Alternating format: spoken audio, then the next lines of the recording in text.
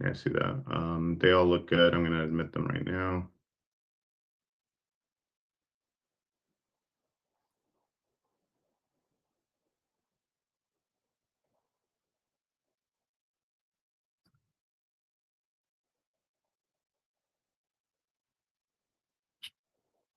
Okie dokie. And I'm hitting admit quickly on some of these stray ones. Same.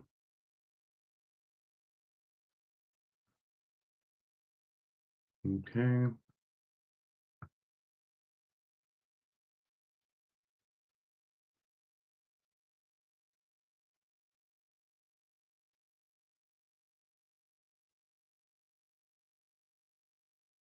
All right. All right, I'm ready, Mr. Malagon. All right. Madam Secretary, give me just a second. This meeting is being recorded. Good evening, everyone. As we are absent a chair and vice chair, the duty falls to the secretary to call the meeting to order and to preside over the election of a chair pro tem. So I'm calling this meeting to order at 7:12 Eastern. But before we do the election of the chair pro tem, I would like just to formally do roll call, and then we'll proceed right to that election. So I am present, Mr. Redpath. Yes, I'm here. Mr. Bost, Here. Mr. Nikela, Here. Mr. Vincent, Here. Mr. Watkins, Yeah. Ms. Yanuskavich. I see you. She's muted. You're muted. Yeah, I saw her. Mr. Dar, Here. Mr. Dassing, Here. Mr. Ford, Here. Mr. Garcia, Here. Ms. Hayes, I'm here. Mr. Lamb, Mayor Lamb's here. Mr. McGee, Here. Mr. Nana, Here. Mr. Bracco, Here. Mr. Chatterton, Here. Mr. Hirsch, Here. Mr. Johnson, Here. Mr. Malagon, Present. Mr. Thompson, Here. Mr. Weir. Here. Okay, so the next thing would be election of a chair pro tem. I do see Ms. Yanuskavich's hand raised. Ms. Yanuskavich. You're Madam muted. Secretary, Oh, thank you. can you hear me? Okay. Yes, ma'am. Madam Secretary, I move to appoint Adrian Malagon as Chair Pro Tem. Second. For some reason, I'm having, okay, Ms. Yanuskavich moved, I'm sorry, because I'm taking minutes at the same time, to appoint Adrian Malagon as Chair Pro Tem. Is there any objection? Objection. Okay, we will move to a roll call vote.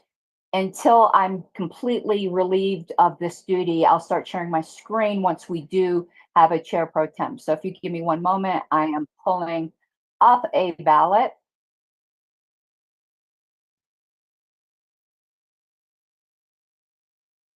Who objected, please? Mr. Lamb did. Okay, so the motion before the body is whether or not Mr. Malagon shall be appointed chair pro tem, which means for this meeting up until and if we elect a chair, a yes vote will appoint Mr. Malagon as chair pro tem. A no vote will not. Mr. Bost. Could you clarify one more time, please? If you agree to Mr. Malagon to be chair pro tem for this meeting, this is just dealing with this meeting, you will vote yes. If not, you will vote no. No.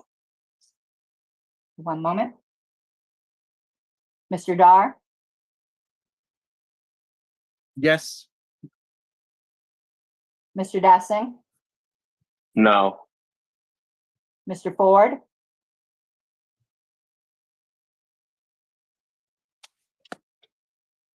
Mr. Ford, You're muted. I will come back to Mr. Ford. Mr. Garcia, Excuse me, I thought there was an objection. Are there other nominations? I would move to nominate Mr. Redpath for pro temp, if what- it's in order. it's not in order at this time. We're in the middle of a vote. If the vote fails, then your motion will be in order. Thank you. Mr. Ford, A pass. Mr. Garcia,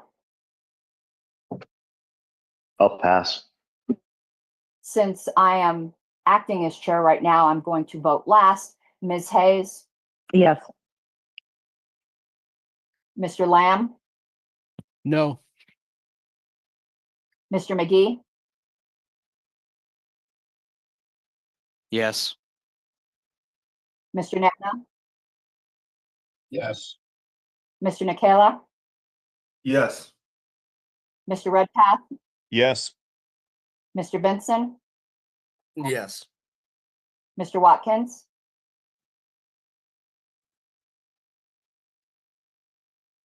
I will come back to Mr. Watkins. Ms. Yanuskavich, Yes. Mr. Ford. Just to clarify, I voted no. It might not have gone through. Oh, I didn't hear you. Thank you. Mr. Ford, I haven't decided who I'm voting for, but I'm still trying to understand why. we are in the middle of the vote, Mr. Ford. I understand that, and you know what? I'm not going to sit here and obsess over parliamentary procedure. Again, I haven't even decided who I'm voting for yet, but I'm not going to obsess over parliamentary procedure if, in fact, there was just this bull rush to close. Mr. Ford, we're in the middle. You Mr. didn't- Ford, I you're out don't of order. care. I don't Mr. care. Mr. Ford, you voted- are out of order. Mr. Ford, you're out of order. Anyone could have, are you going to vote? I'd like to know why you didn't ask if nominations would be closed. Mr. Ford, are you going to vote? I would like to know that. Mr. Malagon, will you please mute Mr. Ford and I will get back with him. Mr. Garcia, Well, because Mr. Redpath voted yes, that was going to be a nomination. I'll just vote yes. okay, is Mr. Ford ready to vote? If you could unmute Mr. Ford, Mr. Malagon. I can only ask him to unmute, but I can't unmute him. I guess all that bit about the process and open meetings and everything was nonsense. Huh, Ms. Harless? Mr. Ford, are you going to vote or I'll put you down as an abstain? Oh, boy. Wow. Okay, I'll put you down as an abstain. I will What is be, the vote right now? What is the vote right now? okay, it is 9-4. I'll abstain. Okay, as my vote is not needed to cause or break a tie, I will also abstain. That is, so there are 2 abstentions, 9 yes, 4 no. Mr. Malagon, the floor is yours. Thank you, Madam Secretary. So we'll move on to the first item on the agenda. If the Secretary would be so kind as to put the agenda on the screen. Okay, one moment, please.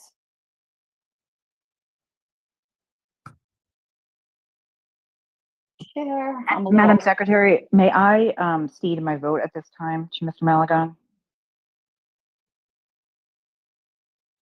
I don't decide that. I'm no Oh. longer. Oh, I'm sorry, Mr. Malagon, Mr. Chair. Okay, so you're I cede my vote ceding, to you. you're ceding to me right now? Yes. Okay. For some reason, it's not letting me share. Let me try. Oh, there it went. Something changed with Zoom since the last time I used it. Okay. The agenda should be up on the screen. We did the call to order and attendance. We did the election of the chair pro tem. Point of information. Mr. Thompson had his hand up first. I'm going to call him Mr. Thompson, then Mr. Bost. Yeah, I'm sorry. I guess point of personal privilege. I just wanted to point out that we didn't have open nominations, so the motion was in order. I understand Pat's objection there, but the process was respected. Thank you, Mr. Thompson. I have never been in the entire time on my LNC in a Ford, please. situation where there was no, Mr. no. Ford. Mr. Ford, we will not have crosstalk. We will not have crosstalk during this meeting. Just to capitalize on Mr. Thompson's point here, there was a motion that was made and someone could have opened nominations. There could have been a process there. That's fine. Ms. Yanuskavich made a motion. The motion passed. We're past that now. I'll say Mr. Bost first and then Mr. Dassing. Yes, can you clarify with Mr. Malagon as Chair Pro Tem the status of the vote for Region 4? And if Mr. Malagon also has a vote, what is the status there? Certainly, Mr. Boss. So a Chair Pro Tem is strictly just procedural. It does not give me a vote any more so than it did when I was Secretary Pro Tem for a few meetings.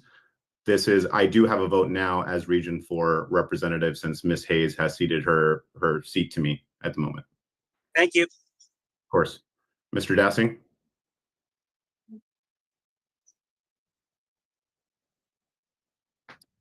I believe that was probably his question, so he's put his hand down. Mr. Ford?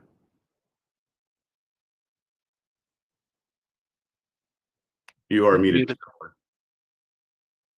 Moving forward, are we going to get at least 30 seconds in between motions to actually respond to them? I suppose that's up to the motion maker, and if there's a second for it, or if there's a competing, and so I guess that's up. Or how about if in fact we're going to nominate for anybody, is there going to be at least a 45 seconds gap in between the rush to close nominations? Or is this the new practice of the secretary? That is up to the body. The secretary proceeded as she saw fit, and there was nothing. We understand. We understand that. We understand that she always sees as she's fit. Mr. Malagon, I ask that you please come please to call order. Mr. Ford to order. Mr. Ford, please come to order. I was muted. I didn't get a chance to speak. Oh yes, of course, Mr. Duffy. I want to appeal the ruling of the chair. Oh, what ruling would that be? I'm confused. About there being open nominations. Who is talking, please? If it's Mr. Dassing, I'm not sure. This is, at this point, the motion has passed. There was no competing motion. There were no nominations. This would be dilatory.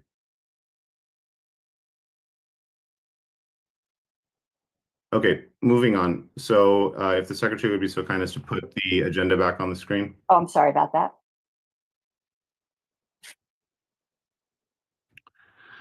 So I believe, so I guess the next item is technically the adoption of the agenda. Everyone has seen the agenda. Okay, so at this time, I would like to move to adopt the agenda as submitted with the public comment item stricken. This would require a majority of votes cast. Point of information. So you are saying that there will be no public comment? That is correct. That is my motion. I object. Okay, well, it hasn't been seconded yet, so let's hold off on that for a second. Is there a second for the motion on the floor? Second. Mr. Nana seconds. Mr. Nana seconds the motion on the floor. Mr. Lamb raised an objection, so we will go to a vote. Whenever the secretary is ready, we will go ahead and proceed with a roll call vote for, again, the motion is to adopt the agenda as submitted with the public comment item stricken. Okay, I'll stick the motion text in there. One moment. So, Mr. Malagon, my eyes are not good today. And all these people coming into the meeting keep disturbing my screen. Move. I'm going to let them in little by little to let you do. Adopt the agenda as. Adopt the agenda. How did you word that again, please, sir? To adopt the agenda as submitted with the public comment item stricken.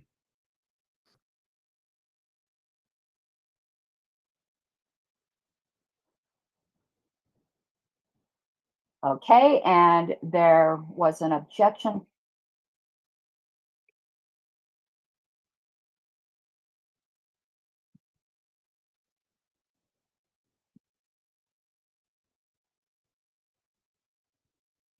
Okay. Are we going to debate, Mr. Chair? Sure, we can go to debate. Mr. Dassing's hand is up. Actually, I'll speak to my motion really quickly first, and then we'll go into debate. So I do believe the LNC has received 300 emails. I think that the public comment, I think it's been exhausted. We understand where members of this body feel, where they fall on certain, wherever, doesn't really matter where it lies, but I think we've already exhausted all the debate that we need to have about this, about what's happening today. So that's why I'm moving to do that. So if anyone wishes to speak, any LNC member wishes to debate or engage in their right to debate, now would be the time. I would just say that there are 180 people here for a reason. There are a reason that we got so many emails, and there is a reason that a regional rep was removed. It's because there was no debate, and you don't want to allow a debate, it seems. And I understand why, but I just think this is not the right move. Thank you, Mr. Watkins. Mr. Vinson?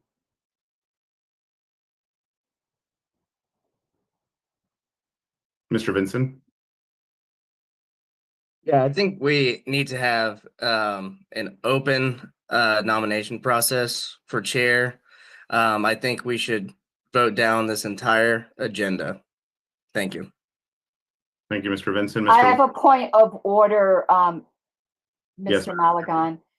Just so people aren't confused, this is a special meeting that was called for a purpose. People who gave notice have a right to have their item heard. No other member can simply strike what somebody gave notice for. Thank you, Madam Secretary. Your Do point. not approve the agenda. It doesn't matter. It's just the order. I'm sorry. Yep, let's not have crosstalk. No, understand. Your point of order is well taken. Mr. Lamb? Yes, again, I motion against this. I think it's very important for our members to be heard. As a very new Region 1 rep here, again, seeing how many people are in this meeting, it's certainly something that is pressing to our members. So I think it is absolutely out of order and absurd to strike the opportunity for public comment to be heard. I am a mayor. I understand you all keep saying that, Mr. Lamb. I'm sorry, Mr. Lamb, go ahead. Yeah, again, you keep saying Mr. Lamb, it's Mayor Lamb. I have dealt with many meetings. Public comment is a very important part of this procedure. So I think it is absolutely absurd to strike this from the record. Okay, so it is in order. That's the one thing I'll correct. And for procedural purposes, it will still be Mr. Lamb for the remainder of this meeting. Mr. Ford? Typically, the election of a national chair is a process that takes place over anywhere from 6 months to a year or more, involving thousands of hours of volunteer and candidate commitment. On top of that, we can often see candidates spending thousands of dollars, sometimes tens of thousands of dollars, in order to engage in that race. It's becoming clear to me tonight that there is a rush to push this into a 2-hour pigeonhole. That Mr. Malagon, is this relevant to the motion? Madam Secretary, I have the right to speak as a member of this board. And by the way, I'm not suing the board. Mr. Ford. Yes. Mr. Ford, please make sure that your comment is germane to the discussion. We are voting on public comment. We are not voting on striking public comment and adopting the agenda with public comment. I would like to make a case, as I believe I am entitled to, a reasonable case without the constant interruption of the secretary as to why I believe it's important as a fundamental aspect of libertarianism. So I will just close with this. And if you keep interrupting me, believe me, I'm better at talking over people than anybody. All right. Ultimately, this issue deserves more than 2 hours attention. Thank you. Thank you, Mr. Ford. Mr. Nikela?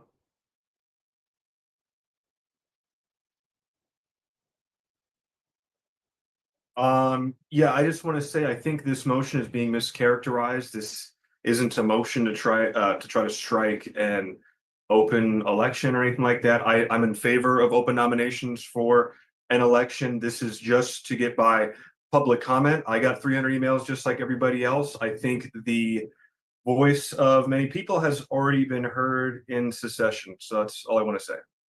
Thank you, Mr. Nikela. Mr. Nana? Is there anybody else with their hand up? Otherwise, what I'm about to say is pointless. There is not. I suspect you're about to call the question. That's correct, Mr. Malagon. Okay, I think that's unnecessary at this point. There is no further comment on this. There's no further debate on this topic. So when the secretary is ready, we can go ahead and move to a roll call vote. Mr. Chair, I would ask that you ask guests not to raise their hand when we're in the middle of business. Yes, thank you, Madam Secretary. So yes, if members of the public could refrain from raising their hand, once we get to, if this motion does not pass and we do go to public comment, we will ask people to raise their hand and we will proceed as we would normally. Okay, Mr. Bast. The question is, shall we adopt the agenda as submitted with public comment item stricken? A yes vote would adopt that, a no vote Would not. No. Mr. Dar,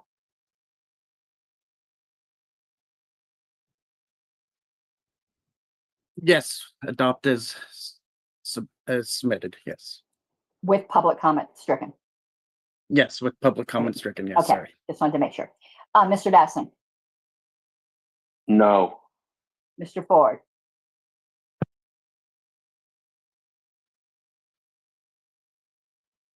Mr. Ford. I will come back to Mr. Ford. Mr. Garcia. No. Okay, thank you. Mr. Garcia, Pass. I will vote yes. Ms. Hayes, Mr. Maligan. I'm going to come to you Vote last last. as your Yeah. chair. Mr. Lamb, No. Mr. McGee, Yes.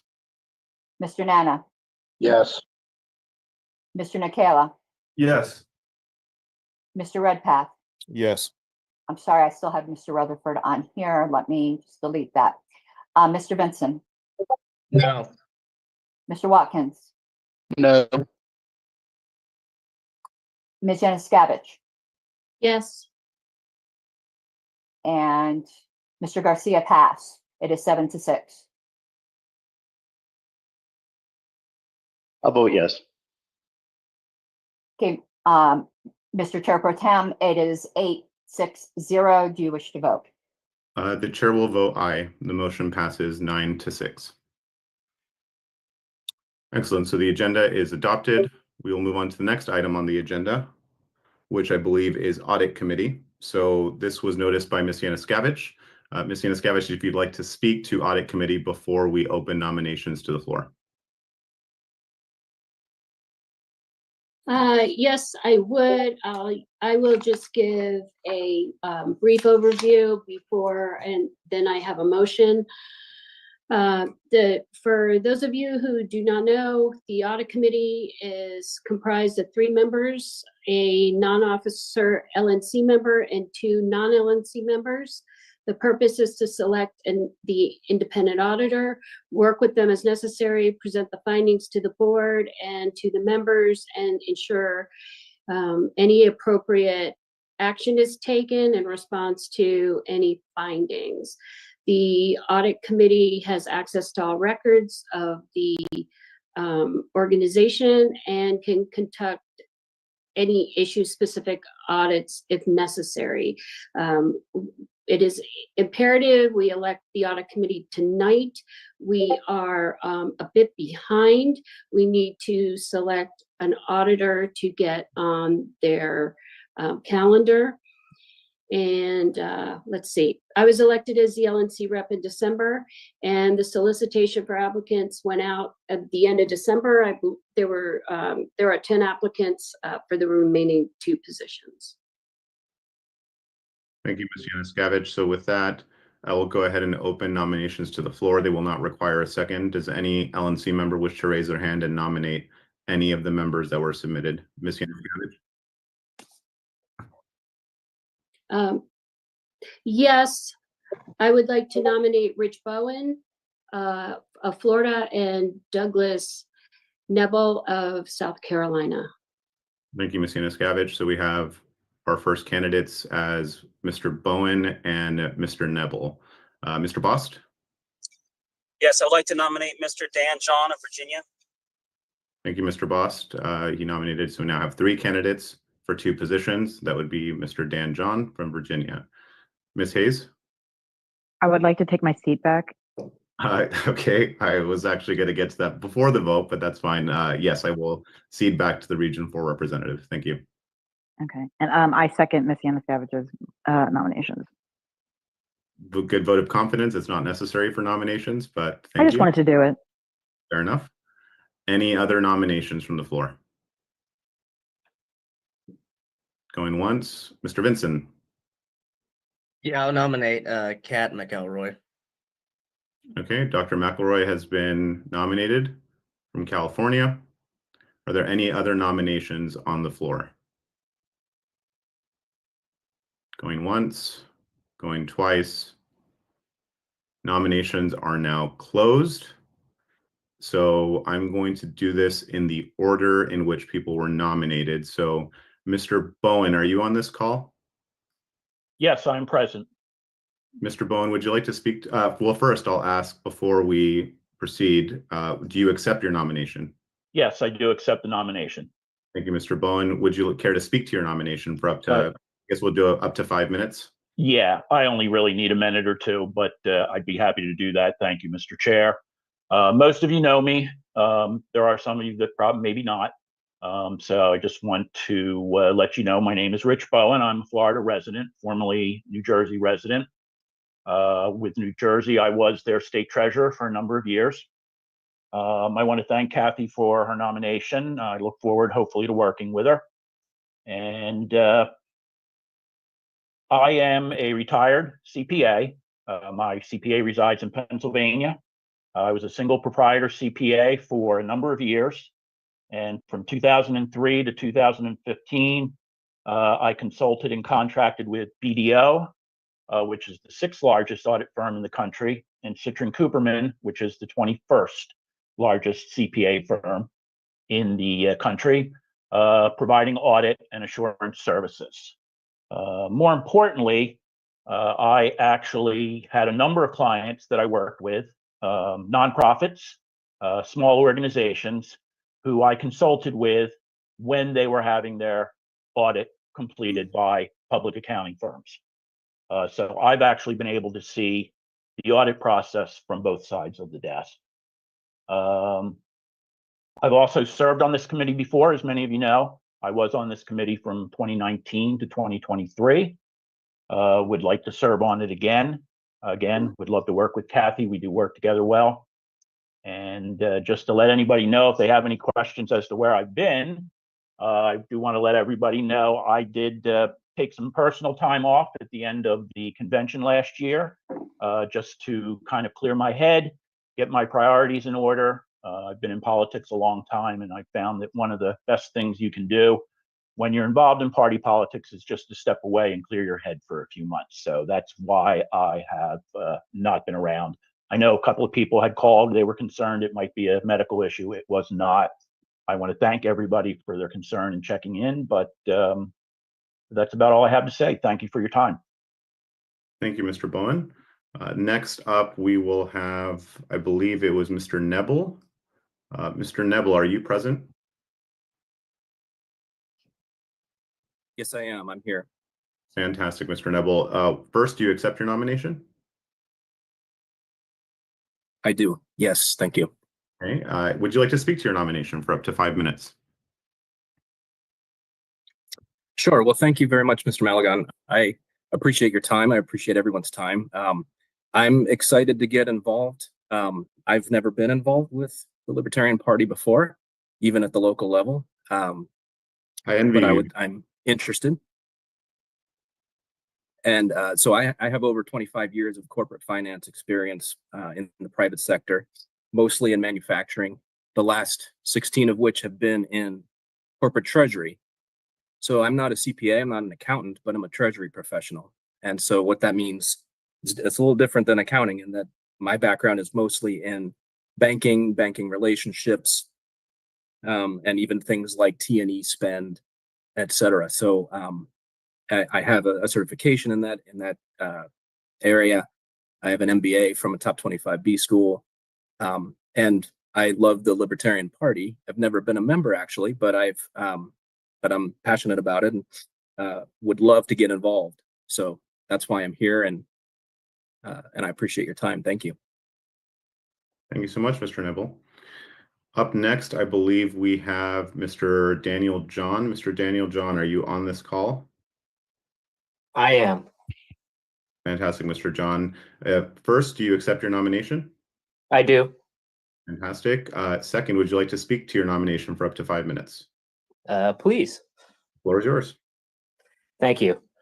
My name's Dan John. I'm with the LPVA from Virginia, and I'm the treasurer there. And I'd really love to work on the audit committee to get more experience with the LNC and be a bigger part of our national presence. I'm a CPA. I own my own firm, Agora Financial Services. I have done participated on the back end of audits where I do audit support for companies, usually facing anywhere between, when somebody gets a credit line, they'll have a bank audit. They'll have other things like DCAA audits and things like that. And so I'll participate in a lot of those, providing kind of financial support for those kind of things. I would really love to be a part of the audit committee, and I think I can add a lot to it. So please consider me as a good selection. Thank you. Thank you, Mr. John. Up next, and I believe last, we have Dr. Catherine McElroy. Are you on this call, Dr. McElroy?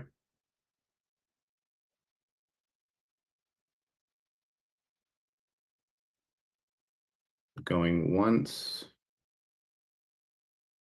Going twice. Who was the nominee? Mr. Vincent, did you nominate Dr. McElroy? I did. Can you affirm that she has accepted this nomination? I can. She reached out to me. Oh, as of today, I can't.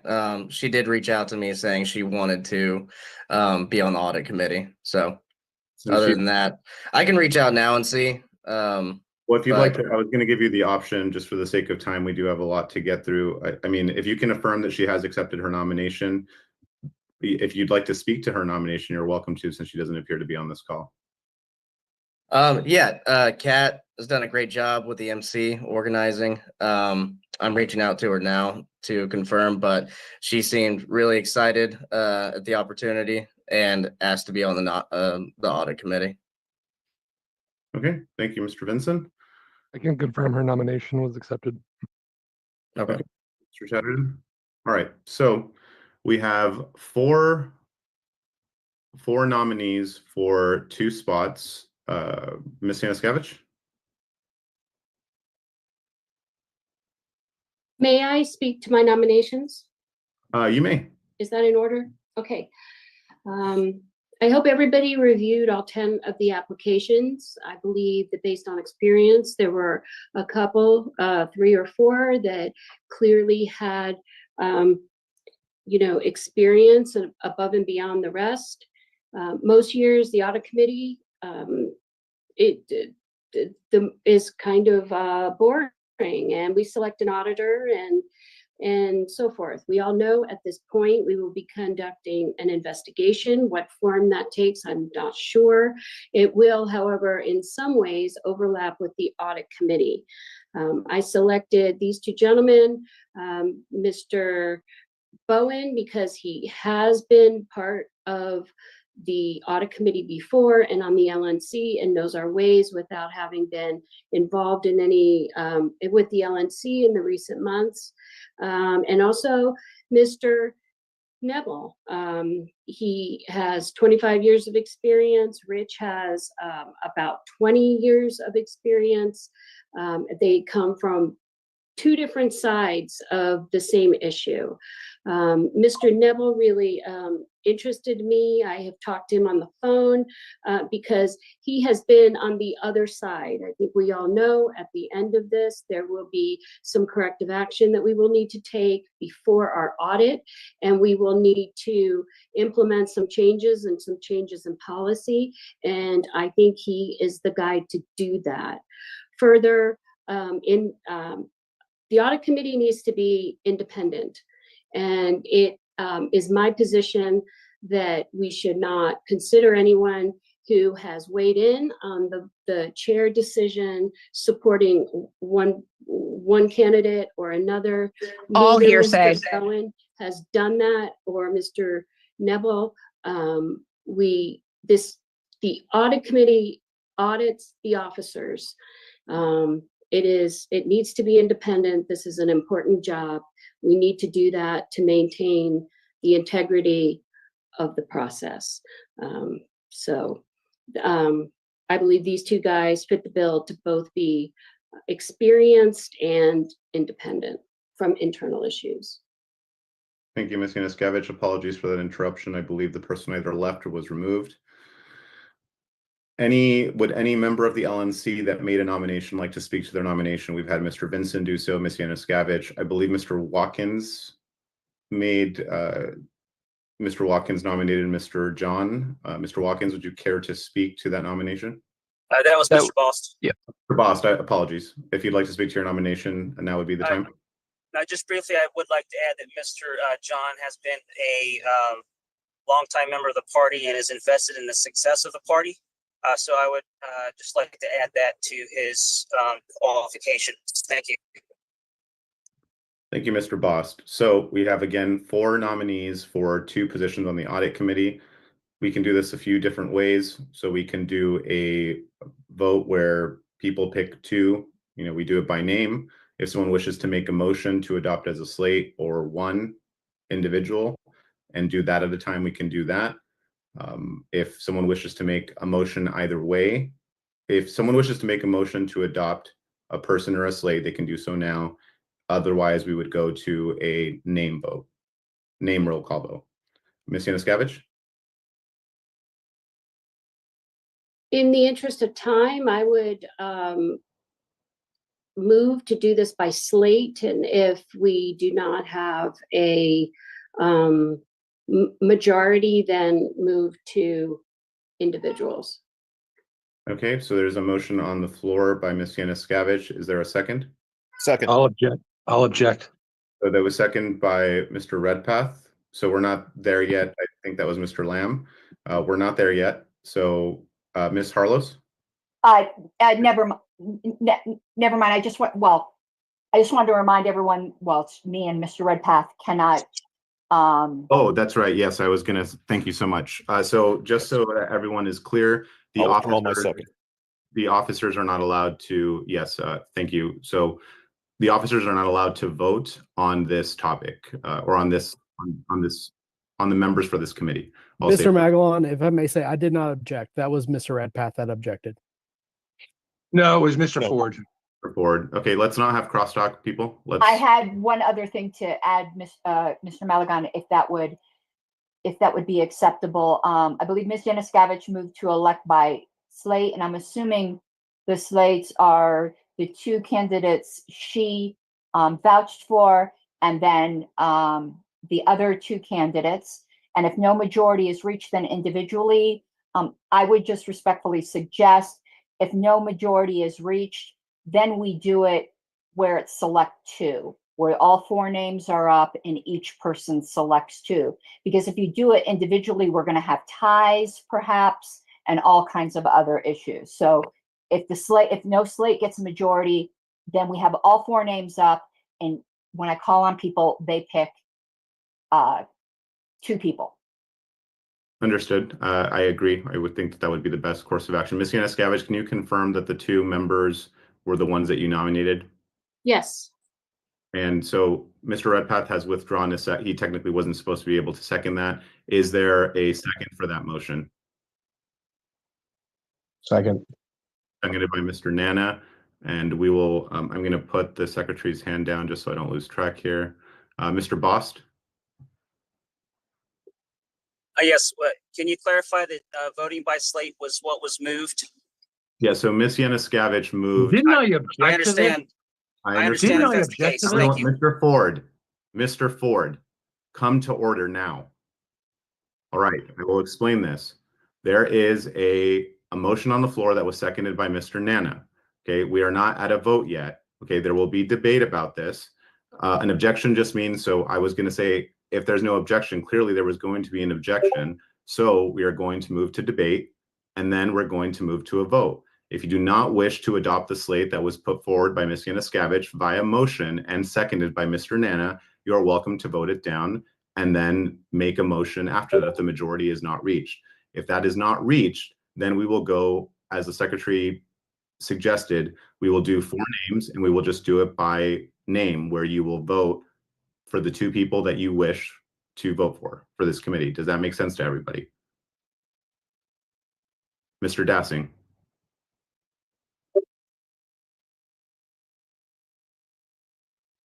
I was just gonna say it probably would just be easier if everyone just picked 2 on a vote, but doesn't seem like that's what anyone wants. Thank you, Mr. Dassing. Mr. Ford? Given the importance of this position at this time, and very often this is not to diminish their work, a forgotten committee, but given the singular importance of this committee at this point in this moment in LP history, I find it incomprehensible that in order for ease of voting, we would create slates. I personally wish to vote for. Are we getting into? We're not at debate yet. It seems like you're making. Okay, then just. We're not at debate Listen, yet. Why don't you guys just run the meeting however you want, and you'll just. We're not at debate, Mr. Ford. Please come to Or order. whatever. Will not ask again. Come to order. Okay, so if there's nothing else to say, we will go into debate now. If anyone wishes to debate, so Mr. Ford, your hand is up. If we're at debate now, you are welcome to voice your objections, and this is the time to do it now. Anyone that wishes to engage in debate on this motion is welcome to raise their hands. Mr. Ford. All right, so given the historical importance of the audit committee at this moment in LP history, I find it incomprehensible that we would invent, and please correct me if I'm wrong, that we would invent the notion that you have to vote by slate. I personally, the way the slate appears, wish to vote for someone from each slate. It just appears that this entire meeting is what they call the bum's rush. I would suggest, and I object. We will not, Mr. Ford, we will not question people's intentions. That is out of order. That's all we do on this committee. Mr. Ford, if you would like to debate the motion, you are welcome to vote it down, and then we can proceed with a different motion if you wish. I asked if anyone wanted to make a motion. Ms. Yanuskavich raised her hand. That's where we're at. Okay. Hawkins. So.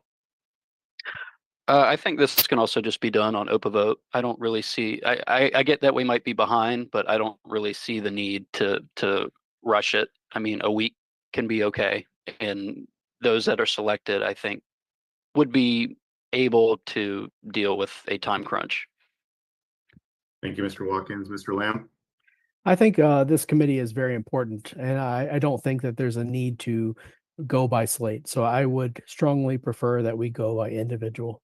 Thank you. Thank you, Mr. Lamb. Ms. Yanuskavich.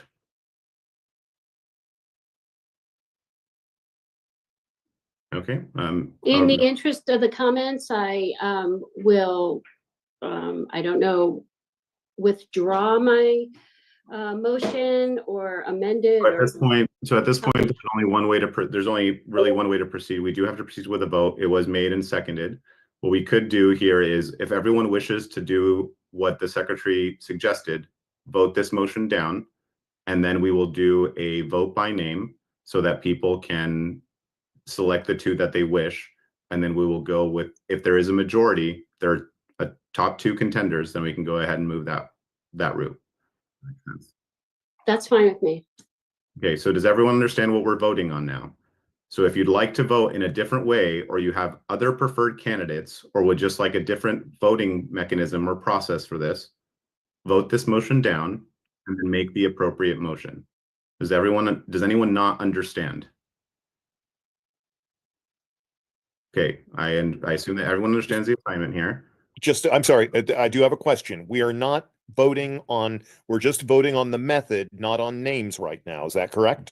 No, right now we are voting. So Ms. Yanuskavich's motion was to adopt a slate, and if the majority prevails, then proceed to a vote. If it does fail, then proceed a different fashion. So right now you're voting on, if you vote yes on this, then that means that it would be Mr. Nebel and Mr. Bowen would automatically be on the audit committee. Thank you. Sure.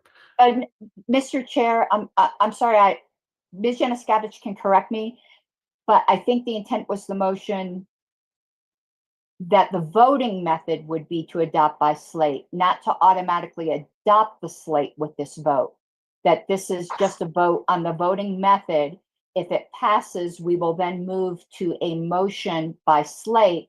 And if it fails, we'll then move to an election where people pick two out of the four names. Perhaps I misunderstood Ms. Yanuskavich's motion. If Ms. Yanuskavich would like to clarify, and then I'll move to Mr. Nana. Initially, that was my motion. I am fine with not doing it by slate, but having us in a roll call manner select two names. I do have concerns if we go individually through every, for each person, that we will have ties and so forth. But I'm fine with not having a slate, but everyone just votes for 2 people. Okay, so However everyone, you need to do if that. that is the way that you wish to proceed, just vote this motion down. Mr. Nana, did you have a question? Just ready to vote. Okay, actually, let's do this. This will be easier. Is there any are we okay just, does anyone wish to vote yes on this motion?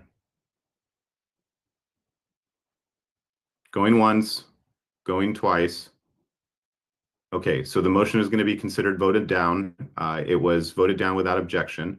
So now we are going to move. So if anyone would like to make a motion to select 2 members for the audit committee by roll call by name. So select 2 names. So we can have the secretary put the 4 names on the screen, and then you can select 2 names when your name is called. Mr. Nana. Yes, I move for the committee to select the audit committee members by name, picking 2 each. Second. And that was seconded by Ms. Hayes. Okay, so now there is a new motion on the floor. So again, just so everyone understands where we're at while the secretary is making the ballot, we are doing this by roll call, name roll call. So that means that you will select 2 names. You don't have to select 2. You can select no one. You can abstain. But you can select up to 2 names that you wish to fill the audit committee vacancies out of the 4 that were, well, no, those were the only nominees. So it would be from the 4 nominees. And again, those nominees are, it would be, oh, we're putting them on right now. Yeah, I'll get them. I was doing that while we were, that's this one. It's Mr. Bowen, Mr. John. I put things in alphabetical order. That's just the way I do it. So that isn't any favoritism. It's just alphabetical order. Mr. Bowen, Mr. John, Mr. Nebels, Ms. McElroy. And Mr. Bowen, right? Do we have him first? Yeah, he's on the first column there. Okay, so everyone understands what we're voting on and how we're voting? Does anyone not understand what's happening? Mr. Chair? Yes, sir. I did want to confirm that Kat has said yes to her nomination. Thank you, Mr. Bost. I appreciate it. Excellent. So when the secretary is ready, we will move to a by name vote. Please do not vote for more than 2 people whenever the secretary is ready. Okay, so the way I'm going to handle it is, Mr. Boss, I'm going to ask you, each person, but I'm starting with you, which 2 names, or a name and nota, or an abstention? So, Mr. Boss. All right, can you hear me? Yes. I would vote for Kat McElroy and Dan John. Okay, Mr. Dar. I would like to vote for Mr. Bowen and Mr. Nebels. Mr. Dessing. I'll vote for Rich Bowen and Dan John. Mr. Ford. Bowen and McElroy. Okay, one moment. I didn't have your name underlined. So you said Bowen and McElroy? Yes. Mr. Garcia?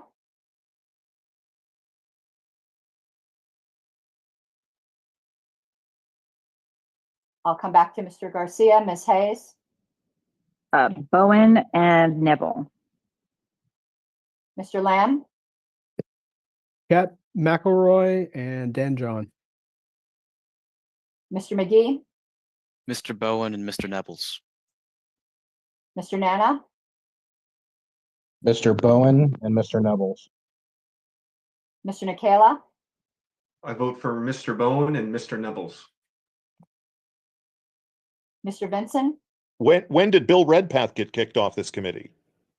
You can't vote for audit. Oh, that's right. I'm sorry. I'm a I slow legitimately learner, thought you I were- guess. I huh? legitimately thought you were making a joke. That worked out though. That's funny. Yeah, I kicked myself off too. Mr. Vincent? Mr. John and Miss McElroy. Mr. Watkins? Dan John. Is there a second vote? Nah. Oh, do you want that second one as nota, or just leave it as one vote? Just one vote is fine. Okay. It's going a certain way anyway. Doesn't matter. Okay. Ms. Yanuskavich? Mr. Bowen and Mr. Neville, and I believe you spelled his name wrong. I looked on the application. Oh, is there no S? There's no No S. S. Yeah. Okay. B-E, and I believe it's B-E-L. No, I think it's K. He's here. I believe it's Knebel. Correct. Okay. E-L.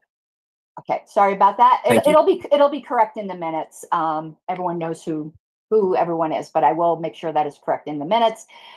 Okay, so the vote totals are Mr. Bowen 8 votes, Mr. John 5 votes. What about Mr.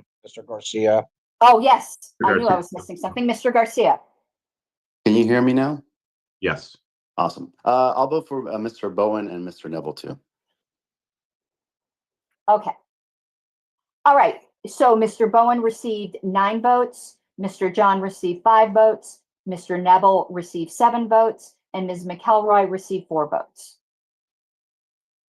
Okay, so we do have, I mean, one clearly has the majority, so Mr. Bowen. In regards to Mr. Nebel, 7, I believe 8 would be a majority. Is that correct? No, because the treasurer and the secretary cannot vote. Oh, that's right. Correct. Okay, so we do have, okay, so we have congratulations to Mr. Bowen and Mr. Nebel for their spots on the audit committee. Please, Ms. Yanuskavich, I'm assuming will reach out to you in a timely fashion to apprise you of the situation and get you up to speed and go from there. Yes, I will do that and send them their NDAs. And send them their NDAs, very important. Thank you, Ms. Yanuskavich.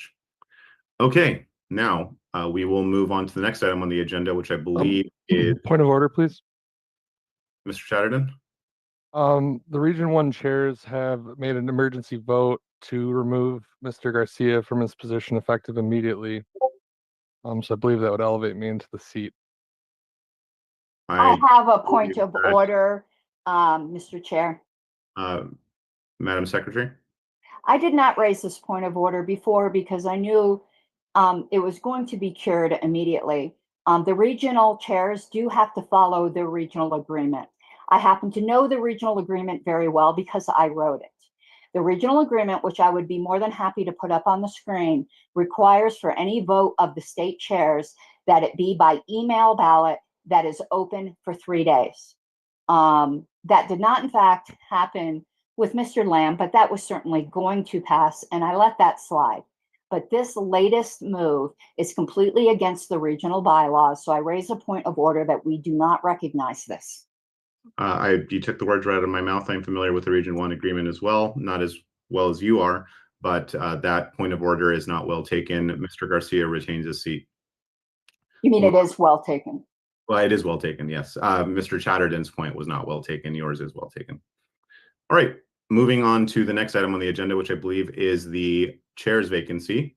We will go ahead. This was noticed by Mr. Nana, and we will go ahead and Mr. Nana, if you'd like to speak to your notice motion before we open nominations to the floor. Mr. Nana, you have the floor.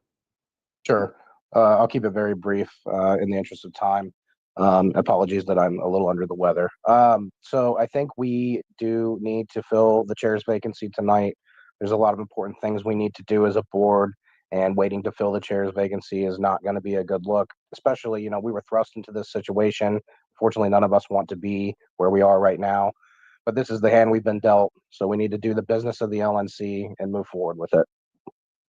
Thank you, Mr. Nano. So with that, we will go ahead and open the floor to nominations for Libertarian National Committee Chair. Watkins? I move to postpone the election of LNC Chair and Vice Chair to a special meeting to be held February 23rd, 2025 at 7 p.m. Eastern. Second. Okay, let's. You need to repeat that, please, Mr. Watkins. Watkins, if you could Sure. speak a bit slower or email the secretary the text, better yet. I could do it on the fly if you just say it.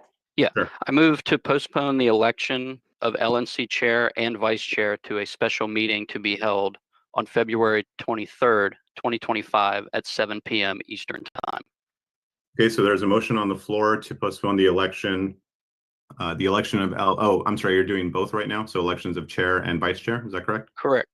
Okay, so there's a motion on the floor to postpone the elections of the LNC chair and vice chair to a special meeting to be held February 23rd, 2025 at 7 p.m. Eastern. Is there a second?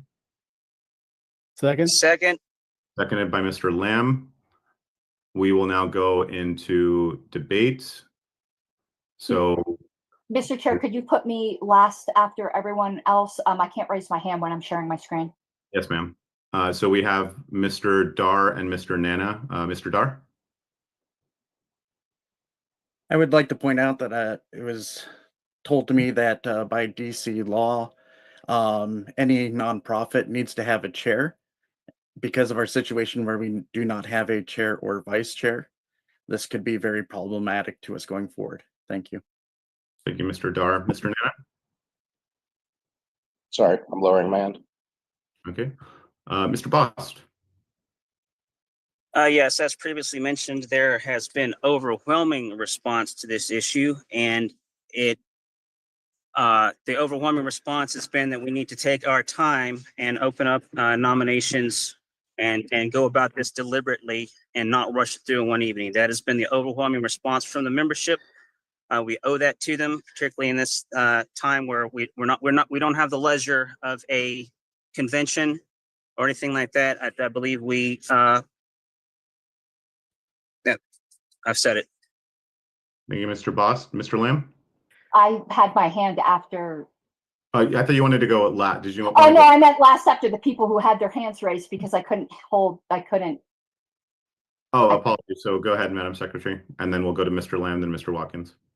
Okay. I'm going to reiterate what Mr. Nana said. I do believe that's correct, that DC law requires that. I am going to contradict Mr. Bost. No, we have not had overwhelming emails to that effect. In fact, there has been calls to mass email the LNC, and it was She asked for last. And it was Person, I'm sorry, Madam Secretary, if you could just wait for just a minute. I'm removing whoever Rich Leach is. This is the person who. You're Rich Leach? No. So they are being removed. Give me just a moment. Okay. Apologies, Madam Secretary. Please continue. Yeah, there certainly has been organized calls in which people are following directions one way or another. And that I do not believe is necessarily the true sentiment of the party. I think actually what has happened on the LNC email list on the past few days, particularly the copy pasta, not the people who are speaking from their heart. I object. This is not germane to the motion. Mr. Ford. Apologies, Madam Only Secretary. the secretary can object? Mr. Ford. Madam Secretary, I'm sorry, please continue. Thank you. I think it's been borderline harassment to the LNC. So I believe we are left to our best judgment at this point. I've heard from a lot of members who have said that we have information that other people may not have and that they have elected us to do a job. As those of you know, I wasn't a fan of the joint fundraising agreement, but we need a chair in place that is going to finish out that agreement. I lost my JC appeal. That's the way it goes. And we cannot afford to wait until the end of February. The LNC cannot afford to continue to be in turmoil. This issue needs to be settled. And unfortunately, there have been reports of just some really, really bad behavior surrounding this. And we need to resolve it one way or another. So I urge everyone to vote no and remind them it requires a 2/3 vote. Thank you, Madam Secretary. Mr. Lamb? Thank you, Mr. Magalon. I think it's very important to have a very open procedure going forward. Of course, there have been several people that have expressed on social media their interest in filling this role. So I would really prefer to see a public debate between all of those that are interested in doing so. I think it would be a great opportunity for fundraising and interest for the party, maybe a great publicity opportunity. And I strongly urge this committee to consider voting against any actual appointment this evening and postponing this to a future date. Thank you. Thank you, Mr. Lamb. Mr. Watkins? Yes, I think making decisions under duress does not make for good decisions. Yes, we do need a chair. However, I think we can wait some time. I don't think we should wait forever, but I think allowing some time for an honest conversation to happen and allow interested parties to at least state why they should be considered for chair and vice chair, that should be allowed. I don't see why that's so controversial. And Ms. Kennedy has explained why the KVF fundraiser, it should still be fine. There should be no hiccups. I believe she's on here and can probably answer any questions that anybody might have surrounding that. We have a treasurer. Like, I just don't see the need, a legitimate need to rush this. I think it would benefit the party at large. It would benefit the committee to actually have a conversation about the goal that we set out to do and the vision that we want as a board. And to those that are saying that, especially Ms. Harlos, to criticize the mass emails, she has been a beneficiary of many mass emails. So I think we should wait and be patient. And I think with patience, a better path will present itself. This is not the right path. Thank you, Mr. Watkins. Mr. Vinson? I agree with the sentiments of Mr. Watkins. We did receive an overwhelming amount of emails just for different people for chair, mainly Michael Heiss, a lot of Justin Amash as well. I saw maybe one Toad consideration in there. So I'm taking into account all of those emails that I received over the past few weeks, because at the end of the day, they hit the send button, copy and paste or whatever. That's how they felt. Thank you, Mr. Vinson. Ms. Hayes? Could somebody give me the DC statute? If you have. You're asking me to, Madam Secretary and/or Mr. Nana. I'm sorry. I'm looking up something else right at the moment, but You can I just text will. it to me if you, anyone can just text it to me. Thank you. Or post it in the chat. I'd like to take a look at it as well. So the chat is off. If someone would like to provide Ms. Hayes with a DC statute or would like to raise their hand to read it, we will not have crosstalk during this meeting. Mr. Bost? And Mr. Chair, I was mistaken. It is a majority vote. Parliamentarian Brown texted me to correct me. Oh, I assumed it. I didn't hear that part. I assumed it would be a majority vote, but thank you. Mr. Bost? Yes, is this my opportunity for second comment on the motion? Yes, please. Just to clarify. Yes, I want to politely contradict Ms. Harlos. There was a lot of copy pasta stating preference for a particular person. There were also a lot of specific calls to delay and take our time, both in email, social media, Twitter, wherever you, personal calls to me. There has been a lot of calls to wait and deliberate on this matter amongst the copy pasta for particular individuals. So it is not a mere matter of everybody wants this guy or that guy. There has definitely been a response that we need to take our time and wait. And I think that is pretty clear, actually. Thank you. Thank you, Mr. Bost. Mr. Ford? A serious legal question. I'd like to understand, because I'm not an attorney and I don't pretend to be one either, that is there a difference in the law, the DC law as alleged, which requires a chair between the pro tem chair and the chair itself? I would point to normal circumstances where a chair might have to resign under duress. A chair might, God forbid, pass away. For some reason, a chair is removed and the committee is not able to meet for a number of reasons within a period of time. I find it hard to believe, as someone who actually has spent a lot of time around lawyers, but I'm not one, that the DC would come down on someone's inability to instantly appoint a chair.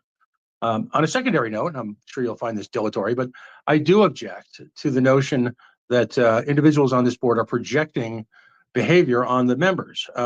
There's a longstanding tradition of caucus-style voting, and I've been the beneficiary and on the wrong side of it. But to insult the members by claiming that somehow, or inferring that they're not under their own control, is insulting, and I think an apology is due. Thank you very much. So, Mr. Ford, I can't speak to a specific DC statute. I can say that chair pro tem in this case is purely ceremonial. I can only, as chair pro tem right now, I can only preside during meetings. There's no such thing as a permanent chair pro tem. That is not something that happens. Usually you have a vice chair that takes the reins. Unfortunately, Mr. Rutherford resigned. I can't cite anything off the top of my head. I am a tech recruiter. I'm a tech recruiter and a philosopher. I'm not an attorney. So, And then respectfully, I'd ask for some case law where you've got a situation where a organization was not able to appoint a chair within a certain period of time, and that led to any negative results. I would imagine none exists as long as it's reasonable. I don't think a week or 2 weeks is unreasonable for the election of a chair. Again, given that the normal process takes 6 months. Thank you. thank you for your opinion, Mr. Ford. Mr. Nana?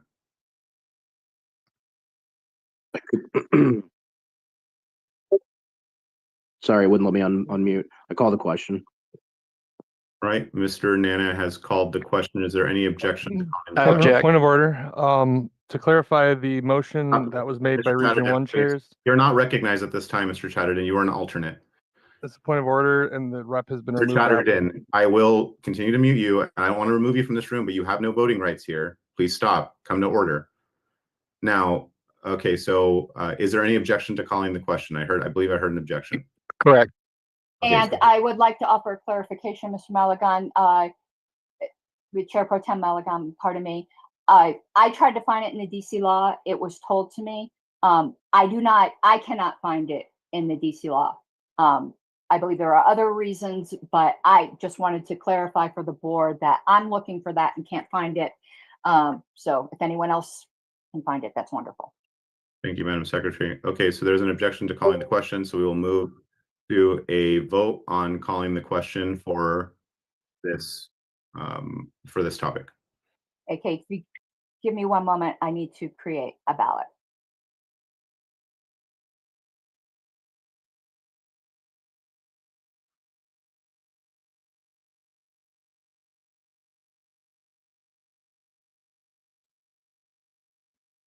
Mr. Bust. Could you share the? Oh, do it- I'm so sorry. So again, we are now voting on calling the question for debate. So ending debate on this topic. That's where we're at. Not on the motion itself. No to calling the question. Okay, one moment. Just because each time someone joins the room, it freezes my screen. Mr. Dar, Yes. Mr. Dassing, No. Mr. Ford,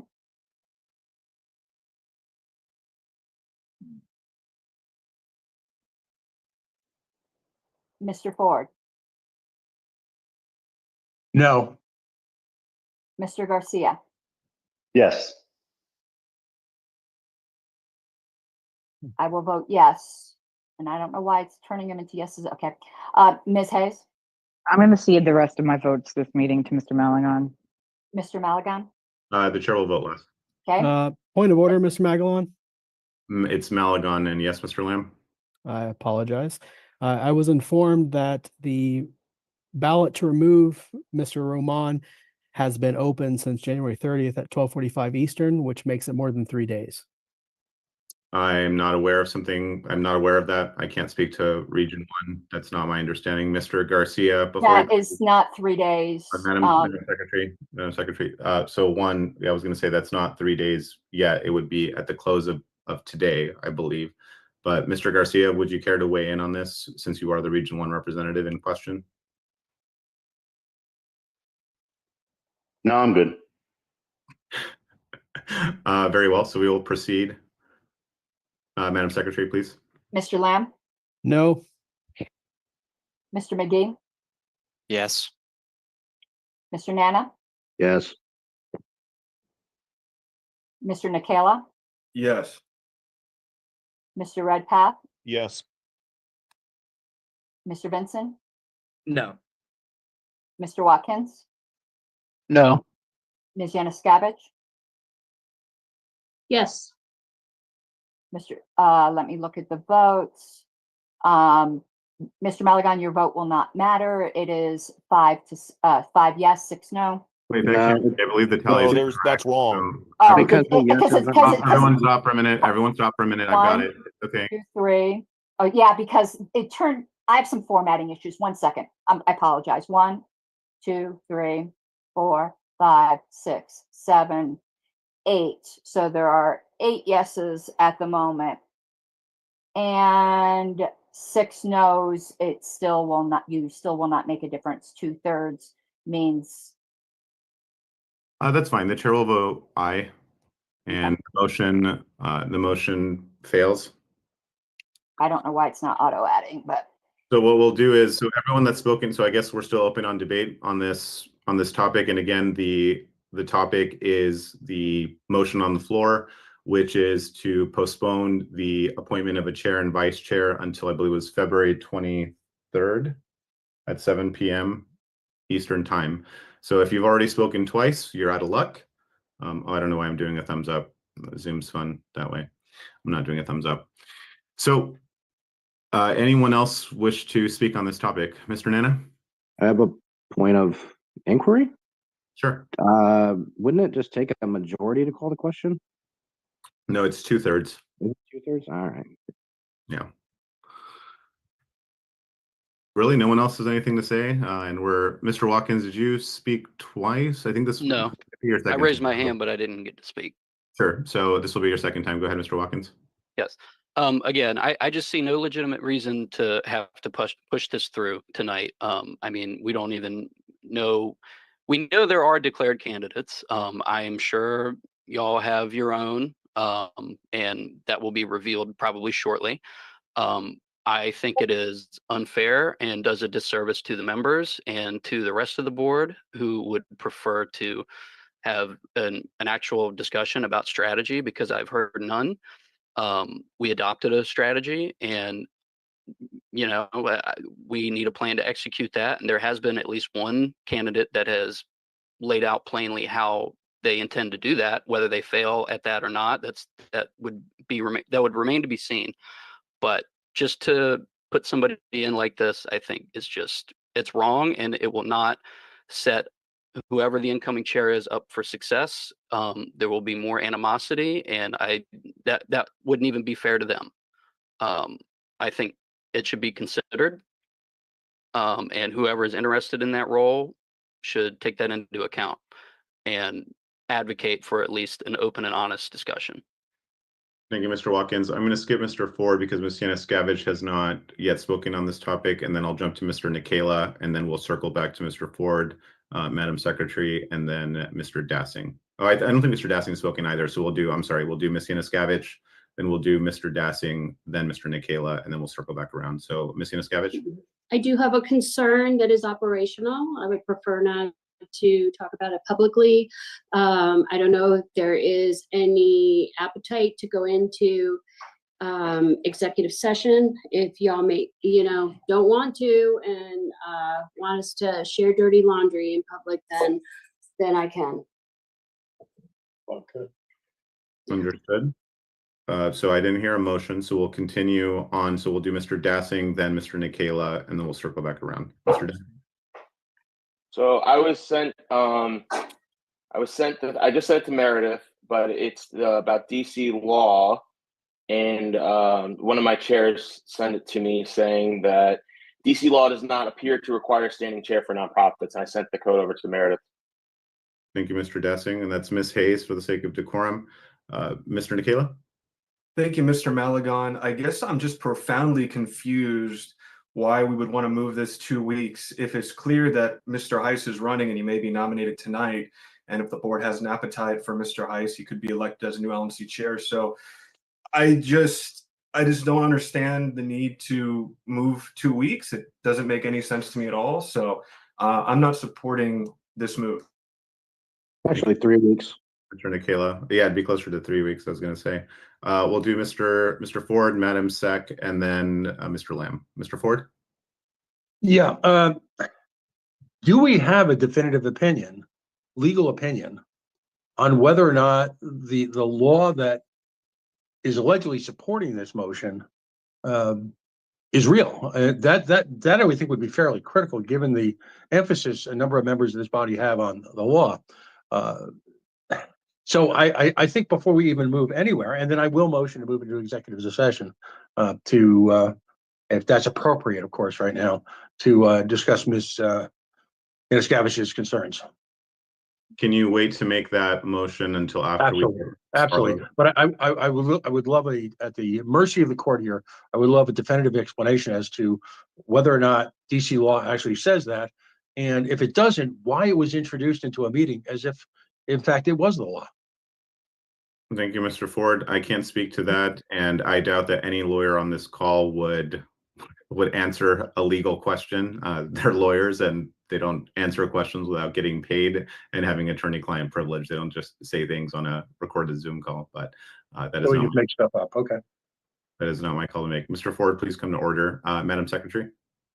Yes, somebody did send me the statute. I do not claim to be an attorney.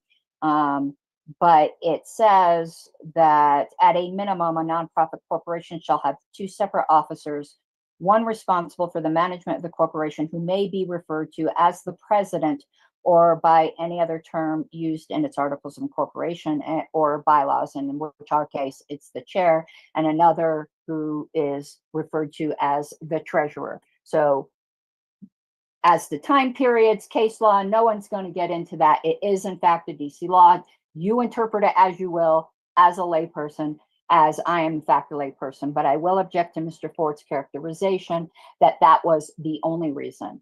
I mentioned it in passing and stated that I wasn't even sure till someone sent it to me. And as a non-lawyer, I will not give a legal opinion, but there was a whole lot more piece of the party. And when we're seeing these all of a sudden removals of regionals, and whether anyone likes it or not, if we're going to talk about the Twitter chatter, there's been a lot of Twitter chatter of. Let's keep it German, Madam Sec. Okay, all right. I will do so. I think everyone knows what I'm referring to. So I believe it's in the best interest of the peace of this party that we need to move forward and come together under somebody, whoever it is, when nominations are opened up for chair. If the nominees are in this room, I am sure they will give their vision. I don't expect it to go directly to a vote, that there will be speeches and perhaps questions and answers. Thank you. Thank you, Madam Secretary. So that was your second time, Mr. Lamb, for your second time. Yes, certainly. I would just like to address Mr. Nikola's comment that we are in any way going to be nominating Mr. Heiss this evening as our chair. I have no intention of doing so, quite frankly.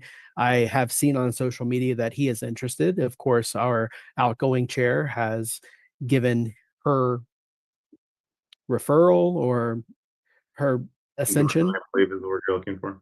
Yes, thank you very much. But I also do think that there are a lot of very good reasons why Mr. Justin Amash would make a great chair. So I will just reiterate that I think it would be excellent for the state of our party, for the health of our party, financially and otherwise, to have a robust and open debate. And I would love to see that. And then we can move forward from there. So that is the only reason that I'm of the opinion that we should remove this discussion from the current state and push it to the next meeting. Thank you very much. Thank you, Mr. Lamb. Mr. Dar? And just to clarify, I did bring up the law earlier and was quickly trying to re-look up the tab there to share the information about the law, because it was sent to me by various individuals with concerns. I am not a lawyer, so that was just my interpretation based on what I was told and my particular concern on the issue there. So I'm not a lawyer. I can be proven wrong by somebody else, but that is just what the interpretation I a layman read into that also. All right. Mr. Watkins, you've already exhausted your second time. So if there's no one else, I believe debate has ended on this topic. Okay, so we will go ahead and move to a roll call vote on the motion on the floor. Okay, one moment. I need to reshare my screen. I keep unsharing it because I can't raise my hand when I'm sharing. Okay. So this is on, I believe it was Mr. Watkins' motion to suspend until February 23rd at 7. I have the text. Chair and vice chair is right. Yes, so that would be, yes, that would be the text right there. Okay, let me just copy it into the ballot so that nobody is confused. Mr. Watkins, are you content with the motion language? Give me 1 second. Postpone elections. Yes. Okay. And it was seconded. I believe it was Mr. Lamb, and we'll go ahead and move to a roll call vote whenever the second is ready. Yeah, just 1 second. I'm removing. Another point of order. Region 1 has had an email ballot since January 27th. We are not recognizing alternates at this time. Mr. Boss. Point of order. Yeah, I'm sorry. Who was that, Mr. Bost? Point of order, Mr. Bost. Mr. Bost? I would like to hear Mr. Chatterton's information. That makes one of us. We're on a vote right now. We'll go ahead and proceed with the vote. Mr. Boss. Yes. Mr. Dar. No. Mr. Dassing. Yes. Mr. Ford. Yes. Mr. Garcia. Pass. I will vote no. Ms. Hayes, are you voting, or is it Mr. Mel? I'm still seated at this time, so we'll Okay, go. I'll pass you. I cede for the remainder. I'm Okay. not interested in this anymore. Mr. Lamb. Yes. Mr. McGee. No. Mr. Nana. No. Mr. Nicola. No. Mr. Redpath. No. Mr. Vincent. Yes. Mr. Watkins. Yes. Ms. Yanuskavich. No. Going back to, did Mr. Garcia pass? Yes. I vote yes. Mr. Malagon? It's a tie vote, The chair will vote nay. The motion fails. and it's just not updating down at the bottom. I don't know why. Oh yeah, it is. Okay, it's correct. Alrighty, thank you. Yeah, the motion fails 8 to. Is it 8 to 8? 8 no's, 7 yeses. Oh, okay. 8 no, 7 yeses. The motion fails. All right. So we will go ahead and move on to where we were at before.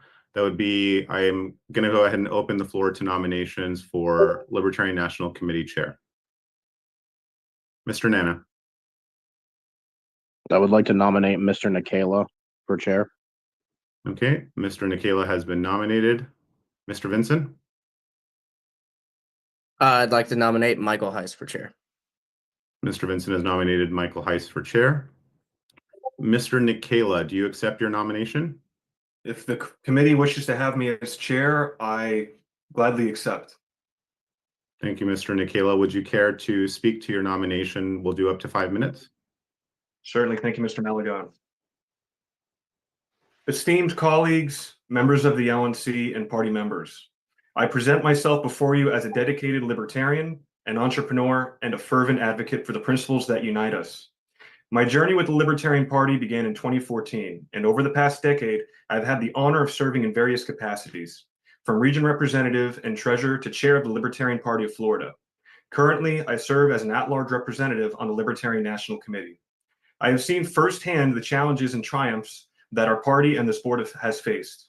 Our commitment to individual freedom, limited government, and personal responsibility has never wavered. Yet, to effect meaningful change, we must strengthen our foundation. To that end, I am dedicated to increasing fundraising. Financial resources are the lifeblood of any movement. As a business owner managing multiple enterprises, including Wendy's and Dairy Queen franchises, and a full-service restaurant, I have honed the skills necessary to generate revenue and maintain financial sustainability. Additionally, my role with the Chamber of Commerce has given me firsthand experience in building relationships with business leaders, seeking sponsorships, and securing funding for important initiatives. I will apply that same expertise to expand our party's fundraising efforts, attract major donors, and ensure that the Libertarian Party is financially equipped to compete. Expanding membership. Our strength lies in our numbers. By fostering a welcoming environment and actively engaging with communities across the nation, we can grow our membership base. My experience in community engagement, business leadership, and political advocacy has equipped me with the skills to connect with individuals from diverse backgrounds, including entrepreneurs, working-class Americans, and young professionals who are looking for a principled alternative to the status quo. Electing libertarians. To bring about the change we envision, we must have libertarians in positions of influence. I have firsthand experience as a candidate having run for office in Key West District 4. That experience combined with my work on the Chamber of Commerce board, has given me direct insight into the challenges of campaigning, navigating policy discussions, and how to run a coup. It's a fucking coup. I apologize, Mr. Nikhil. Let me remove Mr. Martin and ban him from this meeting. Please do. Fuck you, Mr. Malagon. It's always nice to have a fan. Mr. Nikhil, my sincerest apologies. Please do continue. Oh, thank you, Mr. Chair. And young professionals who are looking for a principled alternative to the status quo. Where was I? Oh, no, I skipped a line there. That experience, combined with my work on the Chamber of Commerce board, has given me direct insight into the challenges of campaigning, navigating political discussions, and engaging with voters. As chairman of the Libertarian Party of Florida, I helped support dozens of candidates for office, ensuring they had the necessary resources, guidance, and support to run effective campaigns. I understand what it takes to win elections, and I'll use that knowledge to ensure our candidates have the resources, messaging, and strategic support necessary to succeed and govern effectively. Our goal is to field 500 Libertarian candidates across the country, providing them with the tools and backing they need to make a real impact at the local, state, and national levels. Collaborating with staff. A cohesive relationship between leadership and staff is crucial for our success. I pledge to work closely with our dedicated team, ensuring open communication, mutual respect, and a shared vision for the future. We must operate as a professional and well-oiled machine, one that is organized, strategic, and results-driven. Our journey is not without challenges, but together we can surmount them. With unwavering dedication, strategic planning, and a united front, we can propel the Libertarian Party to new heights.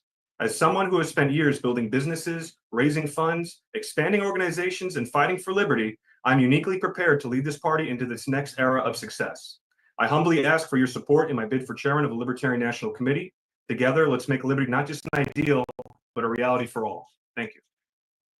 Thank you, Mr. Nikhil. Before we move on to Mr. Heiss, I would like to just ask one final time if there are any other nominations for Libertarian National Committee Chair before I close them. Going once, going twice. No takers. Okay. Mr. Heiss, are you on this call? I have my hand raised. I I apologize. have my hand raised as well. Okay. Let's put Mr. Watkins. I move to extend time by 30 minutes, and then after Mr. Heiss gives a 5-minute speech, Okay. that the nominees be allowed to Hold on. So I'm going to do Q&A. I'm going to stop you right there. Okay. Procedurally, this is my plan as of right now, just based on having 2 nominees, and I'm sure that everyone has questions and things that they want to do. As soon as Mr. Heiss accepts his nomination and gives, a 5-minute speaks to his nomination, what I would like to do is I will move to I'm going to move to recess to the call of the chair for procedural reasons. Otherwise, everything has to go through the chair. It's going to be a whole thing. So I'm going to move to recess for procedural reasons to allow us to do a Q&A with the candidates. It will just be the LNC. The recording will continue. Nothing will change. No one's going to the bathrooms. No one's doing anything. And then we're going to do 30 minutes each, if need be, or however long it takes, so that all the LNC's questions are answered. And then we will come back to order, and then we will move to a vote. Otherwise, it's going to be a procedural nightmare. Does that make sense to everybody? Yes. Okay. Does that assuage your concerns? Yes, but I would also like to nominate Justin Mosh. Well, nominations are closed now. Oh, so. gotcha. All right. Okay. So, Mr. Heiss, are you on this call? I am. Okay, Mr. Heiss, do you accept your nomination for Libertarian National Committee Chair? I do. Okay, you have up to 5 minutes to speak to that nomination. Go ahead. You have the floor. Okay. I want to start off first by saying thank you and express my gratitude to Angela McArdle, who led this party to the biggest federal victories that we've ever had, led to the freeing of Ross Ulbright, and proving the concept that this party really can be effective for liberty in real life at the national level when nobody else has been able to do that in the entire party's history. And she did it on a 2-year time frame with a vision that was completely her own and built from scratch. So Angela, we love you. Thank you. We are grateful, and we are happy to have you in the halls of power, extending that influence for liberty in real life. And I also want to add that I did not want to seek a nomination tonight. I did want to have a process of going around to the region, speaking with people, as I have already done for the Project Decentralized Revolution strategy, and was hoping to have an open process with the members. But I guess this is the best that I'm going to get.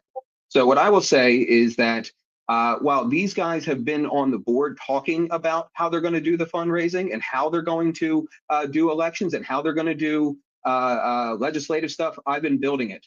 They have passed my vision, but in a unanimous vote called Project Decentralized Revolution, focusing on local level elections, focusing on issue coalitions. I have plans for all manner of strategies that are just as detailed. And I know many of you have seen those presentations because while this board sits on the national committee, they don't really come around to the states. And I have come around to most of the states and opened up a dialogue about how national and state can work together to forward our electoral success and our legislative success. I have developed in detail, in the same detail as Project Decentralized Revolution, aspects of our communication strategy, aspects of our data strategy, of our fundraising strategy, our legislative strategy, our election strategy. And that is why I have been working with staff. And working with staff has been an absolute eye-opener for me in this party, because while everyone sees all of this ugliness that you're seeing tonight on this board, the wins that happen all the time with our staff are not reported on. We barely see the LNC in the staff meetings. And so when you're looking at the board and you see all of this ugliness and all of this fighting and all of this hostility and all of this bickering and not a focus on the things that we need to share to move together, that is happening every single day in the staff, and it's not reported on. And I promise to work with that staff to make sure those wins are spoken more loudly and focused on, because that's what we need to be doing to white people to further engage in our party. We don't have enough good news for us to move forward with. And so we have to have good news based on a sound strategy that can actually win and comport with political reality if we're going to do anything with the party, such as Angela McArdle. So I will be happy to answer your questions. If I am nominated tonight, I promise you I will, before fully assuming the role and fully forming the duties, to get around to all of you, to all of the regions, and answering your questions directly, as I already have. Thank you. Thank you, Mr. Heiss. Right on time. Mr. Dart. Just really quick, as a point of order, at the beginning of this meeting, I followed up with Justin Amash. I'd been speaking to him earlier, and he declined, saying if he looks forward to supporting our efforts and contributing to the party if everything goes well in any way he can. That's just for those that were interested in that. Sorry. Thank you, Mr. Dar. Okay, so what I'd like to do now is I'm going to go ahead and move to recess at the call of the chair for procedural reasons to allow us to do a Q&A with the candidates and the LNC. Is there a second for that? Second. Seconded by Mr. Lamb. Okay, before we, I guess, go to, I'm going to ask for without objection. I assume that there won't be, but Ms. Harlos, before we do that, do you have I just didn't know if there was, we could talk, tell me if we just need to talk about this later. Is there going to be any kind of time limits? Any kind of LNC members are allowed a certain number of questions, just to ensure fair distribution? Right, of course. No, great question. So I'll address that as soon as we recess. Okay, so I'm going to go ahead, and so I've made the motion. It was seconded by Mr. Lamb. Is there any objection to recessing at the call of the chair to allow the candidates to do a Q&A with the LNC? The recording will still be on. We will all still be here, just to be clear to everybody. Is there any objection to that? I have one additional question. I am so sorry, Mr. Malagon. Was there a time limit on this? So we're going to do my plan, and I was going to do, I'll just say my plan before there, in case there's an objection, we can just sort this out now. My plan is to do half an hour for each candidate, where it will be, it'll be in the order in which they were nominated. So we'll start with Mr. Nikela, then we'll move on to Mr. Heiss. Mr. Nikela, we can do up to 30. I'm okay with, I'm on Pacific Coast time, people, so I'm good. It's only 5:45 here. I can go all night. So we will start with Mr. Nikela. I was thinking about half an hour per candidate. We can extend it if need be, depending on the questions. I will not limit the LNC's questions. I would ask that you be cognizant of people's time and that you ask like really specific, pertinent questions. But I think that it should be, I think we're going to do well, let's do, I don't want to limit each LNC member to one question at the first round. So we're just going to play this by ear. So whoever the first person that wants to ask Mr. Nikela a question, you can ask a couple because what'll probably happen is if you might ask a question that someone else was already going to ask, so it gives them the opportunity to think of another question, and that way we get the most bang for our buck here. So I think that we should kind of play it by ear. I was thinking about half an hour should suffice for each candidate. If we need to extend it a little bit more because there are just a lot of questions from Mr. Nikela, we will extend that amount of time to the other candidate. Whether they take up all of the time or not is up to the LNC. But that's how I was planning on doing this. Okay, so is there any objection to recessing at the call of the chair to allow us to do a question and answer session with the candidates and the LNC? Hearing none, we are recessed at 8:46 p.m. Eastern Time at the call of the chair. LNC members, please raise your hands if you have questions for, first it will be Mr. Nikela, and this is just for LNC members. So please raise your hand. I will still moderate and I will call upon you. We are not technically in session, but we will maintain order, and members of the public that disrupt or say anything just like we had earlier will be removed from this room and will not be allowed back in. Is that understood?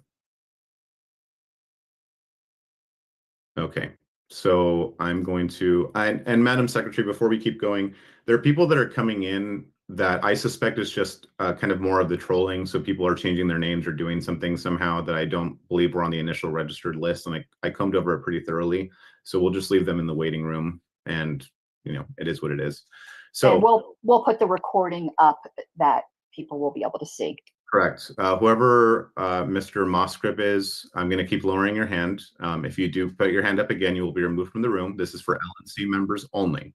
So any LNC member, so Mr. Nikela, please unmute. And we are going to, so right now it is 8:47 p.m. Eastern Time. Any members of the LNC that have questions for Mr. Nikela, please raise your hand. You don't have to do it immediately, but I will start from the top left-hand side of my screen and move across as I see hands come up. We will start with Mr. Weir.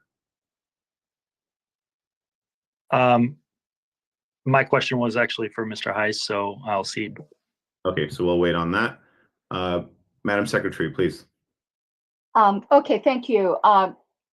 Mr. Nikela, in a lot of the emails that we got, there seemed to be a great concern that Project Decentralized Revolution was in jeopardy, and the tone of it seemed to be that some people believed, and I do not want to put beliefs in their mouth, that it was dependent upon one person.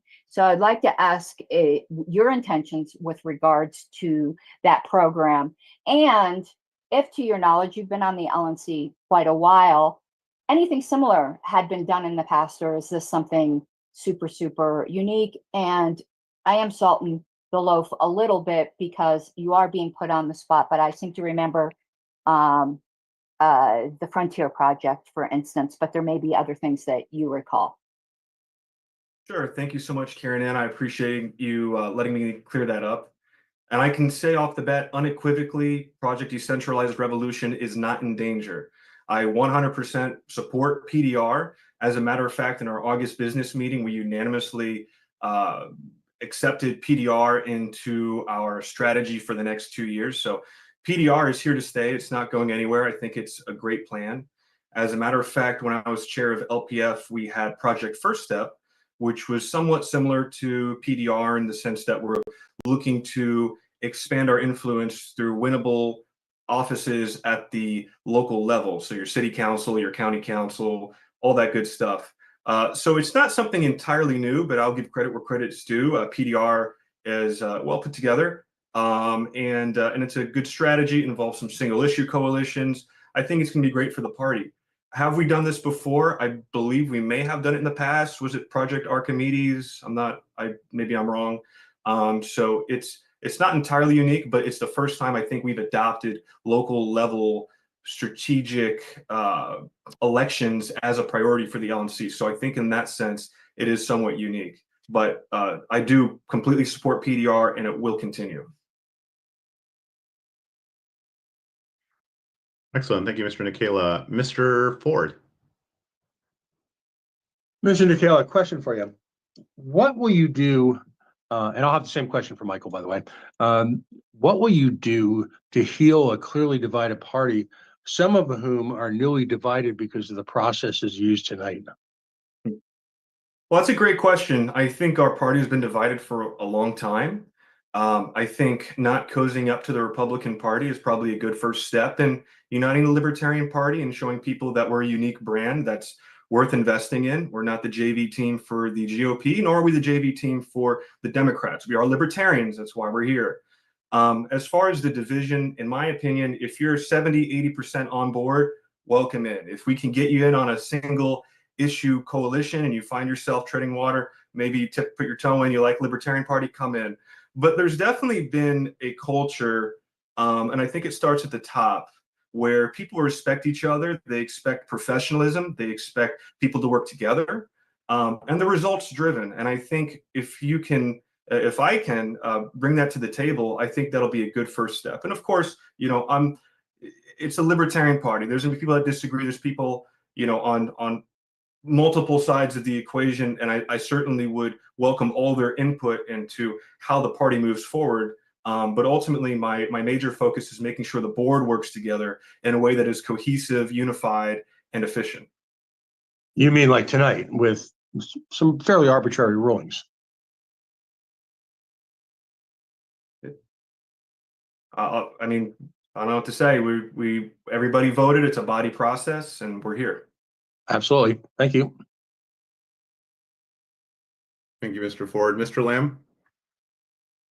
Yes, I am very excited that you have chosen to run for this position.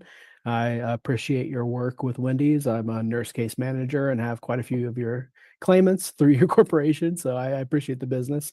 I am very interested, though. I mean, again, I do appreciate your opinion regarding Project Decentralized Revolution. I've seen some pushback that it is essentially the Molten Maneuver. I don't really give any kind of crap regarding what it's called. I think it's important for us as libertarians to try and get elected at the local level. Of course, I was able to do so here in my area. So I really just wanted to ask specifically how you intend to help those of us that are running this to get more people elected, and specifically, will you run for local office? Because we are still actively recruiting. So in your area, will you help us in our efforts on the CSC to get another candidate on the ballot? Yeah, certainly. I wish your claimants would have opted for the baked potato and the chicken salads. They're very good. Yeah, to answer your question, how do we support local level candidates? Well, it starts with fundraising, number one. It starts with making money, which is something we've been on a downward trajectory for the past several years. Same thing with membership. They're kind of two sides of the same coin. And I do have plans for both. Fundraising, number one, is we need money. I do plan on seriously considering selling the headquarters and using that money to get a full-time professional fundraiser, someone who's been in the industry for a long time, and I have a couple leads on that. We need outside help. We need professional help with our fundraising, absolutely. We need to make sure staff has their data cleaned up and that we're using that data on directed campaigns, on using it for social media, using it in ways to get in people's face, go through the data to try to pick people up, put them into certain categories for single issue coalitions, for renewals, for all that stuff. And I know the data has been an issue for quite a long time now, and I certainly would love to give some of our staff more hours, give them support, but it requires money, and that needs to be our number one priority. Once we get enough money in and we're fundraising, I'd love to continue voter gravity. I'd love to give candidates more tools. I'd love to hire maybe a political point person on staff, a political director, if you want to call it that, to help us strategize. But primarily to work on the lower levels, it's about resources, about getting the state affiliates the resources they need. And I am a past candidate. I did run for Key West District 4. I'm very involved in my local city. I volunteer. I do different things all over. I go to board meetings. So I'm definitely interested in running for office again. And I know what it's like to be on the ground. So I hope that answers your question. Thank you very much. And yeah, please be in contact with our committee. We would love to help you with your efforts. Thank you. Thank you, Mr. Lamb. Ms. Yanuskevich.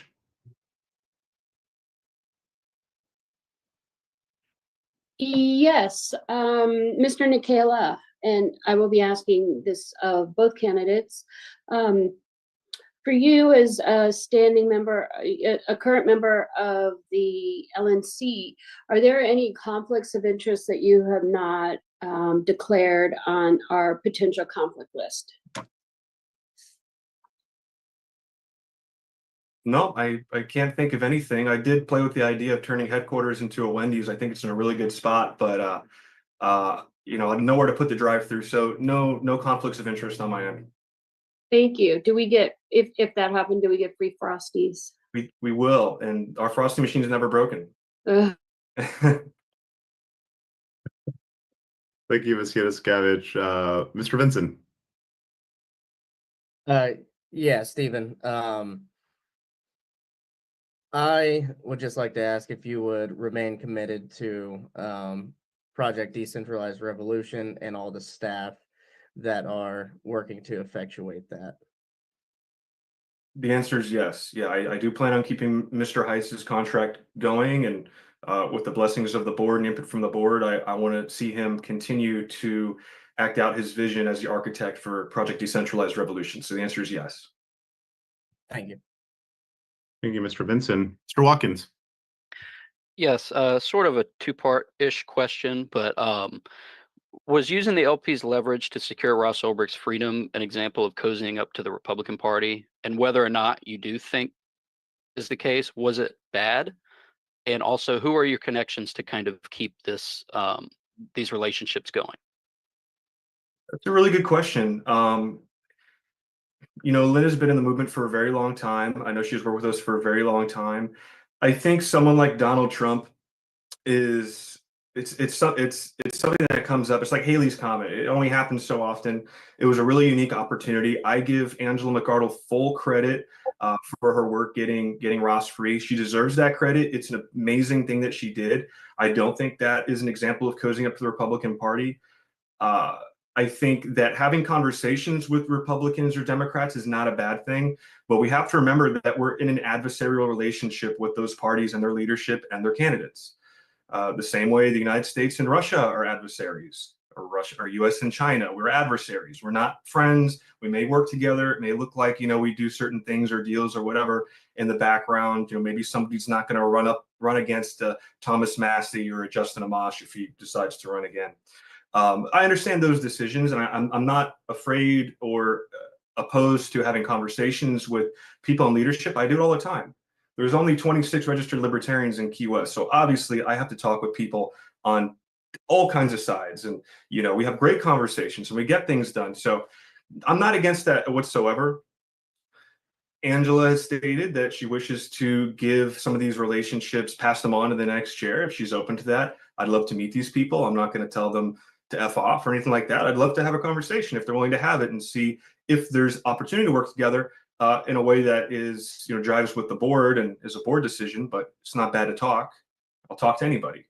But the bottom line is we're the Libertarian Party. We're for libertarians. Sending out an honorary membership to Donald Trump is probably one of the worst things you could ever do as chair. You know, those types of decisions just make us look weak. It makes us look unpalatable. And quite frankly, why wouldn't you join the GOP if you like Donald Trump? You'd probably get more power, and they're in power pretty often. So it just doesn't make us palatable. It's like if the CEO of Wendy's came out and said, you know what? Burger King is great. You should really go eat at Burger King. They're the best. We would fire that person, right? So these things have to be taken into consideration, and you know, ultimately, what we do with these parties, it's a board decision if we, you know, decide to talk to these people or whatever. But I hope that answers your question. You didn't answer who your connections were to keep these relationships open. Specifically, who? I don't know who all the relationships, who is all encompassed by the relationships that Angela has. I have talked to some people in the Kennedy campaign over the past few months. Some people, you know, when this JFC was going out, I was doing my due diligence. I got into contact with a libertarian who was on the campaign down in Texas, and we talked for a little bit. But other than that, I don't have any connections to the Trump campaign. I don't have any connections to the RFK, you know, junior in team. So I don't have those connections. But I'd certainly be willing to talk to them if they want to talk to me. But it doesn't mean we're friends, but we can definitely talk. Thank you, Mr. Watkins. I'm gonna skip to Ms. Hayes because Ms. Harless did already ask a question. If that's all right, I'm gonna Oh, yeah. to Ms. Hayes, then Mr. Bost, and then we'll circle back around so that everyone gets a first go around before we but we can keep going as much as possible. So Ms. Hayes. All right, Mr. DeKale, I'm going to ask something of a controversial question, and it's going to kind of be multi-parted. Number one is what, without giving too much information, are you financially secure outside of the LP? My day job is I run 14 restaurants plus a movie theater, 12 Wendy's, a Dairy Queen, and a full service restaurant. We just expanded 2 new stores on the Wendy's front actually last month. We also are expanding the full service restaurant. That's my day job. I do administration, I do management. I've been in the restaurant business since I was 15 years old, probably even younger actually, because child labor and all parents put you into, you're pretty much working, you're not getting paid, right? So I've been in business for a very long time, very, very many years, and I'm good at what I do.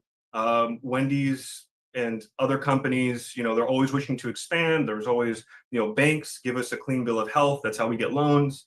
So clearly we're making money and we're in the green, especially in places where not everybody is. A lot of people are down right now due to the economy, and we're up. So I think that says a lot about the way that I handle my businesses and the strength of our businesses, the strength of my managers, the strength of our crew, the training, the consistency, the product, the infrastructure, all of that goes into consideration. So to answer your question, I wouldn't be here if I was in a situation where I felt that my family's future or my business's future would be jeopardized because I'd be spending too much time here and not managing my businesses. My businesses are well run. I have money, to take care of myself and my family and do what needs to be done.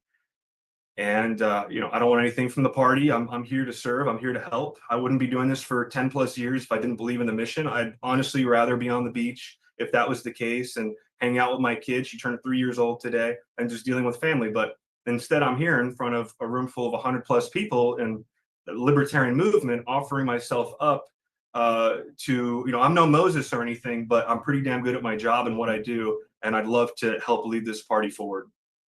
My second part to that question was, have you and Mr. Heiss been in contact over the last week or so discussing these various options regarding Project Decentralized Revolution, his run for chair, and just sort of general pieces about each of your visions?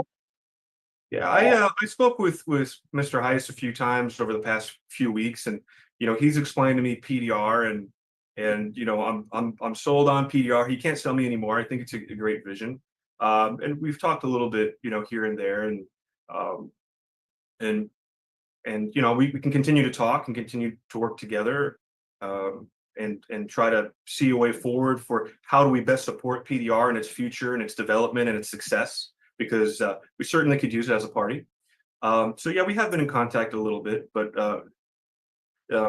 intermittently throughout the last few weeks. And then my third question is, what committees are you currently serving on? And can you give everybody just a little bit of an overview of what your role within those committees are?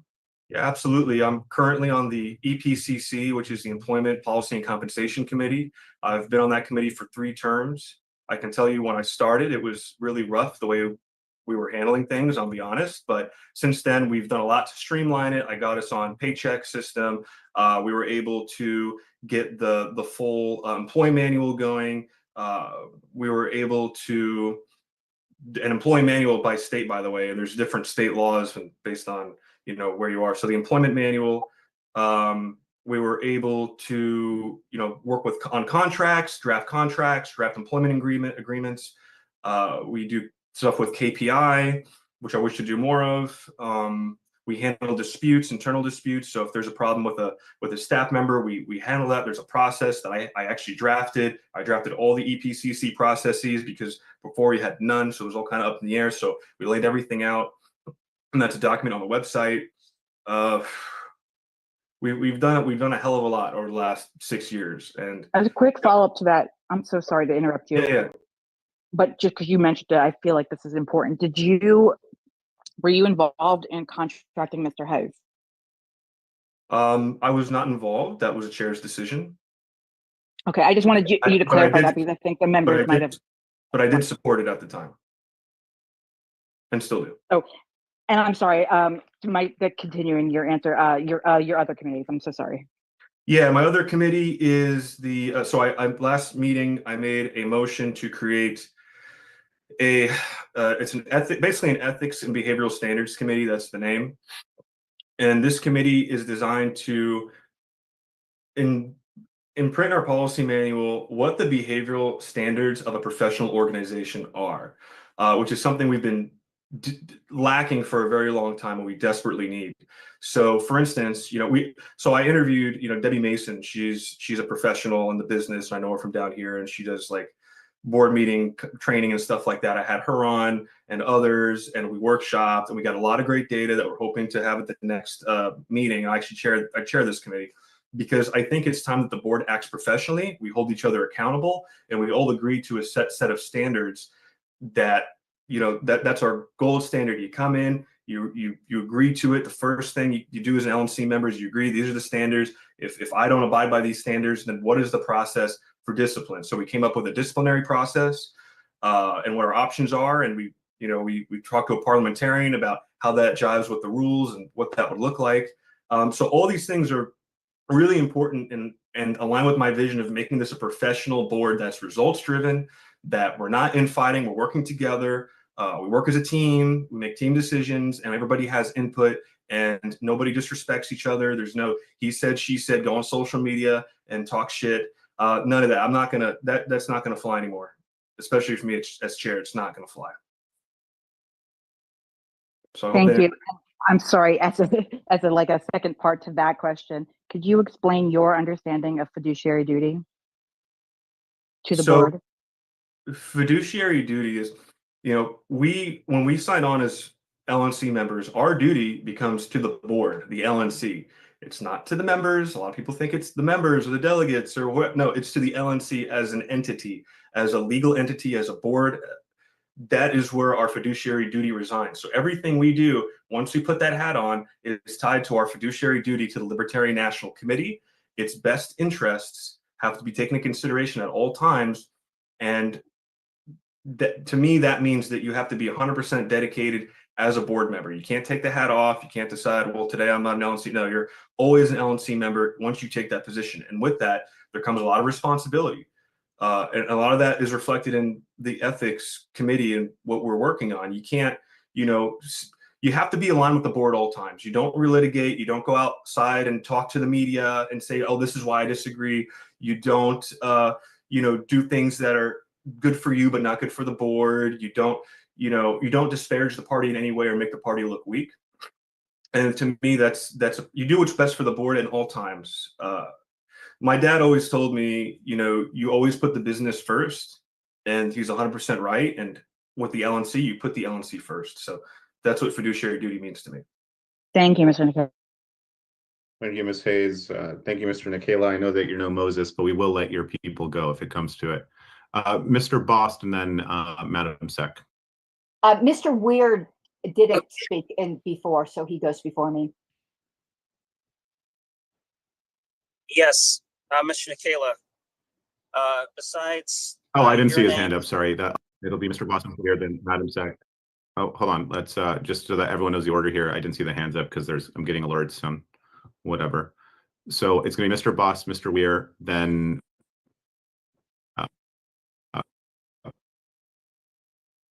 Madam Sec, and then Mr. Watkins. So Mr. Bost. All right. Can you hear me now? Yes.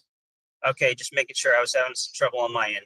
Yes. Mr. Nicola, besides many calls for either yourself or either Mr. Amash or Mr. Heiss, and there was certainly calls for someone outside of the board, outside of the current LNC, as well as someone that at least until an investigation is completed. What would your answer be to those concerned that we have not done any investigation of the extent of what may be going on with the finances or conflicts of interest, and the calls for someone outside of the LNC, which I do believe were overwhelming?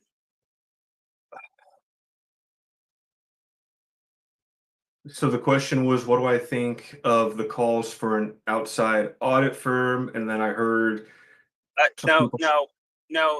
For a chair candidate to come from someone that is not on the LNC. I don't really have much thoughts on that. I think that we're a board, and the delegates elected us to make the best decisions for the board.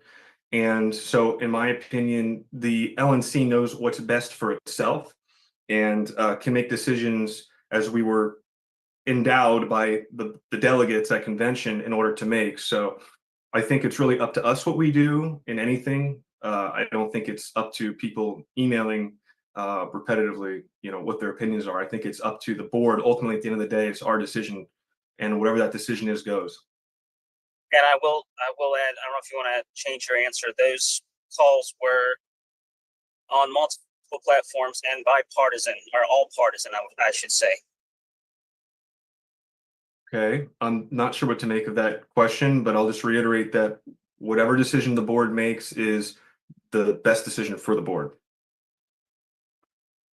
Thank you. Thank you. Thank you, Mr. Rost. Mr. Weir, then actually we'll Mr. Dar, Yeah. because he isn't.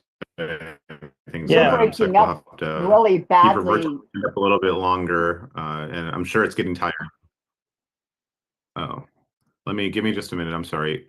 Okay, I'm going to turn off my video for just a minute, just to make sure. I think I'm getting a little bit of lag on my end, so apologies. We'll go with Mr. Weir, then Mr. Dar. So MSEC will keep her hand up a little bit, her virtual hand up a little bit longer. Hopefully, it doesn't get tired. Mr. Nikela, what do you think of the Free State Project's libertarian concentration strategy, and is that something that you would be interested in adopting, as a national concept?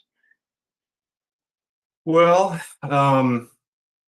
we have libertarians all around the country where they may dwell, and I have a lot of respect for the Libertarian Party of New Hampshire and the guys over there. They're some of the most well-read guys I've met in the movement. I can tell you that the Free Staters and the guys in New Hampshire, very, very smart, very, very well-read. I gotta hand it to you guys. I think that, doing the whole Free State thing, getting people to move up there, cool, good on you. I think it's awesome. I actually got introduced to the Free State Project in 2012 at Paul Fest in Tampa is when I met the first Free Stater, and they gave me a little bookmark to think about moving to New Hampshire. And New Hampshire's great. New Hampshire's cool. You guys are doing your thing. I think that's great. I'd love to make the Conch Republic free again down here in Key West. We seceded where others failed. And, I would hope that we can make this community a shining example of libertarianism down here. And I think we're already very much a libertarian city, and I think we can do a lot more to affect that. And that's where my focus is going to be locally, is making that happen. So anybody that wants to have a free Conch Republic or a free whatever, your state or your municipality project is, if you've got buddies that want to move in, I think it's a great idea. I don't think it's a national committee decision, but I think if people want to do that on their own, then, I'll certainly promote it, as chair. Thank you. Appreciate it. Thank you, Mr. Weir. We will move to Mr. Dar now. Mr. Dar? Yes, Mr. Nikela, who did you support publicly for president in the general election? This shouldn't be a controversial question, but it might be. I publicly supported Chase Oliver and Mike Termont. I've got to know both gentlemen very well throughout the years. I was region rep for R2 and met Chase down in Georgia. He's a great guy. He's a hardcore activist. He's also very smart, very well spoken. Termont, same thing. I actually met Termont for the first time at an anti-COVID law rally. Like, we were burning masks, and there was an mandatory vaccine thing, and people came from all over, and he spoke and I got to spoke. And Mike's a great guy. He's a hard worker. He's run for office multiple times. So both of them have my utmost respect, and I want to thank them for the work they put in serving the Libertarian Party.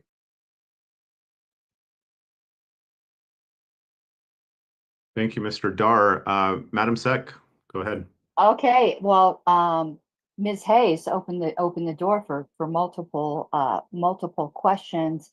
Gonna start kind of with a comment and then some things that I'll try to give them to you all at once, Stephen, then you can ask me if I missed anything. There was a comment earlier about no current LNC members being chair. I will note that those people were saying that pretty much said also no current staff as well. And I don't think we're looking here to disqualify both candidates that are here before us. As Florida chair, I'd like to know how you'd been a unifying chair. I know Florida, being still consider myself a Floridian, is in fact very diverse. And if you have any kind of a reputation, as some of us do, for going on social media and colloquially shit posting and just stirring people up, and what your opinion is on that. Second part of the question, Dar Stoll, I wanted to know who you endorsed for president. But there's I would like to know, this is just the second part of the question.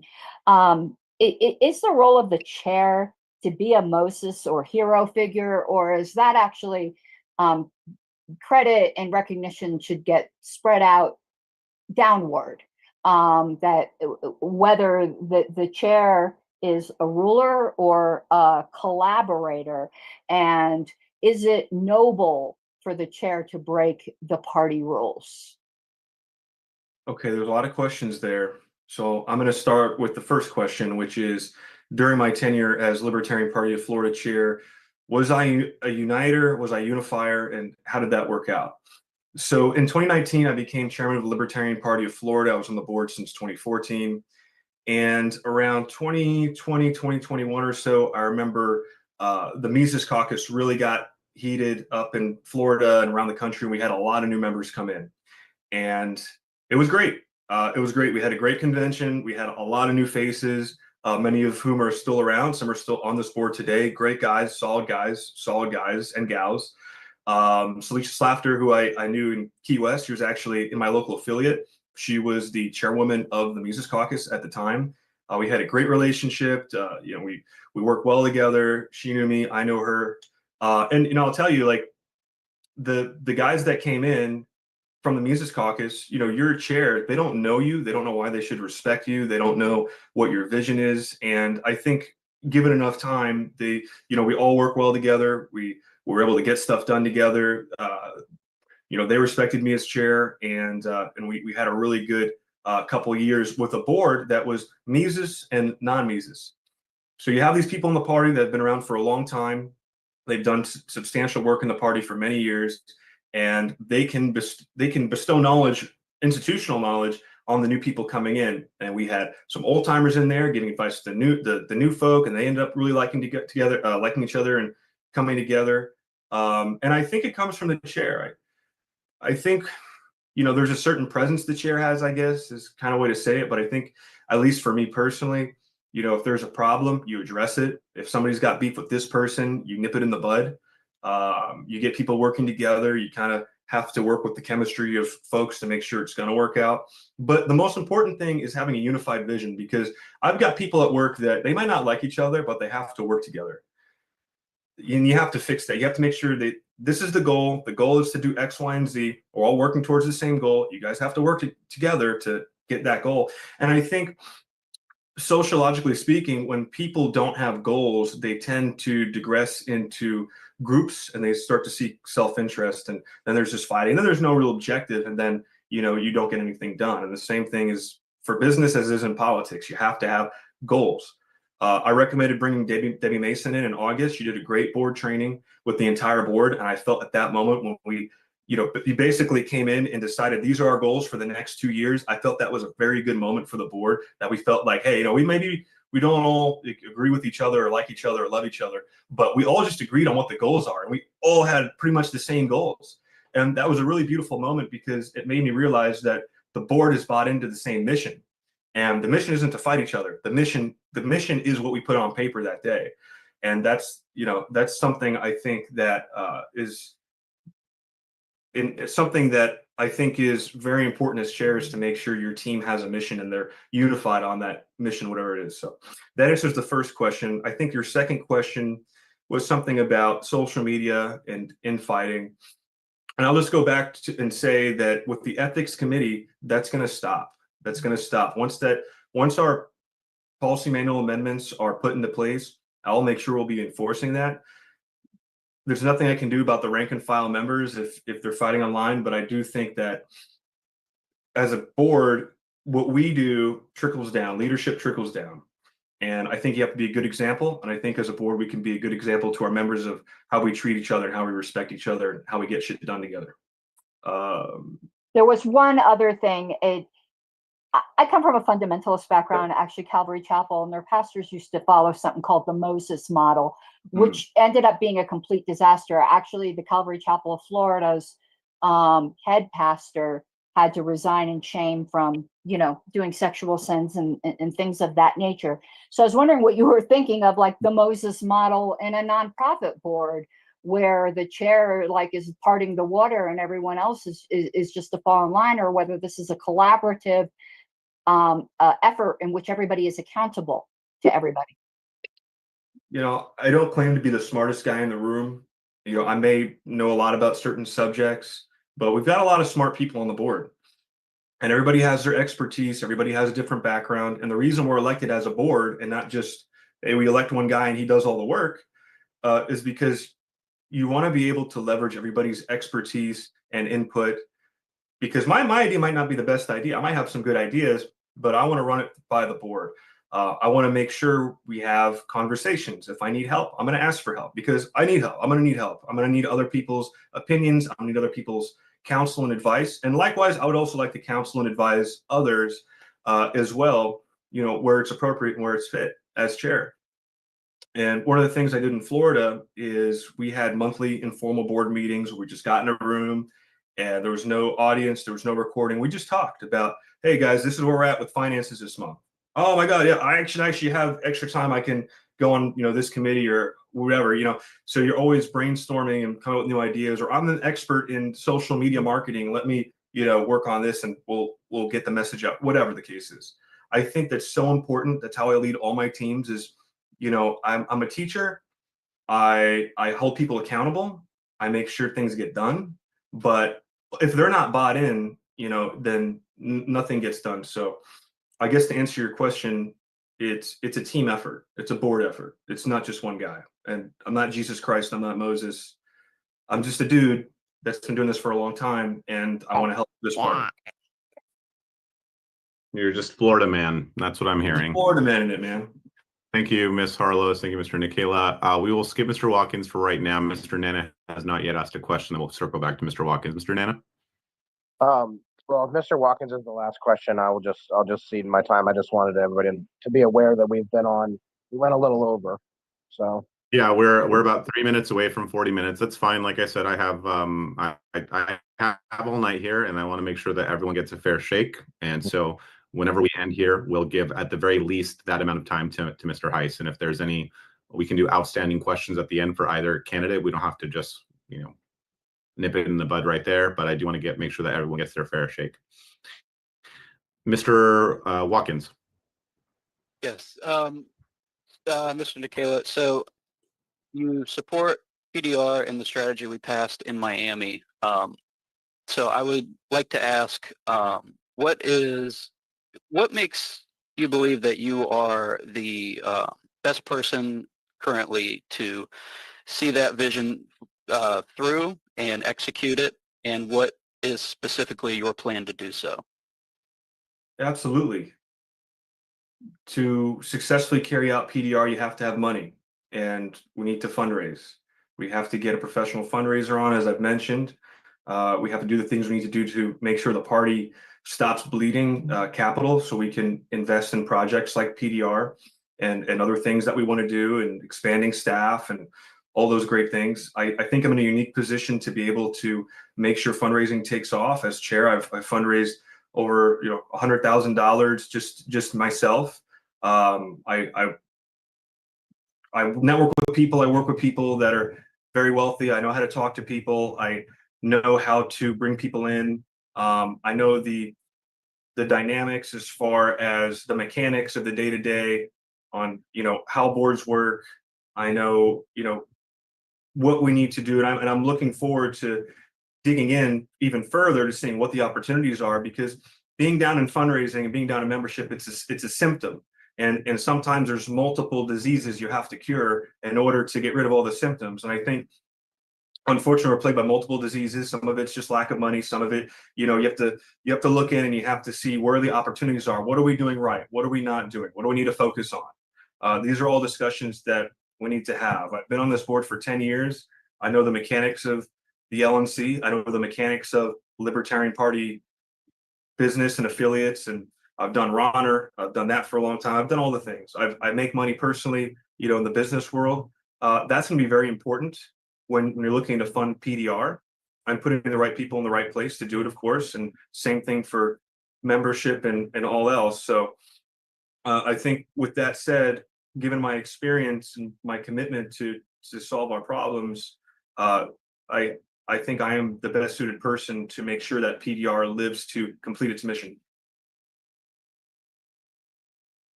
Thank you, Mr. Watkins and Mr. Nikela. So we are officially at the 40-minute mark. Are there any additional questions for Mr. Nikela from the LNC at this time? Okay. Mr. Heiss, are you still with us? Thank you, Mr. Nikela, for answering those questions. And you had to go through a marathon there, so I appreciate your patience and willing to do that. Mr. Heiss, you are with us, correct? I am here. Fantastic. All right, LNC members, please raise your virtual hands, and we will go ahead and proceed with questions to Mr. Heiss. The first up here on the left-hand side is Ms. Harlos. Ms. Harlos?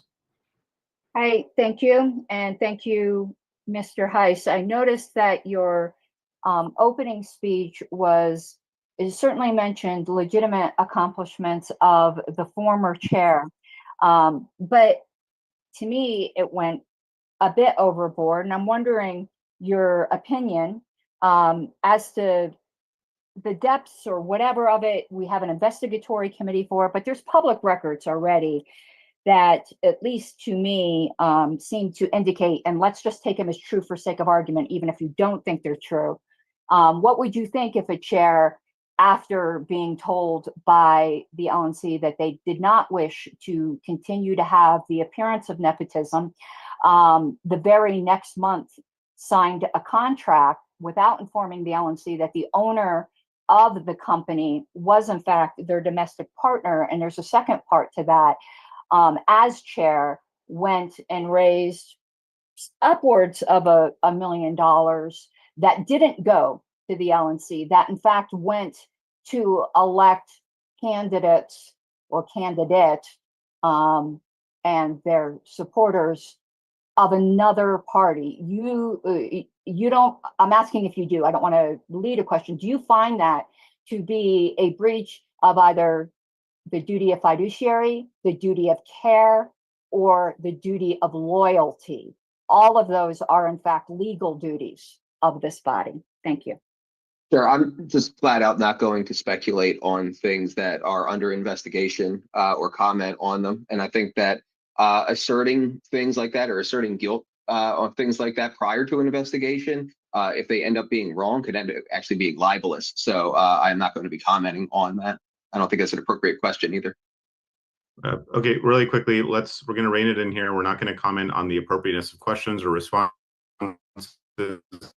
I will remind everyone on this call, including the LNC, that while it is agendized for questions, the committee has not been formed. There is nothing currently under investigation, just to be clear.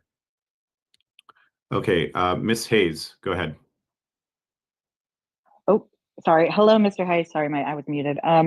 Can you answer the same question I asked Mr. Nikela? What is your financial situation independent of the LP? Sure. So I'm working multiple jobs, and however, though, I would not be doing chair unless I could do it full time and full throttle. So, I do have the support of members of the party, donors to the party, who want to see me carry out my vision full time because they saw that the first time I did that, I was very, very effective at fundraising, at bringing people into the party, at carrying out and executing on my plans. So, they want to see that again. And so if I get the chair, I would be carrying through with that. I'm confused about what you mean by that. Are you saying that they would donate to you to pay you to be chair? Yeah, there are supporters that want to finance me to be chair because they want to see this vision. And why have they not donated to the party? They are donors to the party, but I mean I Okay, can't speak to all of their financial decisions either. But they are donors to the So party. would they be upping their donation to the party in addition to donating to you as chair? I have no idea. Okay, do you find that conflicts at all with your duty to what your duty to the LNC would be, to take money from donors to finance your position as chair rather than allow that money to go to the LNC itself? I don't think I'd be allowing anything. I think people fund what they want to fund. So if they're already donors to the party, they're members, they're supporters, they want to see a chair be full time to carry out a vision and support that vision. So I think that's great. I mean, I think the fact that we have a membership that is so passionate about something like this that they would do that for me, just the way they send in hundreds of emails in support, I think that's great. And so I think as long as you are maintaining the fiduciary responsibility that was talked before, and you are at the front of the line carrying out that mission, that's a great thing. We should want our chair to be full time. Sure. Would you be disclosing the names of all these donors on your conflict form? I would disclose the names of all of the donors as soon as the board disclosed the names of everyone that signs their checks. Okay, that's a problem for me. Thank you. Thank you, Ms. Hayes. Thank you, Mr. Heiss. We will move on to Mr. Watkins. Yes, Mr. Heiss, how do you view the culture of the LNC specifically? Do you think it's healthy or unhealthy? And if you, how would you plan on having a cohesive LNC if elected? I'll answer that. And I'm going to kind of also answer the question that I'm sure is coming of like unifying the party. Like how would I intend to unify the party? As far as the culture of the board, I mean, I think it's on display pretty good tonight. Shutting down debate, shutting down comments from the public, talking about how, oh, well, we already know what the vibe is, and then not mentioning what was in all the hundreds of emails and all that kind of stuff. There just seems to be like I don't know, a reticence to actually hear from the members or like give any credibility to the members. And I also think there's just a lack of, and I want to credit Steve for this point, a lack of direction. Like if you don't have goals, then it's hard to define a direction. It's hard to create a map from here to there. And so it is great that those goals were set, but I'm not exactly seeing any action from the board to carry out those goals, which again is why working with staff has been absolutely eye-opening, because on the board it's just like nightmare after nightmare, negativity after negativity, and then you get into the staff meetings and it's good news after good news after good news after good news, and everybody talks about the board stuff, but nobody ever talks about the staff stuff. So I find that to be very unfortunate. So how I would intend to unify the party is how I had already done it before, frankly, is I don't think you can unify for the sake of unification. I think what you have to do is the best that you can do is cast a vision, be at the front of the lines executing on that vision, do your best to find a place for everybody to be in that vision, and let the fruits of acting that vision out speak for themselves and motivate people to come in behind you. And then to the extent that people don't want to be involved or don't want to get on board with that mission, then encourage them to form their own vision and compete. And we have a friendly competition of those visions that is based on productivity and expanding the interest of the party. And I think I have done that with what I have with the strategies that I built, not just Project Decentralized Revolution, but the issue coalition strategies and the teams that I've already stood up, the various teams that I've already stood up, and I'm in the process of standing up that cover issues and give people multiple methods of expanding liberty in real life, whether it's electorally or legislatively. Thank you, Mr. Watkins and Mr. Heiss. We'll move over. Mr. Weir, have you gone this round? I don't believe you have. I have not, no. We'll go, Mr. Weir. Yeah, Mr. Heiss, you may have already answered this, but I was curious. This is kind of a two-part question. So the first part would be, if you were elected as chair, you had mentioned somebody potentially funding you in order to do that. Does that mean that you would be forfeiting your contract with the LP?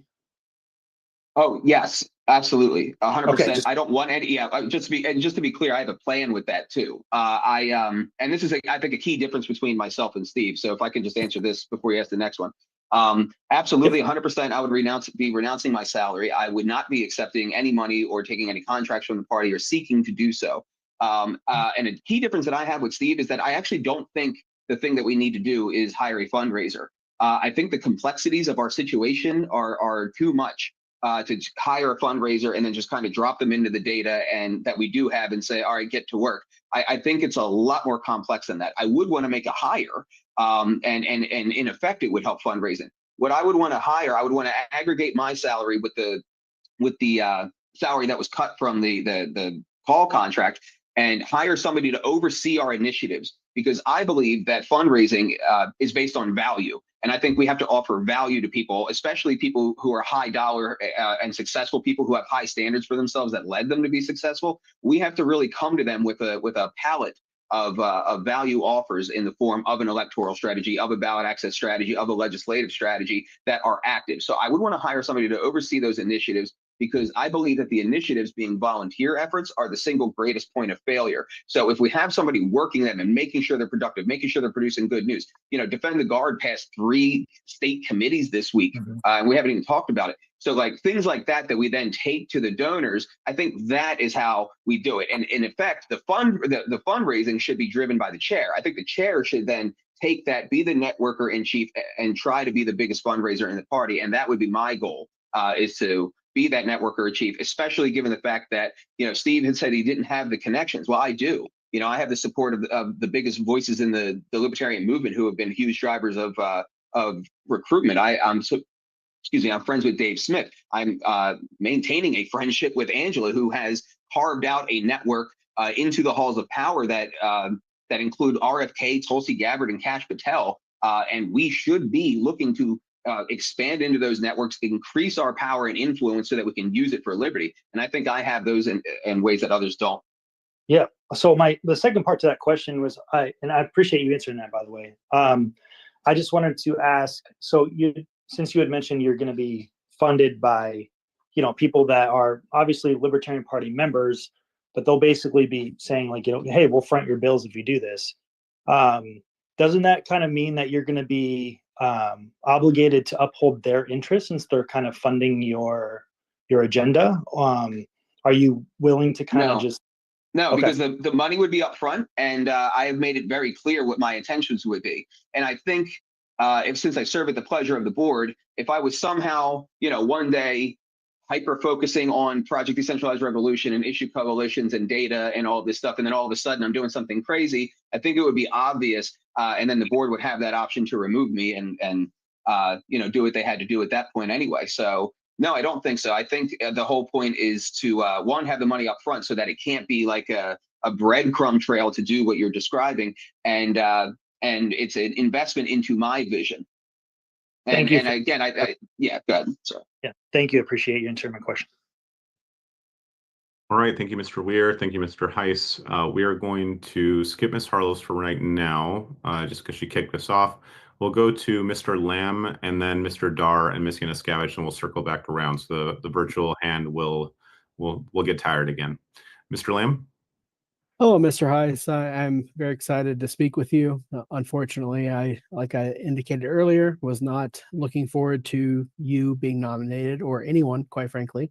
So I just would like to hear more specifically why that you think you would be a better chair over Mr. Amash, who had been floated quite heavily on social media. Of course, we've spoken with Mr. Nikela. I think we've heard from him quite extensively.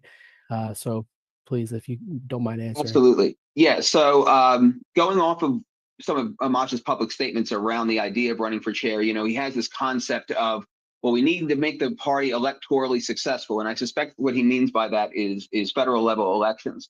And we've been saying that and trying that for 50 years and getting 1% or less over and over and over again. Or, you know, maybe we'll get 5% here or there or something like that with some of our federal level candidates. And I just don't think that that is a strategy that has any data to suggest that there's success in it. And I think that given that we are a third party and that we have very, very, very scarce resources in time, energy, money, and manpower, that we have to economize those resources into the highest value propositions that we could possibly get. And when you examine the data, what those high value propositions are very, very clear. And that is local level elections with teeth, that is the issue coalitions, and that is ballot access. And so we can maximize our efforts around those things that have a consistent pattern of success across time within the Libertarian Party, and then use that to create the value that we then use to inform a data strategy to target big donors and then start to cultivate the networks there. You know, just a commentary on fundraising. I don't think there's going to be a magic bullet for fundraising, and I don't think the fundraising is going to be fixed anytime soon. Because unfortunately, I think fundraising is only going to be fixed at the speed of relationship cultivation, which is why I think the chair needs to be full time to be the networker in chief. So, kind of bringing that back around to your Justin Amash question, while I think Justin Amash could certainly raise the profile, in a sense, I also have serious questions about his tactical outlook and his strategic outlook, given that he went from being, you know, the vanguard of political liberty in our country to, you know, being out of office and standing by the Mueller report. And now all of a sudden he's out of office. Thomas Massie is one of the most popular legislators in the country. Rand Paul is the chair of the Homeland Security Committee, sorry. And, you know, so they're gaining in power and influence while he has waned. And at the same time, the Libertarian Party itself has gained in power and influence and is freeing prisoners, which I don't think is a strategy that he saw value in and would want to go backwards from that. I would not. So I think there's a lot of reasons there. But not to say that there wouldn't be benefits and that I don't have the utmost respect for Justin Amash. I think Justin Amash could be best served at leading the party by being a candidate and is probably the person best positioned in the country to win a federal race as a libertarian. Thank you, Mr. Heiss. Thank you, Mr. Lamb. Thank you, Mr. Heiss. We will move over to Mr. Dar. Mr. Dar, you have the floor. Yes, Mr. Heiss, same question that I asked of Mr. Nikela.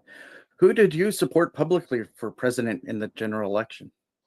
Sure. Yeah, I supported Trump and voted Libertarian down the ballot. I think voting is a tactical value, right? And how that worked in my state was that the people that I voted for down ballot did more for ballot access than president.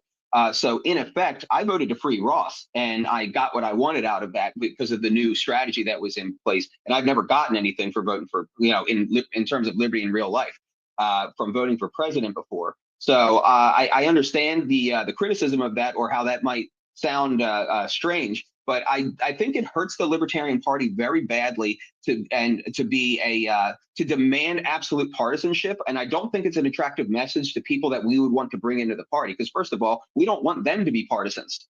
You know what I mean? Like, we're asking them to leave the Democrat Party. We're asking them to be the Republican Party. So if we say, hey, you can't be a partisan over there, but you have to be a partisan over here, only when you're a partisan over here, there might only be 1 or 2 people on your ballot, and there's a very low chance of you winning. It's just not a very attractive message. I don't think it does much to build trust among society, which is something that we don't talk enough about. We talk a lot about our principles and stuff like that, but we have got to build trust in society to effectuate those principles. So I think the partisan demand is very unattractive to that. And as a question, I thought as others asked question, as far as your needing to self-fund yourself through fundraising, how will you handle the inherent conflict of interest of needing to fundraise for yourself and the party at the same time? Well, one, I would already have those donors in hand, so I wouldn't be out fundraising for myself. It would be an agreement that is already being worked out if this opportunity should present itself. You know, so that would already be, because the whole point isn't for me to overburden myself and have to worry over here and take care of the party over there. It's to fuel my vision. So in that sense, I would be full-time, and I would be continuing on the data research that I've already been doing, the data program that has already been in place, and continuing that to start to form relationships with the targets that have already come out of the data research. And I'd be happy to talk more about that if anyone wants to ask me about it. Thank you, Mr. Dar, and thank you, Mr. Heiss. We will move to Ms. Yanuskavich.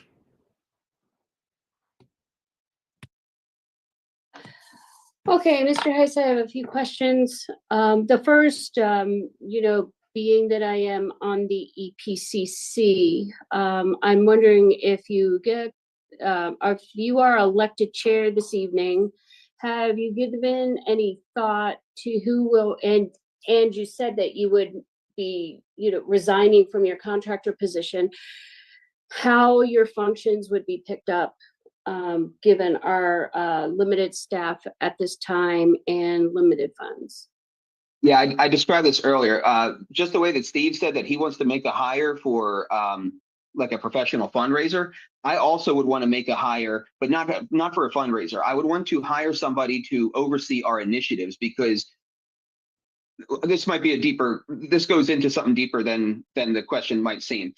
Essentially, what I have built out is an iterative process to build out the fundraising program, because I fundamentally believe, as I said earlier, that I think that our fundraising problems as a party are too complex for one person to just kind of come in and say, oh, well, who was given money 3 years ago and isn't now? That person might be liable to get their head screwed off by whoever they called. I think it's too complex. So essentially what I went out to do was create the support materials that make volunteering for the initiatives as easy as possible. Those initiatives then serve as the food, the value that we offer for the fundraising.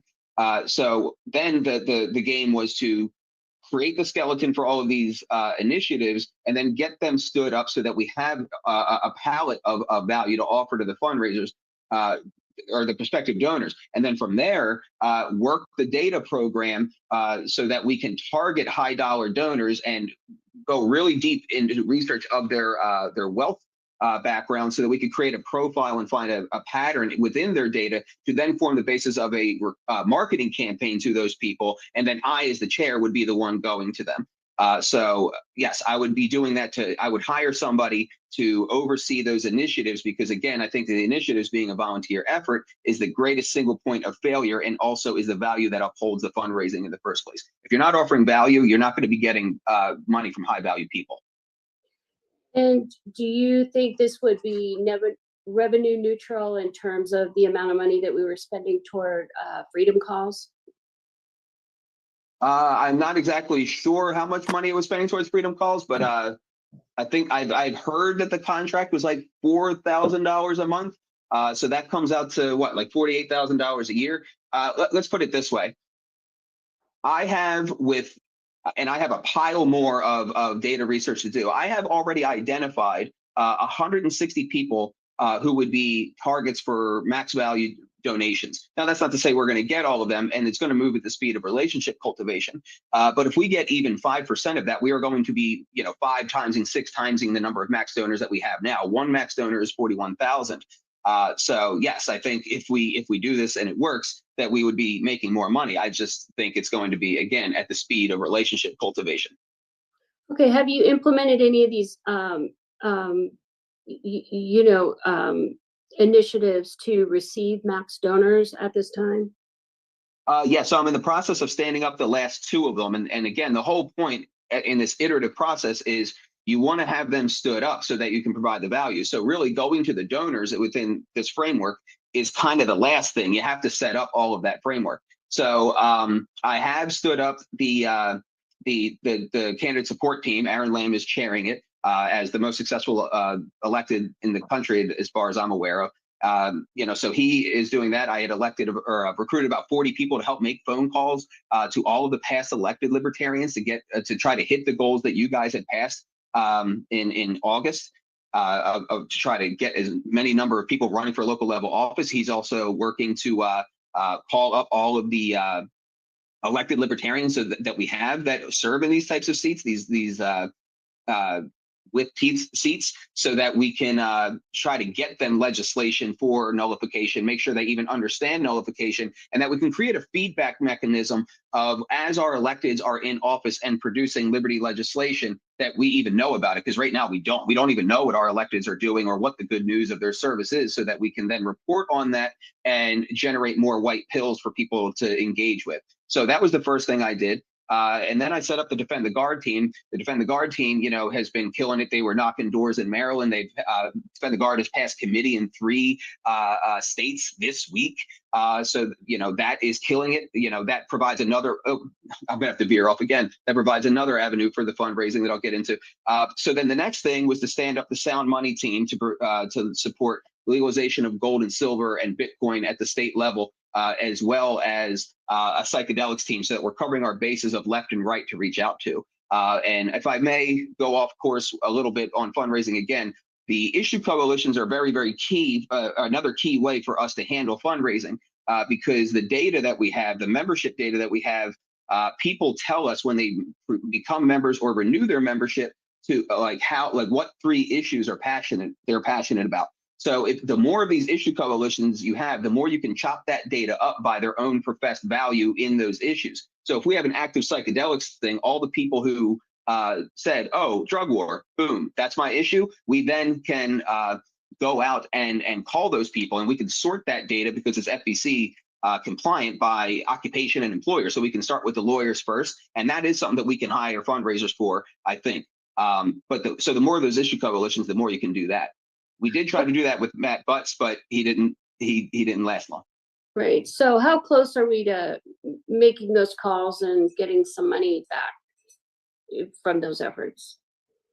Well, the next thing, like I said, is standing up the psychedelic teams and the Sound Money teams. I am doing this part-time, so it's hard at 20 a week, 20, when you're doing the job of standing up the electoral strategy and the legislative strategy and the data strategy and all of this, it's pretty hard to do, part-time. So I would say within a couple of months, but I have also started the process of developing support materials, or marketing materials for those targets. Okay. And I'm asking because, the Kennedy Victory Fund will be ending here in the near future, and we will need to do something to replace that income. So I'm sure you're aware that board members are required to report any potential conflicts of interest publicly. If you got the job tonight, for example, what conflicts would you be reporting tomorrow? None. Or this week? Yeah, I don't have any conflicts of interest. I know there was concern about one contract that I had for 3 months with the American Values Pact, but as a contractor, I can contract with multiple places. I know I've talked to the FEC about it. I know the legal spoke with you guys about it, or at least you, Kathy, that is not a conflict of interest. But I suspect that would be brought up, and I'm okay with that. American Values is a nonpartisan organization that's looking at perhaps supporting libertarian candidates in the future, and I would love to maintain a relationship with them as chair to that effort. And I know Larry Sharp was over there working, and in fact, I had a conversation with Larry Sharp recently about coming back and doing some ballot access fundraising for the party. Well, sure, and you and I have had this conversation. I mean, I was concerned about that not being reported. The issue is the potential conflict of interest. It was reported. I told you personally, so I did report it. Yeah, yes, you did, but you did not report it to the board, and I reported it to you. I reported it to the chair. I reported it to multiple members of the board. I sought counsel from the FEC. They said it wasn't a conflict of interest. I know you spoke with legal. They said it wasn't a conflict of interest. So I don't know what there is to, what the issue is. Right. Well, it was my understanding until last week or so that there was an addendum to your contract regarding it, and you did not sign that apparently, or it was not offered to you. I did not receive any such thing. Okay. But yeah. So it is your. I understand from your answers to Meredith's questions that you don't feel that you would have to report any potential conflicts of interest based on income received from people who may or may not be current donors to the LP, but who are wanting to fund your vision. Is that correct? Well, I don't. You threw the word conflict of interest in there. I don't know where that is coming from. No, what I said was that I would be willing to disclose the names of the people funding me as soon as everybody on the board discloses the names of who signs their checks. Well, so I would do it, but I would want you to do it too first. Well, yeah, I'm not getting any income. I'm retired. Well, all right, well, we're one down. Okay, We're one but can down. Now we need the rest. Can we agree that someone who receives their income from Wendy's, for example, is different from somebody receiving income from donors of the party? No, I think business runs on private investment. Sure, but there's a libertarian requirement capitalist. to reveal those. I mean, no, there's no requirement for that. You don't believe that there's a requirement to yeah, no, if I'm just the same way that you don't have to know the people who sign my checks. Sure, it's Wendy's, but who signs the checks?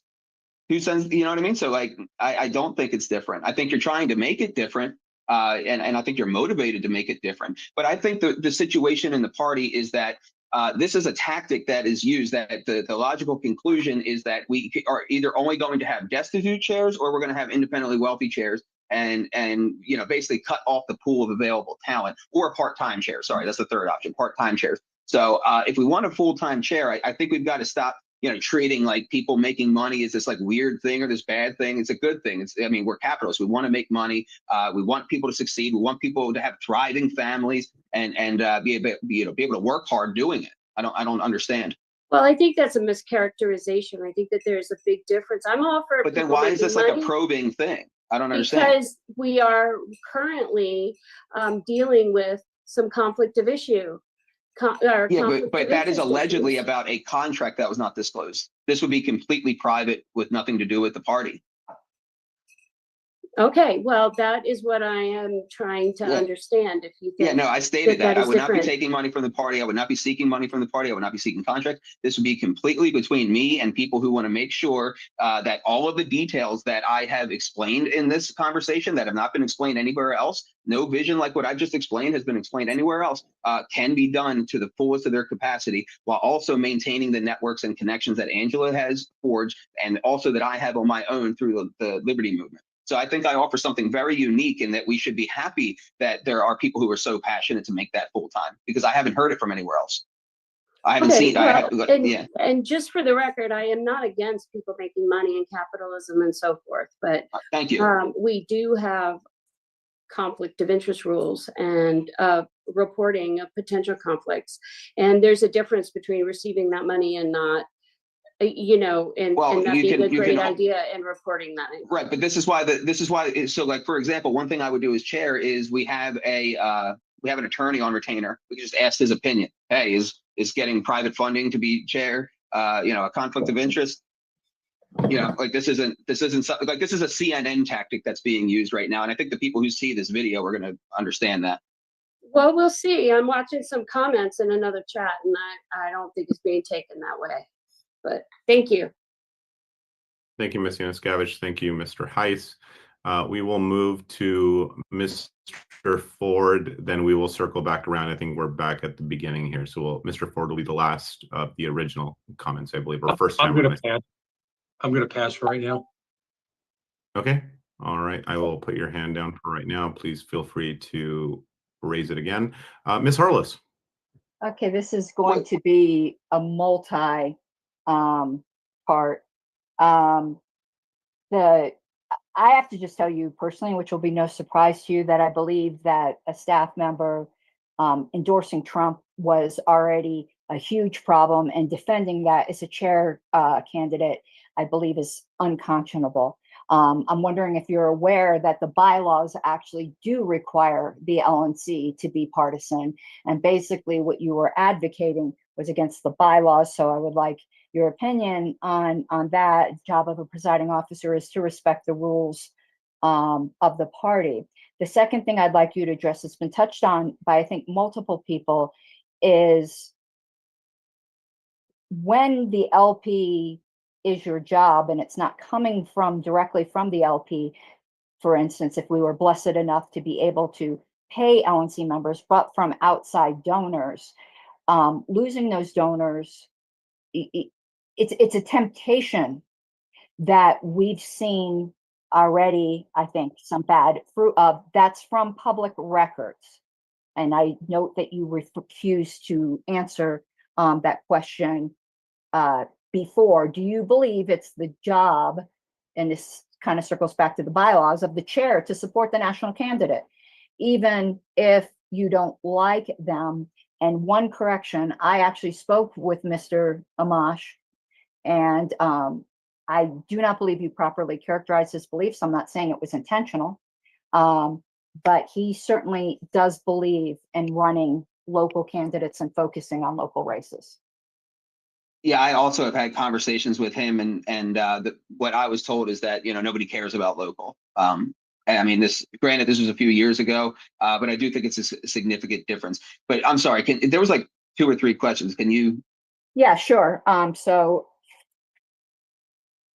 Would I follow the rules of supporting the candidate? Yeah, I mean, I wasn't on the board. If I was on the board, of course, I would have to follow the rules, and I think the chair and the board did.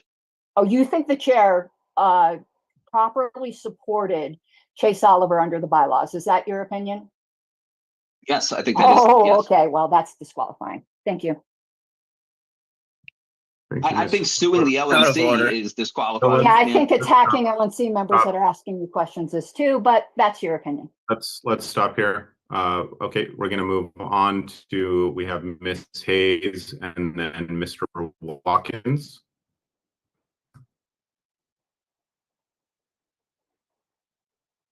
Ms. Hayes, I believe you're muted if you're speaking. Oh, my apologies. Mr. Heiss, I wanted to ask, you've been working, you mentioned psilocybin or psychedelics. Defend the Guard, I believe, is one of your projects as well. PDR. Can you speak a little bit, like, for example, about how local races went for you guys, or for you, from your perspective, anything that you worked on this last election cycle, as well as Defend the Guard and any sort of psychedelics measures? Sure. So defend the elections, I can't really speak to. I know Michigan had some very good results, and I think another guy was elected in Maryland. But at that point in time of like last election, at that point I was standing up the support materials for the different initiatives, and I was hired at like the end of 24, so it was very, very difficult to be able to stand up a program to support the candidates. And knowing what I was saying earlier about the kind of the iterative process of you create the materials, then you create the initiatives, and then you do the data research, and then you go out and start to create the relationship. I focused on that instead, and that's what I was hired to do, and what I explained in a document before I was ever hired. Can you explain to me? Oh, I'm sorry. Go ahead. So I did that. Defend the Guard is going very, very well. I mean, as you guys know, last cycle that it had, passed multiple state houses, multiple state senates, multiple state committees. The phone banking efforts of that had just started recently in the past 3 committees. I believe Pete Hegseth has restated his interest in it. I know I called a state senator here that was interested in it, let her know the good news so we could try to push it forward here.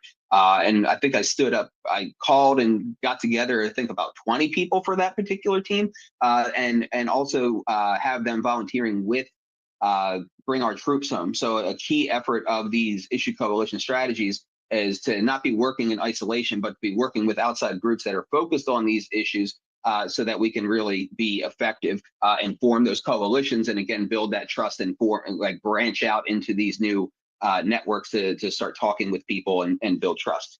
Just a clarifying question for my, because I'm ignorant on this. When you keep using the term standing up, what are you talking about with that? I'm sorry, I don't understand.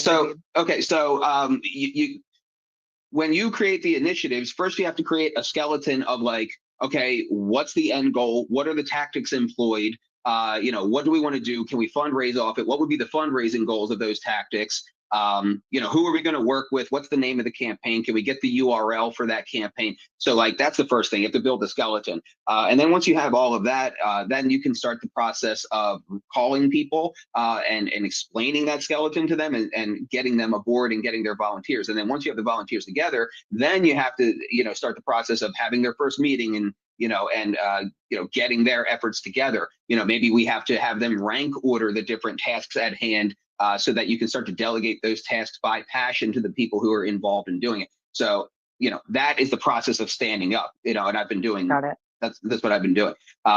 So did that for, doing it for Project Decentralized Revolution was a bear. And that was always going to be the toughest one, because I did, you know, these kinds of interviews with state parties across the country, you know, trying to explain the whole thing. And, you know, I had to develop that presentation that's an hour long, you know, so that was always, the electoral strategy being the most detailed and nuanced one was always going to be the hardest one.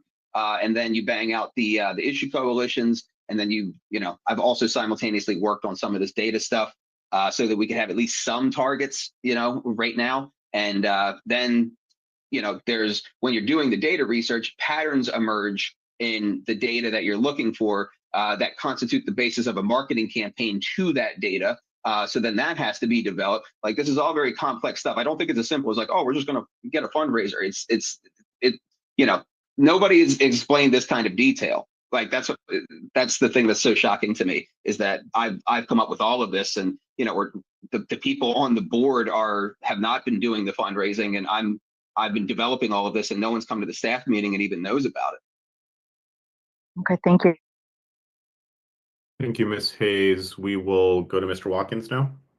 Yeah, just to touch back on potential conflict of interest with, you know, private donors donating to you. There have been previous members of the LNC and possibly current members of the LNC that both receive donations from members of the party or have donated to members of the party. Do you see those? Do you see that as different than private donors donating? No. And specifically, I remember when there was an effort to stop Karen Ann Harless from receiving Patreon supporters, and that was a big fight, and she fought to preserve those Patreon supporters, and I fought with her to support those Patreon influencers, because I believe in us making money. I believe in us, you know, having everything that we need to pursue our passions in this party, because we need it. We're so resource deprived, we're so manpower deprived that we need it. And I would fight for Karen Ann again, even though, you know, we have parted ways for that, because it's just the right thing. We need it. Thank you, Mr. Watkins. Thank you, Mr. Heiss. Mr. Lamb. Yes, unfortunately, Mr. Watkins has taken my own question. I understand that both Secretary Ms. Harlos as well as the outgoing chair had both taken Patreon donations. So that was my main question regarding the conflict of interest with the donations regarding individuals that had chose to give to their Patreons. So thank you, Mr. Heiss, for answering that question. Thank you. Thank you, Mr. Lamb. We will move to Ms. Harlos again. Okay, where you say you don't see a difference, since you invoked my name, I didn't really intend upon speaking again. One thing, you don't see a difference between people paying you to enact your vision as chair, and people who are just supporting a channel that has absolutely nothing to do with supporting what I do as secretary. I don't claim it's to support any vision as secretary. And in fact, I don't draw the distinction. I think you should be getting support for whatever you need. Let's not interrupt. Yeah, I was still. Everyone stop. Everyone stop. Let's not interrupt question askers or question takers. So Ms. Harlos, please finish. And then Mr. Heiss, please give your uninterrupted answer, but let the question play out, please. Yeah, I have to say that I do see a difference between who's paying somebody's day job or who's paying for somebody's whatever other kind of income they do. And I'm like, Kathy, I firmly believe in capitalism. But if you are specifically saying that they're paying you to be chair, that is different than somebody getting paid to serve the best chili on earth or to deliver up content, you know, where they're poking fun at Matt Walsh.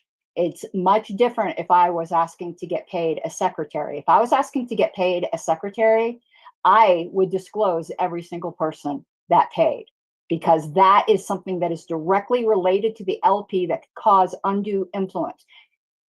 So I would like you to explain why you don't think it's different. And to explain your understanding, or if you're aware, don't say go ask the attorney. I'm asking your particular opinion of the duty to disclose that's in our policy manual. And that is just in general nonprofit duty law. And if you familiarize yourself at all with that, like any articles on the duties of nonprofit boards.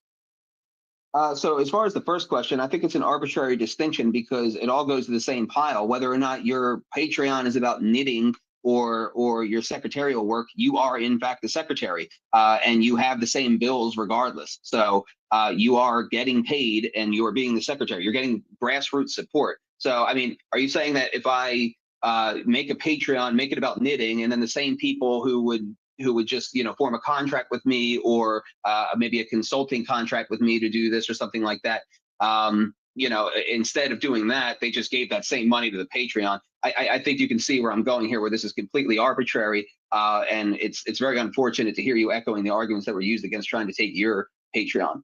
But no, I don't see how I have to answer the question. I guess it's not that I don't have to answer the question. I just don't understand how I have to answer for, oh, are you allowed to have a contract? Are you allowed to, you know, like that's, I thought we championed contracts. Like, Well, I genuinely don't understand. Okay, well, good thing that isn't what I said, but I believe my question stands on its own and I don't wish to bicker. Okay, so here's where we're at right now. I see 3 hands up. One person hasn't spoken yet, I believe, but we are at just over, I think we're at 45 minutes now, so 5 more than Mr. Nikela got.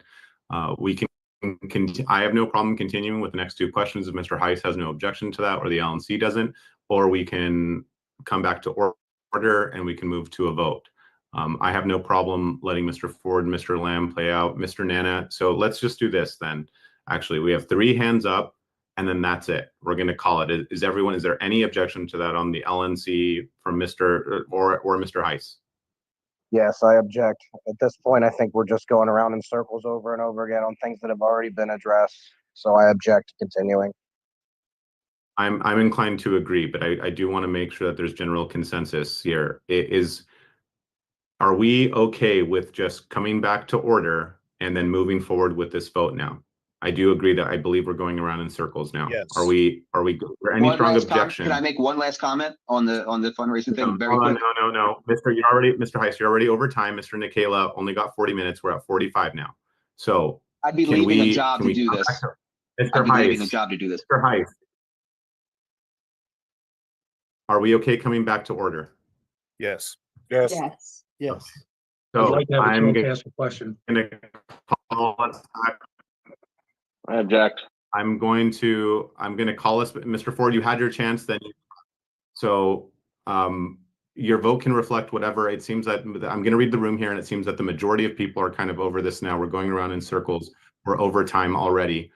I'm going to call us back to order at 10:13 Eastern time. We are now back in session. I'm going to put the hands down and we are going to, I think enough debate has been had and we are going to move straight to a vote. So whenever the secretary is ready, if she could pull up the ballot, we will go ahead and move forward to a vote. This will be by name. I have an objection So about the timing. I'd like the opportunity to. When Mr. Ford, you are out of order, the chair is speaking. When we move forward to the vote, you will be called upon by the secretary. You will give a name, and then we will go ahead and that will be your recorded vote. Okay. I'd like to make a motion to take a 20-minute break so that I can poll my chairs. Objection. Okay, stop. Everyone stop. Everyone stop. Okay, there is a motion on the floor to recess for 20 minutes. We just got back into session. Is there a second for that motion? The motion dies for lack of second. Mr. Lamb? Yes, I would just like to motion that technically, I evidently have not been appropriately in this meeting, as Secretary Carlos has indicated that she let it slide to allow me into this meeting. So I think most of this meeting has been out of order. Your objection, or I don't know what that was. I don't know if it was inquiry or point of order. Okay, so I guess your vote won't count. Is that what you're saying? I'm saying it certainly I don't believe you've been on the seems- prevailing side, Mr. Lamb. So if you're saying that your presence here as a voting member is something that is out of order by your own admission, then your vote is irrelevant. Not that you've been on the prevailing side for anything anyway. The only time it would make a difference is if your vote made a difference. So Correct. your mere presence of an illegitimate potential vote does not invalidate a whole meeting, but nice try. That is, I don't know. Nice. As the alternate in that case. Let's come back to order. Everyone stop. Mr. Watkins. Being that we're out of time, I move to adjourn. No, when you're out of time, you move directly to a vote. That's what happened. There's a so I'm sorry. Hold on. So let's okay. Hold on. So there's been a motion to adjourn. Is there a second? Second. Second. So okay. There's been a motion to adjourn. So who is the second? I'm sorry. Mr. Boss. Mr. Boss has so Mr. Watkins has moved to adjourn. Mr. Boss has seconded. Let's just actually, we're going to do this by hands. Will the secretary stop sharing the screen? Because I think we all know how this is going to go. I object. Going to do this I by would hand. prefer a roll call. Very well. We will move to a roll call vote. So this is a motion to adjourn made by Mr. Watkins, seconded by Mr. Boss. When the secretary is ready, we will, let's just keep wasting everyone's time. Madam Secretary, whenever you're ready.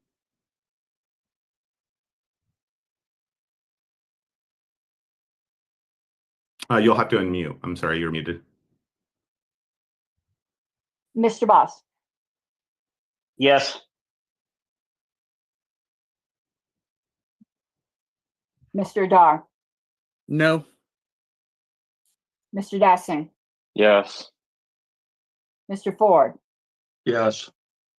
Mr. Garcia. Pass. I will vote no. Mr. Lamb. Yes. Mr. Chatterton, would your vote be the same as Mr. Lamb's?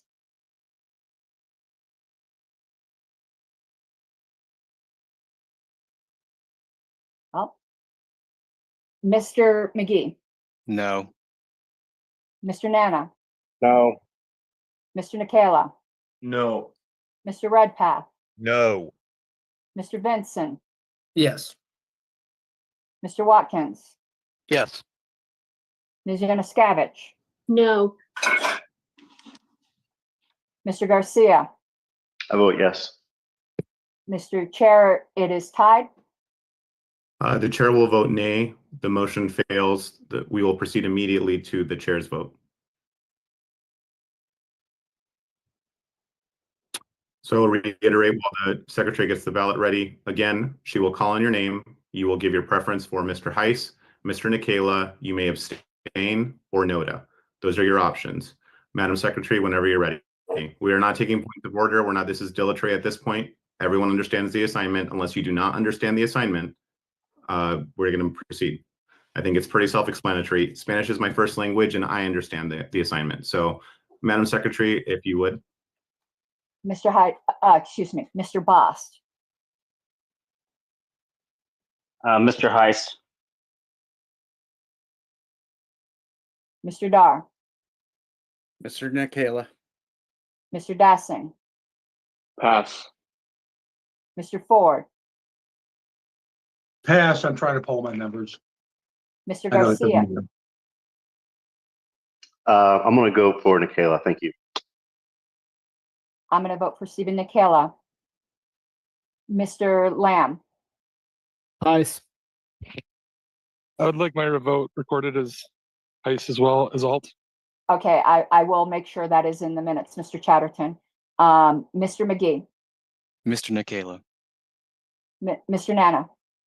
Mr. Nikayla. Mr. Nikayla, I'll vote for myself. Mr. Redpath, Mr. Nikayla. Mr. Vincent, Heiss. Mr. Watkins, Heiss. Ms. Yanuskavich, Yanuskavich, I'm sorry, no, Nikayla. I'm sorry, Ms. Yanuskavich, Okay, voting for yourself, you're not an option here unless I missed something. I was reading my name. Mr. Dasting, Nikayla. Heiss. Mr. Ford, Still working on a pass. Madam you're the Secretary, last, you're the if you last could- one. if you could please record me as Mr. Heiss as well. I know it doesn't matter, but I'd like it to be on the record. Okay, that, I will do that, but this is not gonna, the reason it was with Chatterton is because of the question of Mr. Lamb's vote. But I'll do that as a courtesy, but this is not something I'm going to be doing regularly. Mr. Ford. I'll vote for Michael Hyde. Thank 6 you. to 2. Thank you. Mr. Chair Pro Tem, the votes are, make sure I'm counting correctly. Yes, 6 for Heiss, 8 for Nikayla. Do you wish to vote? The chair will cast a vote here. Before I do, I would just like to draw Region 1 chairs and some other people of interest attention to. I've recently taken up Lego sets, and you see the Nano Gauntlet and the Thanos Gauntlet. Maybe they're saying #1 for Region 1. I'm not really quite sure, but they are, they're very nice there. So with that, I will cast my vote for Mr. Nikayla. Congratulations, Mr. Chair. The vote passes for Mr. Nikayla, 9-6 to 0. Thank you very much, Mr. Malagon and the Libertarian National Committee. I look forward to working with you, and I won't let you down. Thank you, Mr. Nikayla. And I would ask Mr. Malagon, Chair Pro Temp, if he could maintain the gavel on the next vote, because I do have a nomination. Certainly. Thank you very much, Mr. Chair. I will keep the gavel at your direction. So we'll go ahead and move on to the next item on the agenda, which is the vice chair's election. So Mr. Nikayla, you have the floor. Thank you very much, Mr. Malagon. I would like to nominate Mr. Paul Dar for Vice Chairman of the Libertarian National Committee. Okay, so we are at open nominations for the office of vice chair. Mr. Nikayla has nominated Mr. Dar. Are there other nominations for the office of vice chair?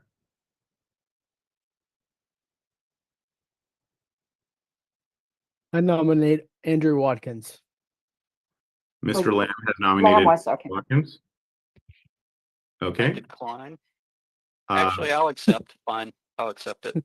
Whatever. Okay, that was interesting. Okay, so we have 2 nominations. Are there any other nominations?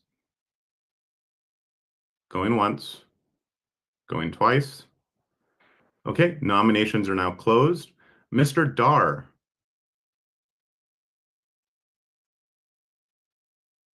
Oh, I hope we didn't lose Mr. Dar.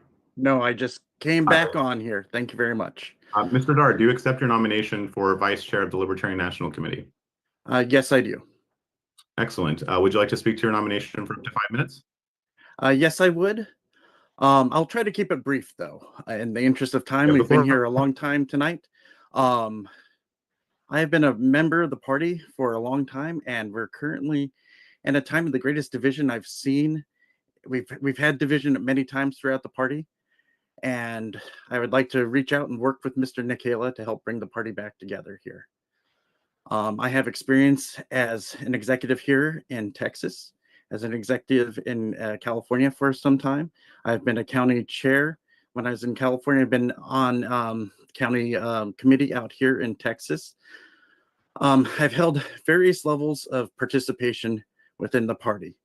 I believe I'm positioned to help Mr. Nikayla to help us mend our fences across the party right now, and would really like to do so with the party. I would like to help achieve his goals and returning the party to being able to fundraise like we need to be able to run candidates across all the states to further our candidate outreach as we want to be able to have membership once again raised. By ending the divisions within the party, we can help bring the party together and to reach the goals that he has set. I'll cede the rest of my time. Thank you. Thank you, Mr. Dar. Mr. Watkins, do you accept your nomination? Yeah, I'll accept if, you know, if there's people that would like to see my name put forward, that's fine. I have worked with staff a lot in the past. I'm probably the only LNC member that regularly attends staff meetings, but I don't have any. If those vote against me, I don't take that personally. That's it. Thank you, Mr. Watkins. So we can do a couple of things here. I'm going to read the room. So I can make the same motion that I made before, where we recess at the call of the chair, and we have another Q&A here. Or if people want to go straight to a vote, we can do that.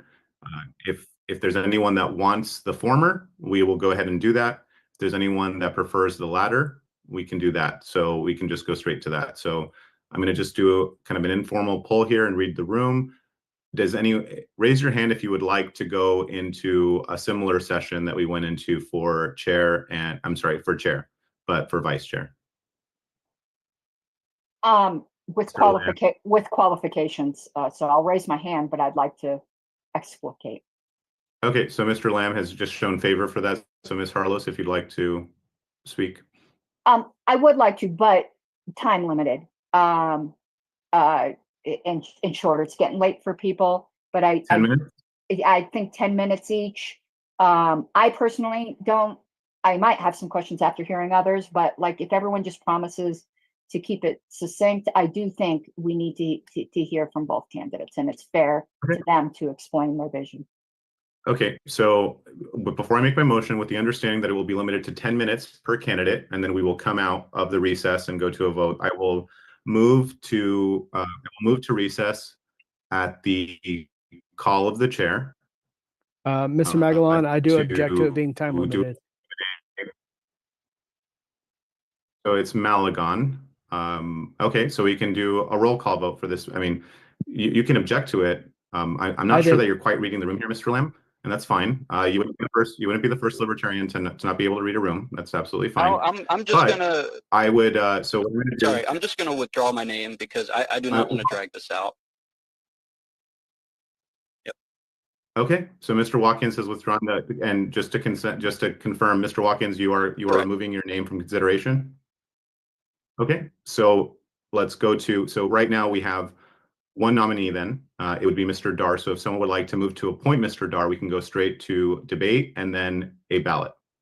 I so move. So okay, so Mr. Redpath has moved to appoint Mr. Paul Dar as Vice Chair of the Libertarian National Committee. Is there a second? Second. Seconded by Mr. Lamb. And just to be clear, the nominator was the chair, Mr. Nikela. So we'll go ahead and move into debate.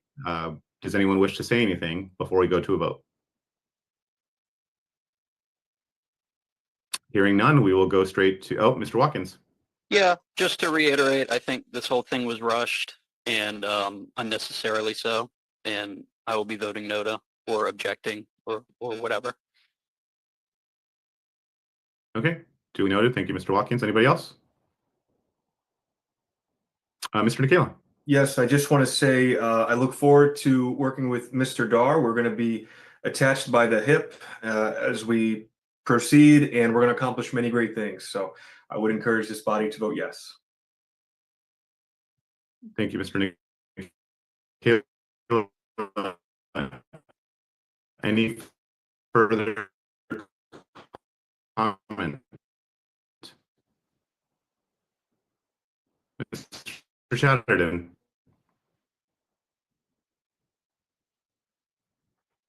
We'll go ahead and move to a vote then. Sorry, my connection. I'll be turning off my video after this, but Madam Secretary, whenever you're ready. So again, the motion on the table is the election or the appointment of the Libertarian National Committee Vice Chair.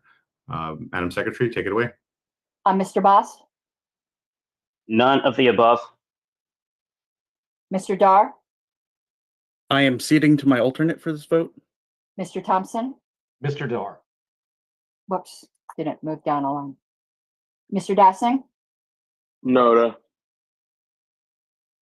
Mr. Ford, I'll abstain.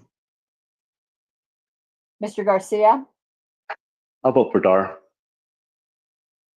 I will vote for Paul Dar. Mr. Lamb, Noda. just for the records, Mr. Chatterton, would your vote be the same? Yes, please. Mr. McGee, Mr. Dar. Mr. Nana, Mr. Dar.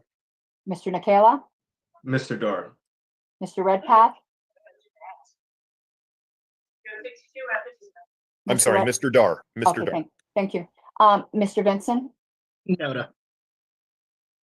Mr. Watkins, Noda. Ms. Yanuskavich. Mr. Dar. Okay, I didn't put a formula there, so we do have 8 for Mr. Dar. Oh, I put those in the wrong column. I'm so sorry. 1 second. We had 1 abstention. And let me count these because I didn't put a formula in. 1, 2, 3, 4, 5 for Noda. And 8 is a majority of a board of. I haven't voted yet, Madam Secretary. Oh, I'm so sorry, Mr. Chair Pro Tem Maligan. I will also cast my vote for Mr. Dar.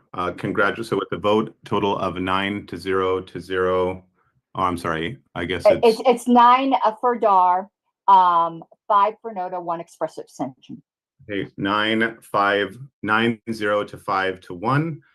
Congratulations, Mr. Dar. You are the new Libertarian National Committee Vice Chair. And with that, I happily pass my gavel to the new chair of the Libertarian National Committee. You'll notice it says take human action because I really do believe in single issue coalitions. And Chair Nikela, the gavel is passed.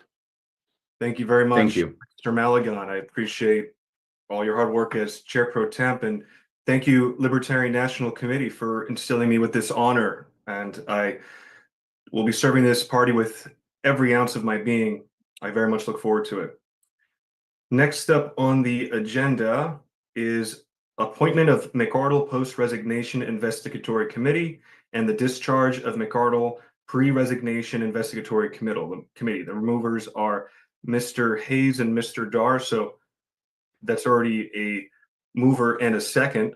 So we'll go ahead and move on to discussion on this item. Ms. Hayes or Mr. Dar, would you like to speak on behalf of your motion? I am Ms. Thank you very much. You called me Mr. at first. That's my father. Did I call him Mr.? You I think I did. was trying to say Mr. Dar. Sorry about that. I understand that there has been a lot of concern from the membership about an independent outside firm investigation. I don't think there's any reason that that could not be engaged at a later date if necessary. At the time, the funds being what they are, we do not have those funds available. I think we do need to get a start on this matter within the within people who know the party structure and have a certain level of familiarity with what's going on. I do believe it's good to have someone from outside the LNC be a part of this.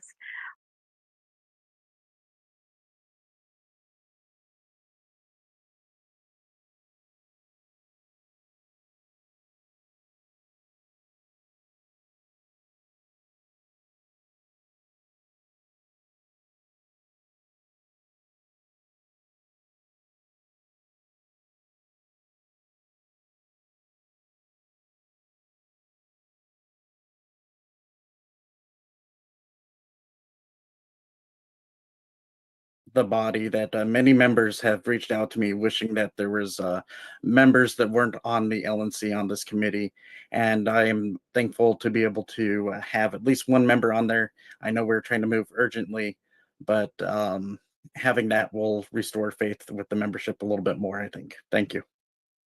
I just want everyone to note that the language I have up there is the only reason it's up there is because that is what was included in the notice. Nobody's actually moved that, so if it can be a little different. I just wanted to let you know that's why the language that was up there, I just copied it from the notice. So my understanding is this is, let's see, appoint a special committee to investigate issues of conflict of interest and business practices of the Libertarian National Committee, consisting of 6 members of the LNC and 1 non-LNC member. So that is the motion, correct? That was the motion that was noticed, but it's open to amendment, and I'm waiting to see if anyone else has amendments. I do, if not. Okay, does anybody have any discussion on this? We'll go ahead with Mr. Bost. Yes, I would, see how I word this. I move to amend the composition of the committee to be 4 LNC members and 3 non-LNC members. All right, The rest would stay the same. there is a motion to amend. Is there a second? Second. Seconded by Mr. Dassing. All right, so we have an amendment to the motion. We'll go ahead and move into discussion on the amendment. Is there any discussion on the amendment to the motion? I can't raise my hand when I am sharing. It was 4 and what, Mr. Mr. Boss? 3 to keep the original total of 7. Okay. Unless my math is off. It is late. Don't ever count on me for math. Mr. Boss, did you want to speak to your amendment? Briefly, I was initially in support of the original wording. Although we cannot afford to hire an outside auditor, I do believe it may have been demonstrated that the current LNC may not be impartial enough to fully investigate itself. So I would like to see some more outside eyes. All right. I can't raise my hand, Mr. Chair. Ms. Carlos, you seek to be recognized? Yes, and I'm so sorry. I'm sure it's on here somewhere, but Zoom changed. Here's my concern. I'm in favor of the idea of having outsiders. I've said that honestly all along. My problem is the details. That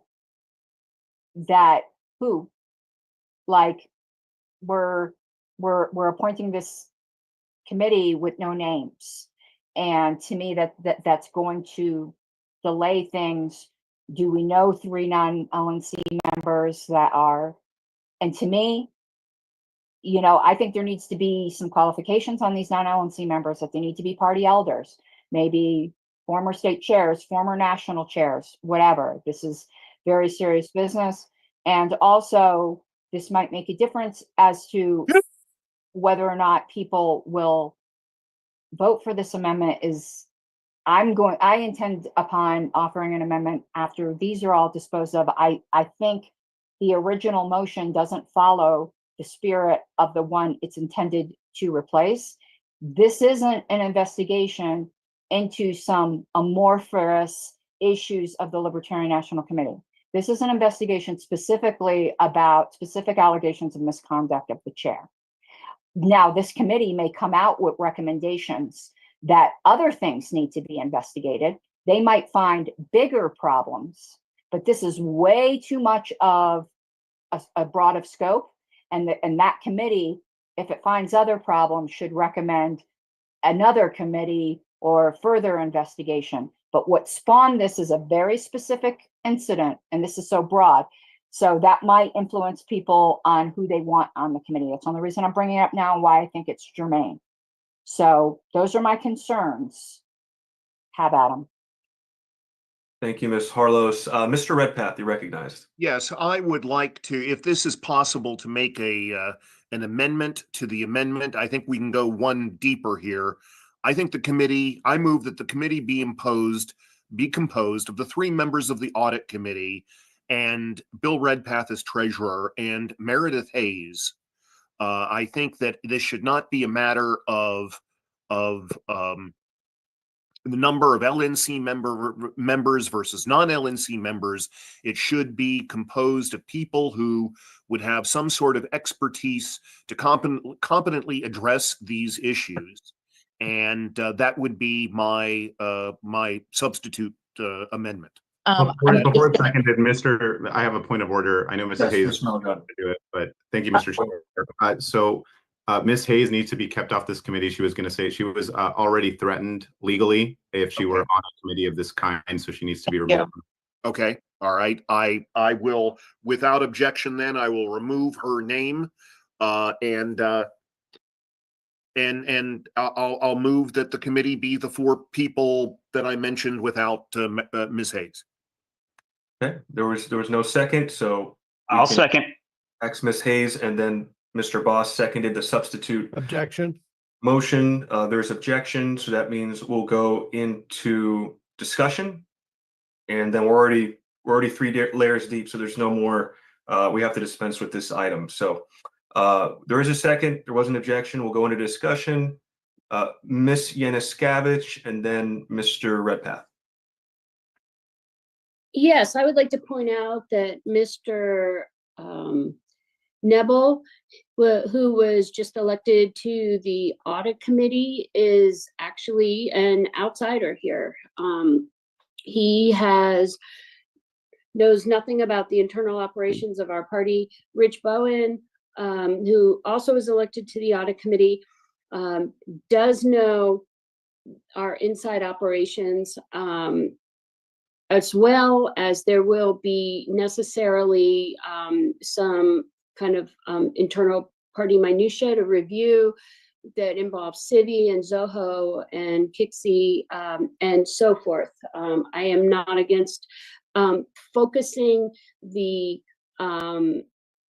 motion a little bit more pursuant to the secretary's recommendation, but I do want to allow it to be broad enough that if we identify something, or the audit committee identifies something, if you all don't want me to be on it, whatever, that there still is broad enough purview to address it and not be hamstringed on that. And I would like, to understand that this is going to be not only identifying, what happened and, figuring out what happened, but also to make recommendations to take corrective action and write new policy and address whatever we do find. I'd like everybody to just keep that in mind as they're considering this motion. Thank you, Ms. Yanuskavich. I think, Bill, were you up next? Your hand's down. I would just like to say I would have no objection to Kathy Yanuskavich being on this committee. Would like the board to know that. I don't know if she'd want to do that, but thank you, Mr. Chair. Thank you, Mr. Redpath. Mr. Malagon, and then Mr. Lamb. Mr. Malagon. Thank you, Mr. Chair. So I would say the people that I'd like to see on here, I think the chair and the vice chair are going to be essential here, especially as the transition happens. So I would like to see Mr. Nikela. I'd like to see Mr. Dar on this committee. I would also like to see, some people that have accounting background and that know our internal operations and have been apprised of some of these situations to navigate it more smoothly. So that includes, of course, Mr. Garcia, Ms. Yanuskavich, Mr. Bowen, Mr. Redpath, of course, is the treasurer. And I would also throw in Ben Weir. That would be if we kept the original motion, that's what I would like to see. I have no problem with Mr. Redpath's amendment. I just think that those are the names of the people that will put in the work, that understand what we are doing right now and would be essential to this committee getting to the bottom of absolutely everything and anything that we need to know. Thank you. Thank you very much, Mr. Malagon. Mr. Lamb, you're up. Thank you, Mr. Nikela, Chairman Nikela. I just think it is very important that, given the seriousness of these allegations, that there must be at least several party members that are outside of the LNC involved in this investigation. And at some point, we will likely require services of other outside forensic accountants, but a preliminary investigation can be started now. No one who has been a member of the LNC or staff while Ms. McCardle was chair should be selected for chair or vice chair of this committee should be involved at this time. If they are cleared during the investigation, they should be considered eligible, but not before. This is not presupposing either guilt or innocence, but is simply a fiduciary duty to the organization. It is a lack of such basic precautionary measures that has brought us to this unfortunate place, and we need to move forward in a professional, respectful, and ethical fashion. Thank you, Mr. Lamb. Mr. Boss, I'm going to put you up next. I don't think you've spoken, and then we'll go to Kathy. She's spoken twice, then Mr. Malagon. So, Mr. Boss. Yes, to Mr. Redpath's suggested composition, I think that solves a lot of the issues with having too many LNC members involved and not enough outside eyes. And I think the one set of eyes is going to be very fresh, and I think that is a benefit. The committee can always ask for help. So, thank you. Ms. Yanuskavich, you're up. I think I think 7 is a good number in terms of an audit. I did audits and investigations of federal grant money for 25 years, and this is a good size for what is coming. My concern with, and I'm not against an outside forensic audit. One, we don't have the money. 2, my concern is where the overlap is between something like that and the audit that our annual audit. We, we'll be having an annual audit. We will already have some, dings on that based on, information that is going to, be revealed here in terms of conflicts and, other party related expenses. We have to, our rules require us to have an annual audit. Where that would overlap is something that I would want to know more about. But an internal audit is part that is absolutely going to be necessary.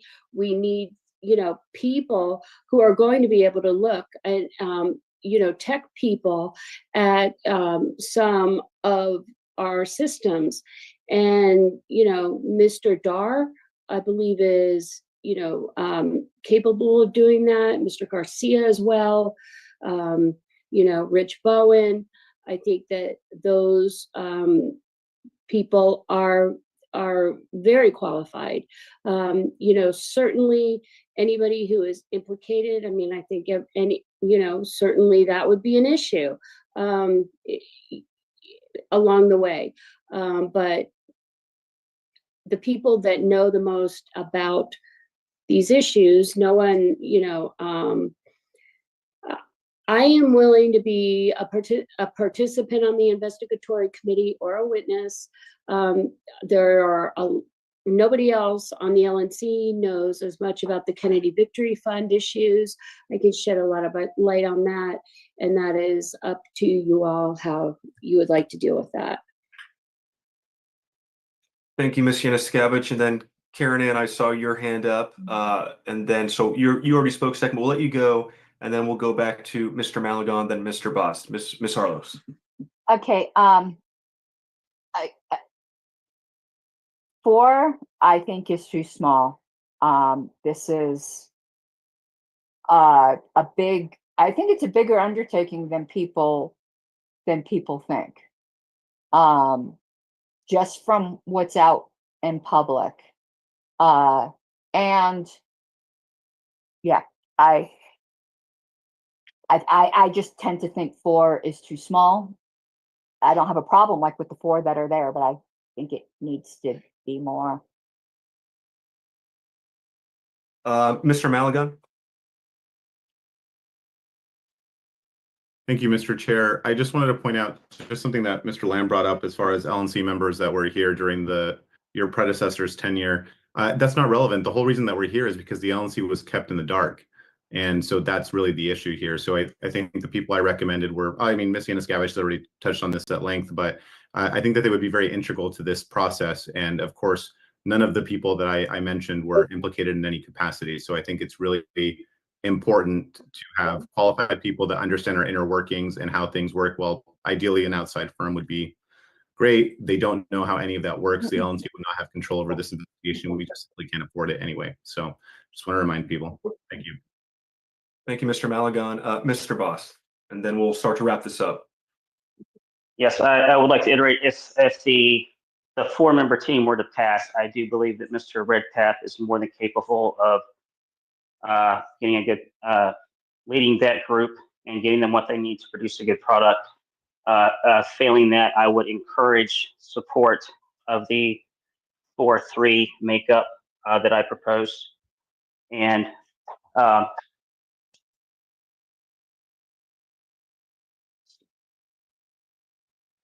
I believe it is in the spirit of this motion, although not a giant net, it is the intent to uncover more than just one person's activities. However, whatever path that takes, it is not beyond the scope. Thank you. Thank you, Mr. Boss. Mr. Lim, you had your hand up for a second. Did you intend to speak? Yes, if you can hear me, I would just like to say thank you very much, Mr. Magalon, for chairing this meeting. I'm very excited to work with Mr. Nikela in our future endeavors. Like I am the current chair of the candidate support committee, and I'm very excited to get more candidates elected at local level. So I'm happy to help in any way I can. Thank you very much, Mr. Lamb. We'll talk. We'll talk. And I look very much forward to working with you and your committee. We're gonna do some great things. All right, so this is a situation. We've got Mr. Chair, yes, Ms. Harlos.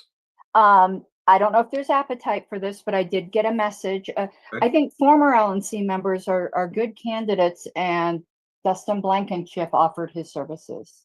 Okay. All right, so you've got a main motion, you've got an amendment to the main motion, and then you have a substitute motion. So I just want everybody to be clear on how this is going to go down. A substitute motion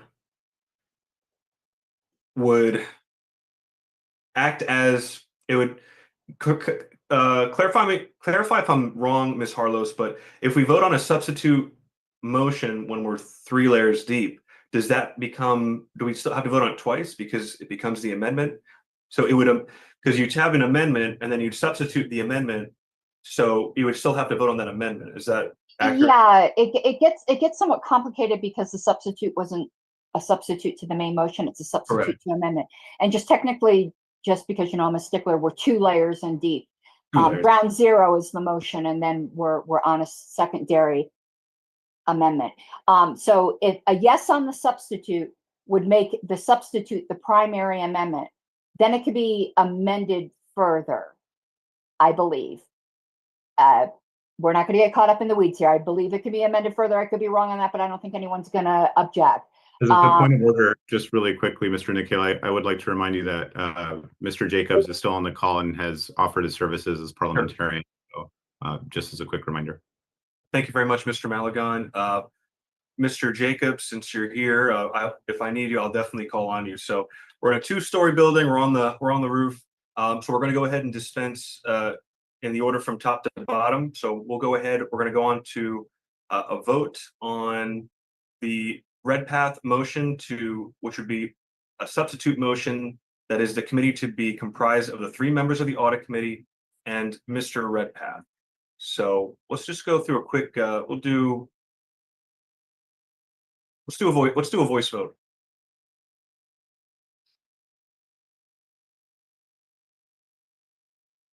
Ms. Carlos, whenever you're ready. Oh, you mean a roll call? Roll call vote. Yes. Okay. Sorry. We'll get on the same terminology. 1 second, because like these people trying to get in late are hiding all of my controls.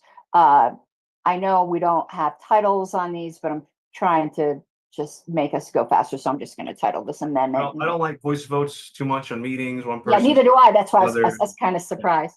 Yeah. So a yes vote would make Mr. Redpath substitute the primary amendment. It could be amended further and it could still be voted on. Correct. It still needs to be voted on. Okay. All right. Mr. Bast.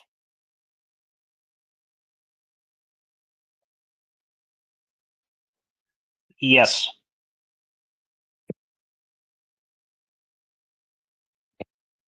Mr. Dar. Can I pass for now? Mr. Dessing. Yes. Mr. Ford. I'll pass. And I'm sorry, Mr. Ware, I don't have your name there. Mr. Garcia. Yeah, I need to pass as well.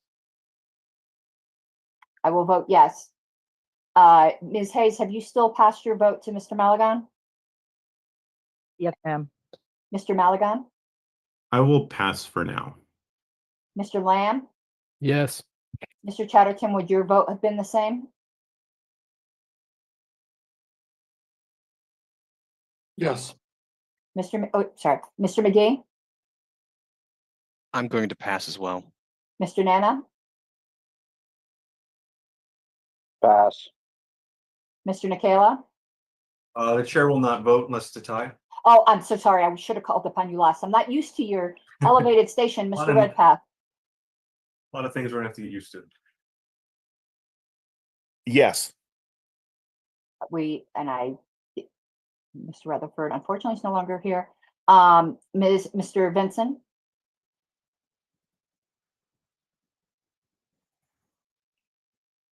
Mr. Vincent? I'll come back to him. I don't know if he's still here. If someone could look. Mr. Watkins? Abstain. Okay. Ms. Januskavich?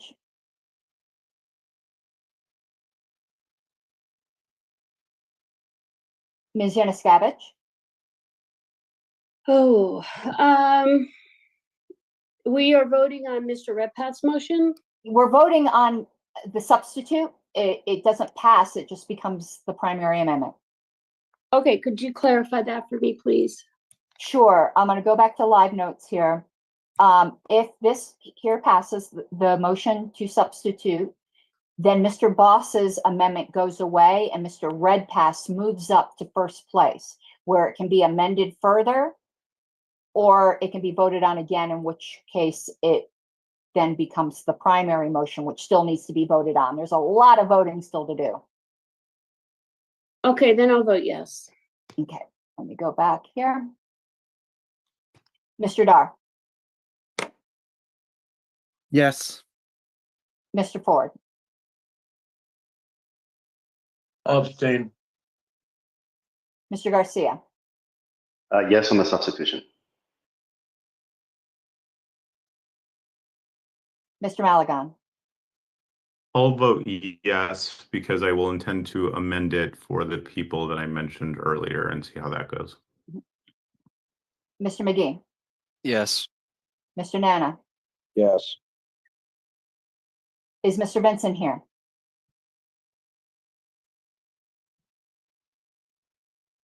I don't think he's here. So, Mr. Nikela, the vote is 11 yes, 0 no, 2 abstentions. Oh, I'm sorry, if I may, Region 3, can we also vote yes, please?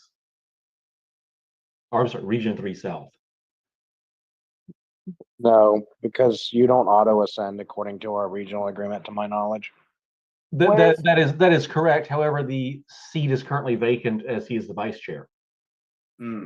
That is true. I would have to consult our regional agreement, but I think it's vacant. I don't know how that, I would actually don't know because I'm not familiar with South's agreement compared to North's. In North, it would be vacant. I'm pretty sure. If I may, Mr. Chair, I believe national bylaws come into play here. That in the absence of the regional, whether it's vacant, they're gone, they're out to lunch, whatever, that the alternate gets to vote. Yeah, I believe that is the case. And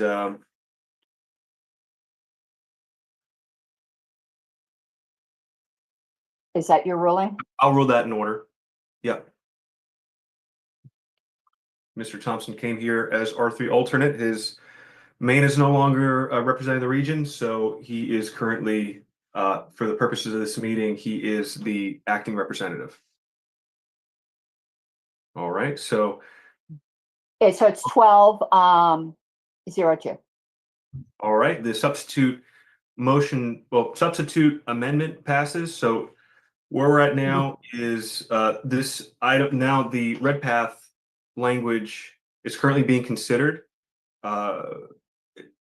It's basically an amendment. So we could either vote on this and then we'd have to vote on it again. And this is an opportunity to change anything and make any amendments and then vote on that.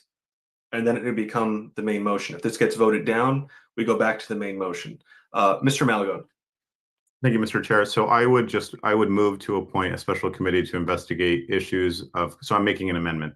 So I'd move to appoint a special committee to investigate issues of conflict of interest and business practices of the Libertarian National Committee, consisting of Mr. Paul Dar, Mr. Stephen Nikela, Mr. Ben Weir, Mr. Roman Garcia, Ms. Kathy Yanuskavich. Oh my God.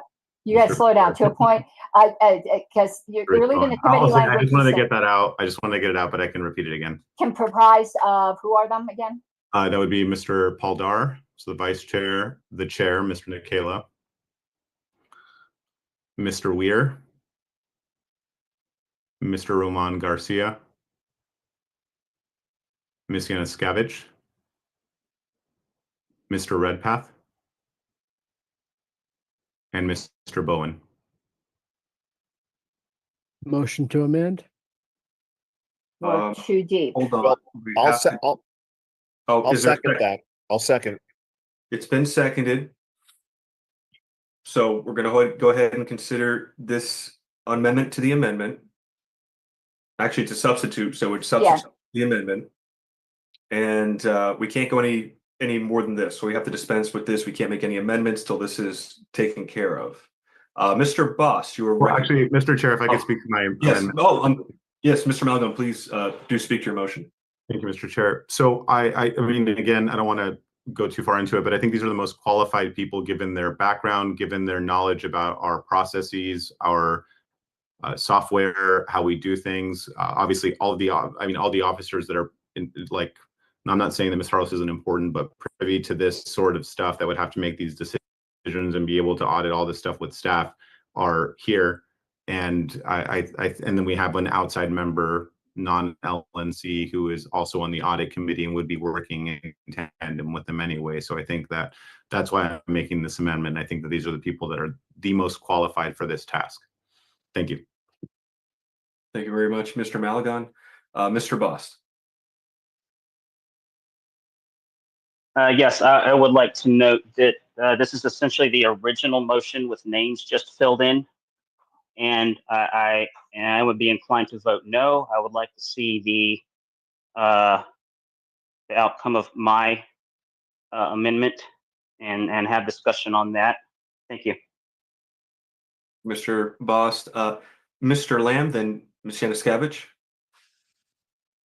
Yes, thank you very much, Mr. Chairman. I have been informed during this meeting that Mr.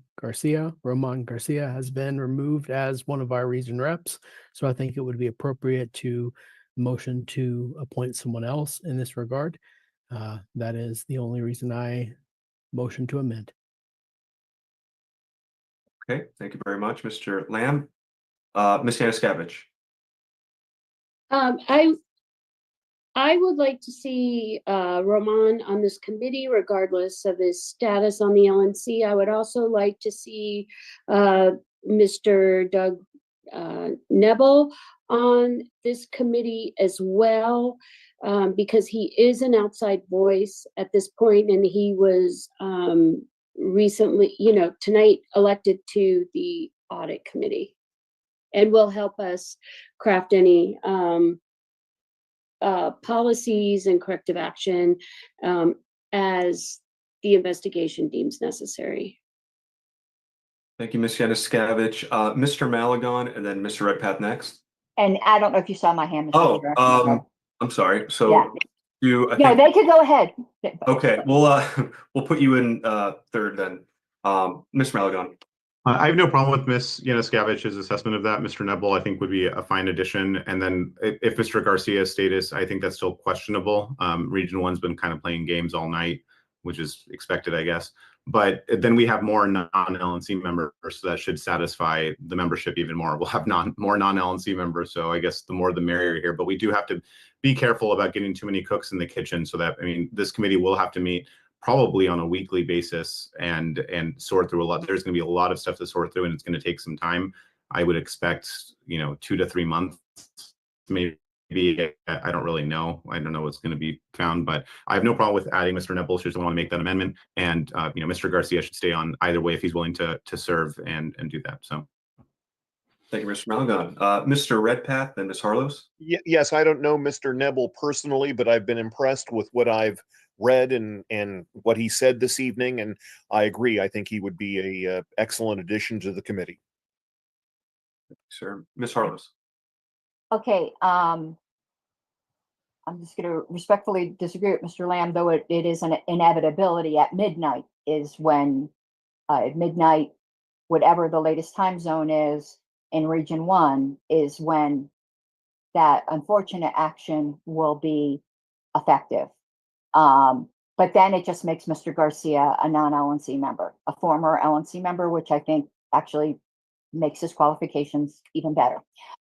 And I agree with the addition of Mr. Nebel. I know he's not on here yet. I don't personally know him, like personally, met on Twitter, very eager volunteer, and really fresh, not involved in any of the like caucus stuff. It's the clean outside voice. I've had a few conversations with him. And he actually followed up. When's the vote for audit committee? He was, very excited, very proactive. So if Mr. Malagon's substitute is passed, I think adding him would be another good outside voice. I just think this needs to get going. And remember that once we get to a main motion, I am going to be moving to amend the language to say what actually caused the situation, but to address Ms. Yanuskovich's concern, to tack on to the end that the committee may make recommendations for further avenues of investigation and improvements upon business practices. All right. Mr. Boss, have you already spoken? I believe one time on the composition. Okay, I'm gonna put you in after Mr. Watkins because he hasn't spoken, and then we'll go on to Mr. Chatterton. So, Mr. Watkins, go ahead. Yes, was Mr. Nebel the gentleman that earlier said something to the effect of, given the embezzlement that has occurred when he introduced himself? If not, then that's fine. I just want to make sure that, because that just sounds like a conflict to me if somebody has already concluded a certain outcome. But if that was not him, then I will withdraw that question. I'm not certain who said what, so unless somebody else wants to raise their hand and answer that question, I'll let that be. So we'll go Mr. Boss. If you still wish to speak, sir. I had put my hand down because Mr. Watkins said the same thing I was about to say. It had slipped my mind during the previous Redpath motion, but he did open the first line of his email to us by saying that the chair was involved in embezzlement. And I do think that is a little bit premature. Mr. Chatterton, and then Ms. Yanuskavich, and then Mr. Lamb. Mr. Chatterton. I was able to pull that up, and the specific statement is, given what's happened in the last few days with embezzlement, etc., I would love to be of service to help straighten things out. So I believe that should be a disqualifying statement for someone who seems to have already concluded an outcome of this investigation prior to the investigation even being started. Ms. Yanuskevich? Well, I believe that Mr. Neville is still on this call. He can, if the board is, okay with it, he can speak for himself. I did speak with him at length today in quite general terms, and I am quite sure that he will, say that these were allegations of embezzlement, and there, certainly that there is no predetermined outcome. But you all, I mean, I would like to ask the board's indulgence to, hear from him. Are you requesting to speak directly with the applicant? Sure. Well, I think, he can address what he meant by the statement. If there's no objection, if Just briefly. Sure, if there's no objection, Mr. Neville, if you'd like to speak on behalf of your qualifications to be on this committee? And anything else you'd like to say? Yes, thank you, Mr. Chair. Absolutely. Like Mr. Yanuskevich said, that email was poorly worded. I don't enter into this with any preconceived notion. I should have used the word allegations of embezzlement. So I'm certainly not coming in this with making any determination of guilt or innocence on this. So my apologies for the poorly worded email. That's fine. Thank you for clarifying. Thank you, Mr. Neville. I appreciate that. Also, Mr. if I could just say one other thing real quick, Mr. Neville did contact us after seeing these allegations on X and contacted the secretary to, offer his services. And so these were allegations that have been bandied around on X and other places. And so it is appropriate for the committee to, do an investigation and see wherever that leads. Mr. Chatterton? And then if there's nobody else, we can start taking votes. Mr. Chatterton? My hand was still up from previous comment. Oh, okay. All right. Is there anybody else? Okay. I think we know the drill. So there's currently a motion on the floor. Mr. Malagon moved to substitute to amend that the committee be comprised of Mr. Paul Dar, Mr. Nikela, Mr. Ware, Mr. Garcia, Ms. Yanuskevich, Mr. Redpath, and Mr. Bowen. If this passes, it would become the amendment to the main motion, which can be further amended, or it can be passed in order to replace the main motion. We vote on that. So as long as everybody knows where we're at, we'll go ahead and go down the line on a roll call vote. Ms. Harlos. This is a psyop. You guys are totally illegitimate. Totally illegitimate. It's a coup. You guys are not the LNC. Get out of here. Get out of here. Oh, stop. We have our fair share of unhinged. My sincerest apologies, Mr. Chair. I stepped away for like 1 second. I got it. I got him. Thank you so much. Apologies. All right, where were we? So we were on Mr. Malagon's amendment. Something about being corrupt, if we want to keep on with that. I'm sorry, you are muted. Sorry, I lost. I turned my video off. The connection is unstable again. Adrian. Yeah, don't let anyone in, please, because. Yeah, no, we're going to leave it. So apologies, Mr. Chair. We will leave everything as is for the remainder of the meeting. Okay. Yeah, go ahead. Mr. Boss. No. Okay. For some reason, every once in a while it does that. Mr. Thompson. Pass.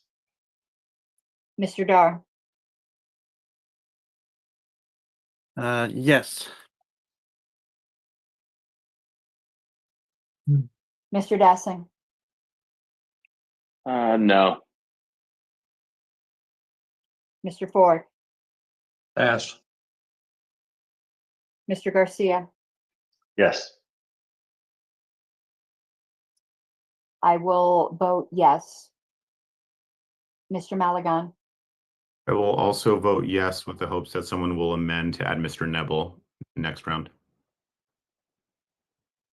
Mr. Lamb, No. Mr. Chatterton, would that also be your vote? Correct. Mr. McGee, Yes. Mr. Nana, Yes. Mr. Redpath, Yes. Mr. Vincent, have you returned? Mr. Watkins, Abstain. thank you. Ms. Yanuskevich, Yes. Mr. Thompson, I believe you passed? Yes. Yes, you passed, or this is like who's on second? Yeah. Yes to both. Okay. Mr. Ford? Abstain. Okay, Mr. Chair, it's 9 yes, 3 no. I think that's 2, excuse me. My battery's going bad on my mouse. 2 express abstentions. All right, motion passes. So this will become the amendment to the main motion. Yes. So on the amendment, if anybody would like to discuss that, I'll do so now. Ms. Yanuskevich. I'm sorry, where were we at with this, with the motions? So, Sure. so we were 3 levels. We're on the roof of a second-story building. Now we're inside on the second floor. We're trying to get to the first floor. So we need to. Mr. Maligan moved to substitute the amendment. So now we have a new amendment, which would read: amend that the committee be comprised of Mr. Paul Dar, Mr. Nikela, Mr. Weir, Mr. Garcia, Ms. Yanuskevich, Mr. Redpath, and Mr. Bowen. Okay, would it be in order to amend that motion at this time? Yes, it would. I would move to add Mr. Neville to the committee. Is there a second? All right, we have a second. Is there any discussion on this? Call the question. All right, we'll go right into a vote. We're at your leisure, Ms. Harlows. Oh, boy. There is objection, you said? Yeah, was there any objection to calling the question? No. I know. Is there an objection to Ms. Yanuskovich's amendment? Well, I guess I could ask that first. Is there any objection to the amendment? Yes. Okay, so there is objection. There was. Mr. Chair, point of order. Yes, Mr. Chatterton isn't seated. Oh, that is correct. So Mr. Chatterton's objection doesn't count. Is there any seated board member that is objecting to the Yanuskevich amendment, the addition of Mr. Neville? I do not want there to be any question regarding this whole thing with Mr. Lamb and Mr. Chatterton, so I will do the objection so that we have a vote on the record. Thank you, Mr. Ellis. Okay, excellent. Thank you. Let's go ahead and vote. One moment. Oh, I need to just clear this up because we have way more votes than I anticipated. Okay, Mr. Bost. Pass. Mr. Thompson. Yes. Mr. Dar. Yes. Mr. Dassing. No. Mr. Ford. Abstain. Mr. Garcia. Yes. Because I did the objection, don't want to see like I'm voting, I'm abstaining. Mr. Maligan. Aye. Mr. Lamb. No. Mr. Chatterton, I understand that would be your vote as well. Correct. Thank you. Mr. McGee. Yes. Mr. Nana. Yes. Mr. Redpath. Yes. Mr. Vincent, I'm just going to keep calling you to make sure you didn't come back. Okay, Mr. Watkins. Abstain. Ms. Yanuskevich. Yes. And there was a pass, I believe, up here. Let me go back here. Mr. Boss? Abstain. Okay, Mr. Chair, excuse me, that is 8-4. Looks like the motion passes. So we amended the amendment. So we have We're now, still on the amendment. We're, Yeah, we're still on the, we're not on the first floor yet. We're still on the second floor. So if we vote yes on this, it becomes the main motion. And then whatever you want to do with the main motion, you could amend it, you could pass it, you could vote no. With the amendment, with the current motion, which is what just passed, it could be amended again. That'll bring us back up to the second layer. So that's where we're at. If anybody has any questions on where we're at. All right. Anybody have any discussion on where we're at or any discussion on the motion? Doesn't sound like it. So let's go ahead and hop into a vote on the current item. We'll go take it to a roll call vote. We get a check of quorum. we just did a vote, which is, Plenty it of showed quorum. 14 people here. We're solid. Yeah, we're good. We have quorum. All right. If there's no other discussion on this item, Ms. Harlos, if you'd like to take it to a roll call vote. Was there an objection on it making this Oh, amendment actually, the main motion? is there an objection to this motion? Is there an objection to the amendment? Going once, going twice, going three times. It doesn't sound like there's any objection. So this motion is now the main motion. Is there any discussion on this now main motion? Okay, let me just put the language. And Mr. Malagon, I am going to need the recording tonight, if that's possible. Yes, there shouldn't be a problem, Madam Okay. Sec. Okay. Okay, so that's the wrong thing. That was the postpone one. Hold on. I had the wrong thing on my clipboard. And every once in a while, it doesn't want to accept my clipboard, so I'll just do it right here. Comprised of, there we go.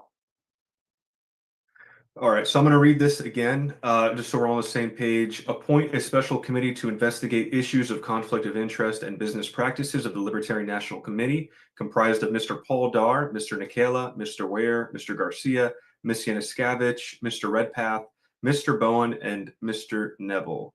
Is there any discussion on this item? I had said I had an amendment. I know some folks, I've gotten some commentary that they're not in favor of it, but I am, and I believe I owe it to the members to make the amendment if it gets shut down because they prefer the broader scope. So be it. I am moving to amend, and I'm going to put these words in bold, specifically to include allegations, and I want to make that clear that it's allegations of misconduct of the former chair. So it leaves it broad, but also specifically mentions what members are upset about. And I'm saying again, for the gazillionth time, it's merely allegations at this point. Is there a second to the Harlos amendment? Second. Second by Mr. Thompson. Yes. Is there any discussion on this amendment, or is there any objection? Well, I'm not going to object. We can let it go to the vote, but I would like to discuss it. We can discuss it. If there's discussion, we can always discuss. Mr. Malagon and then Ms. Yanuskavich. So I would encourage the LNC to vote this down, not because just because at least two members of the LNC have already been threatened with legal action, depending on how this potentially might be worded. One of those members could not be on this committee, even though they were very qualified to be on this committee because of those threats. And I think that we should just need to be as broad as possible, which gives the committee a broad scope to uncover everything. I know that people are listening right now. I know there's a live stream going on somewhere or whatever. I just want to make it clear to everybody that we are committed to finding out everything that we possibly can. We don't want to get too specific. We want to make this as broad as possible because we don't know how many people are implicated.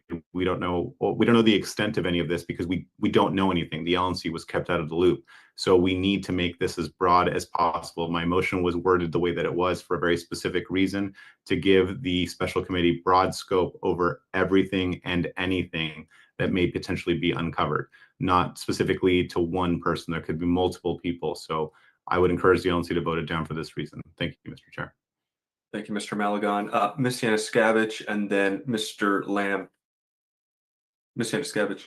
I understand where Ms. Harlos is coming from, but I actually see it the opposite way. I believe that having a more general, not general, but broader scope of a charging scope is beneficial in this case. There is absolutely, I mean, speaking for myself, and there's not going to be any lack of looking at the issue at hand, the freedom calls issue. I mean, certainly that's going to be done. My experience in bureaucracies and doing investigations and reviews is that, something that, and Congress is, quite frankly, having a too limited scope, which is used to manipulate kind of the results. And I would like to, I am fine with the scope. There will be a work plan that, that's usually how these things go. There's a work plan that the entire committee agrees to, and it will, my commitment is that it will cover all of the necessary issues that need to be reviewed. It's my intention to have this,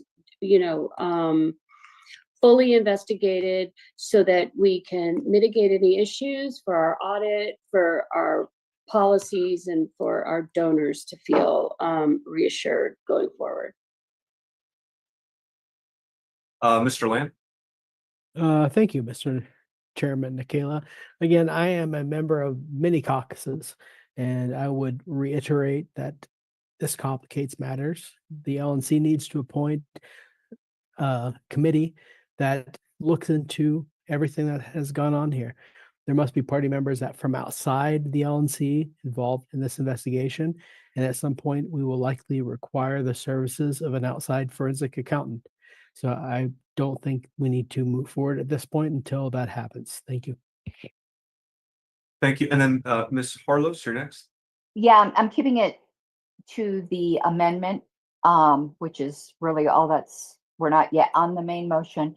I completely appreciate Mr. Malagon's concerns. However, it leaves it broad, but it does reassure members we're going to look at this. I understand the threat. I've seen them. However, when a report comes out, if it finds wrongdoing, that threat is still going to be there. There is absolutely nothing in here that is, in my opinion, not a lawyer, actionable. It says to investigate allegations. It is allegations. And not to drag up past history, but like nobody had a problem saying I was unfit, but it was allegations. And committees find whatever they find. This is a normal motion. And we already had an IC motion that passed when our former chair was still the chair that named her. So I kept it broad. I didn't eliminate that and just make it recommendations, but want to assure members that we're looking into this. But again, I'm not looking to cause some kind of fight. I'm just really trying to represent the interests of members here, but I appreciate Mr. Malagon's concerns because the threats were disturbing. Thank you, Didi. All right. So if there's no further discussion, let's go ahead and take this to a vote. Ms. Harlos? Okay, one moment. Want to close this. I do not like Zoom controls anymore. This will be Amendment 4. One moment. Is there anything better than Zoom? Is Teams a good option? No, Zoom actually does work better. I just am an old lady that likes to complain.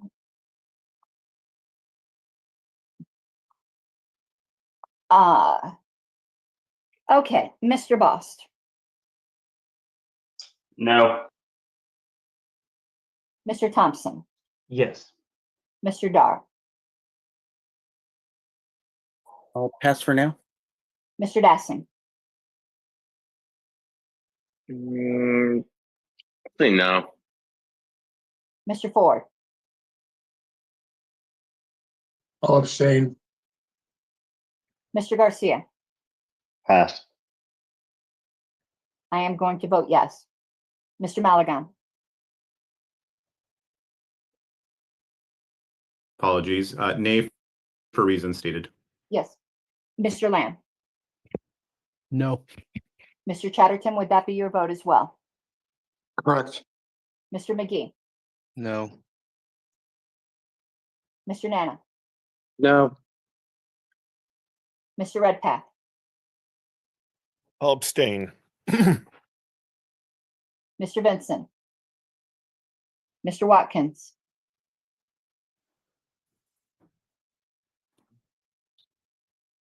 Mr. Watkins. I think we lost Ms. Yanuskavich. I'll vote no. I'm going to go back to Mr. Watkins. Sure, we lost him.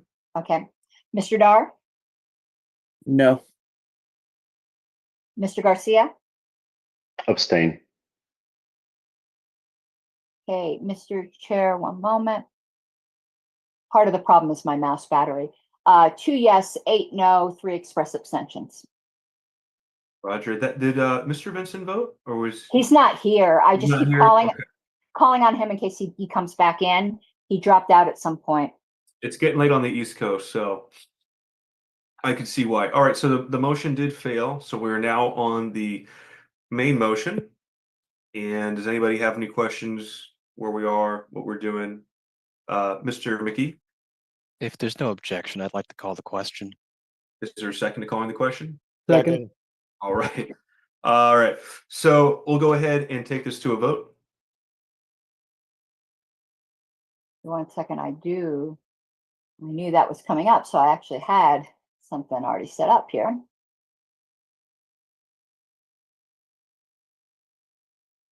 All right. Mr. Bost, Abstain.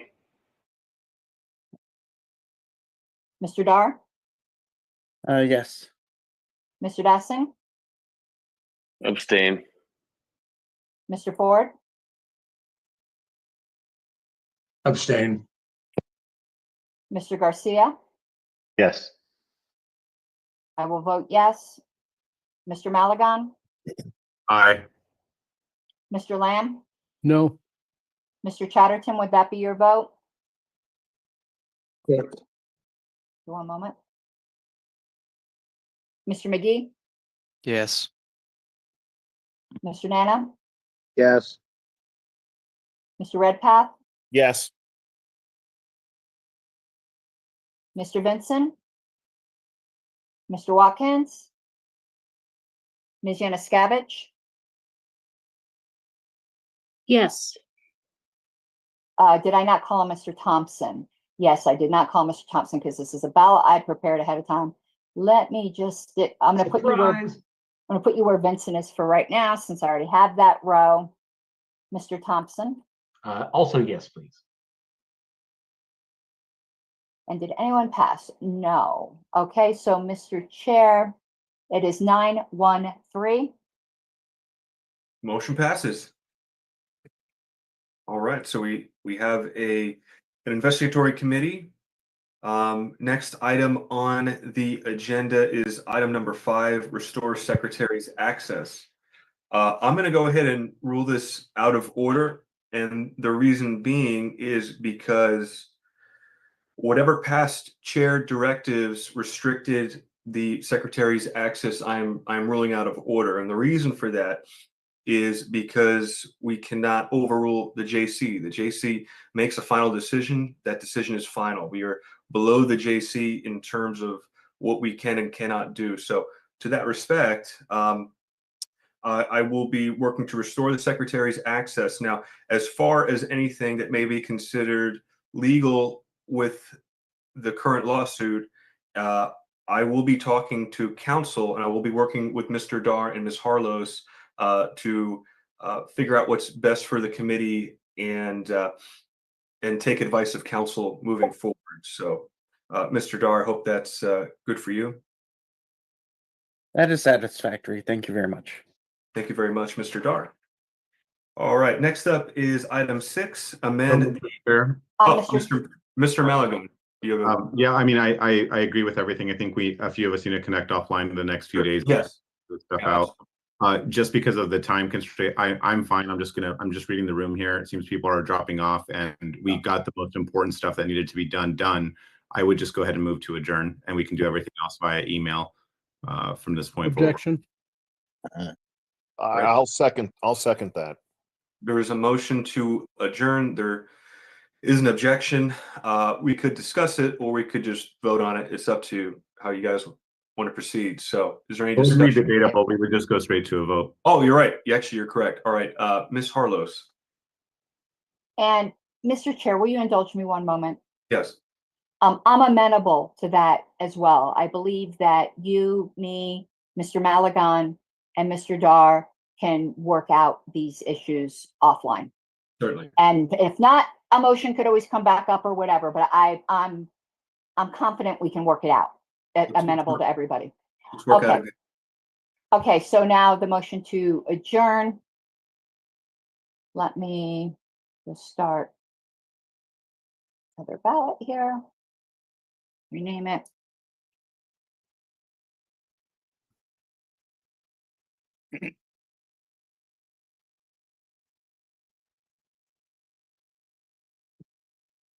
I'm just going to switch the votes as we go. Mr. Boss? He's already left. Mr. Dar? Yes. Mr. Dassing? Is he gone? Is Mr. Bracco here? Mr. Ford? Abstain. Mr. Garcia? Yes. I will vote yes. Mr. Maligan? Aye. Mr. Lamb? No. Mr. Chatterton, would that be your vote as well? I think he's gone. Mr. McGee? I'll vote yes. Mr. Nana? Yep. Mr. Redpath? Yes. Mr. Thompson? Yes. Mr. Watkins? Mr. Benson, just make sure. Okay, Ms. Yanuskavich?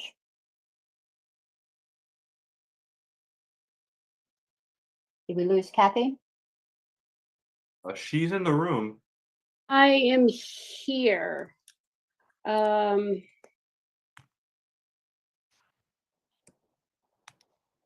I have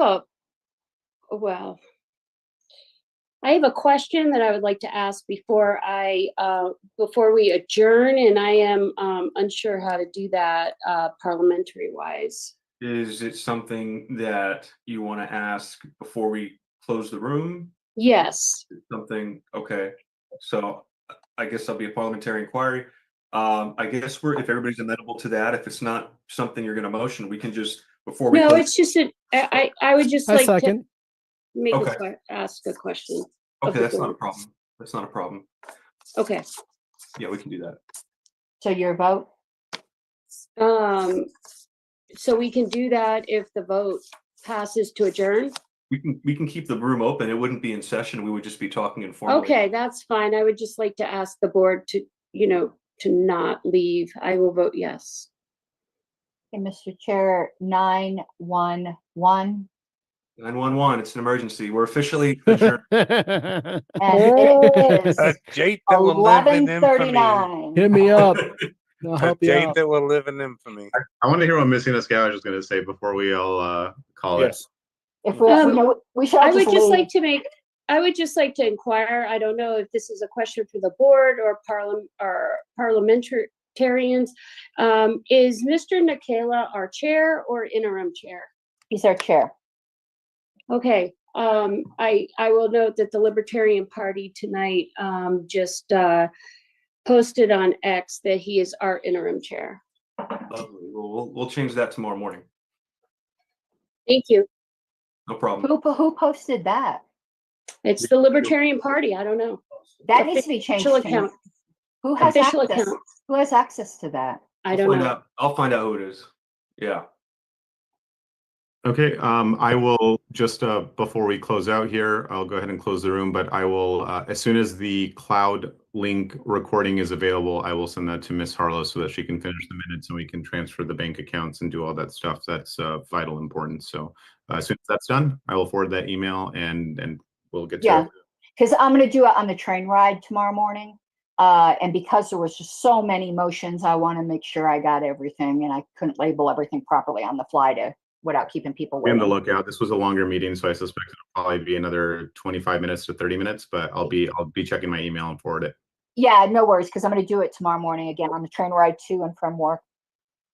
Board members, I just want to say sincerely look forward to working with each and every one of you, as well as the respective committee chairman, and whatever your needs are, whatever your concerns are, start thinking about it now. We're going to talk, and we do have an executive committee meeting that I noticed For Tuesday, if Adrian could set that up while we're still working out all of these details with Zoom and stuff, if he could post the public notice, and if he could set that meeting up, because I know however important that list of items is to me, I know, Steve, you've got other things on your plate. As long as we can talk about it this week, that's fine with me. More towards the end of the week is fine with me. But Adrian will need to set that meeting up. Okay. I can do that tonight. Well, Mr. Mello going to take care of that.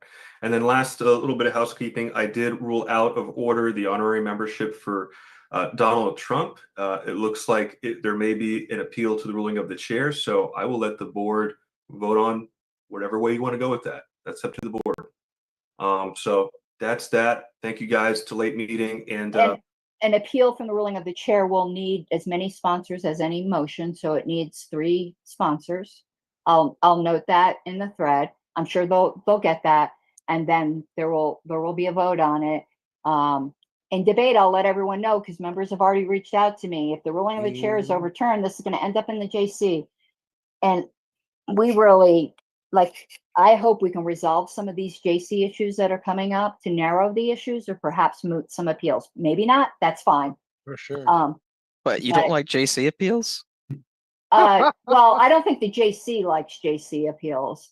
I think they're hating life right now.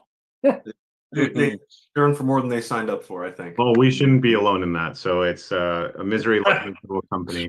It's called spread the love. That's what it's Congratulations, Mr. Chair. Congratulations, Mr. Vice Chair. I will get all that out as soon as possible, probably before tonight. So be on the lookout. Thank you. Paul, call me tomorrow. Thank you. I'll get your ballot, Mr. Chair, started tonight. You just, I saw you did that, so that the first day is today. I'm going to do that once we get off the call. Excellent. Good night, all. Have a good night, everybody. Thank you. Good night. The recording has stopped.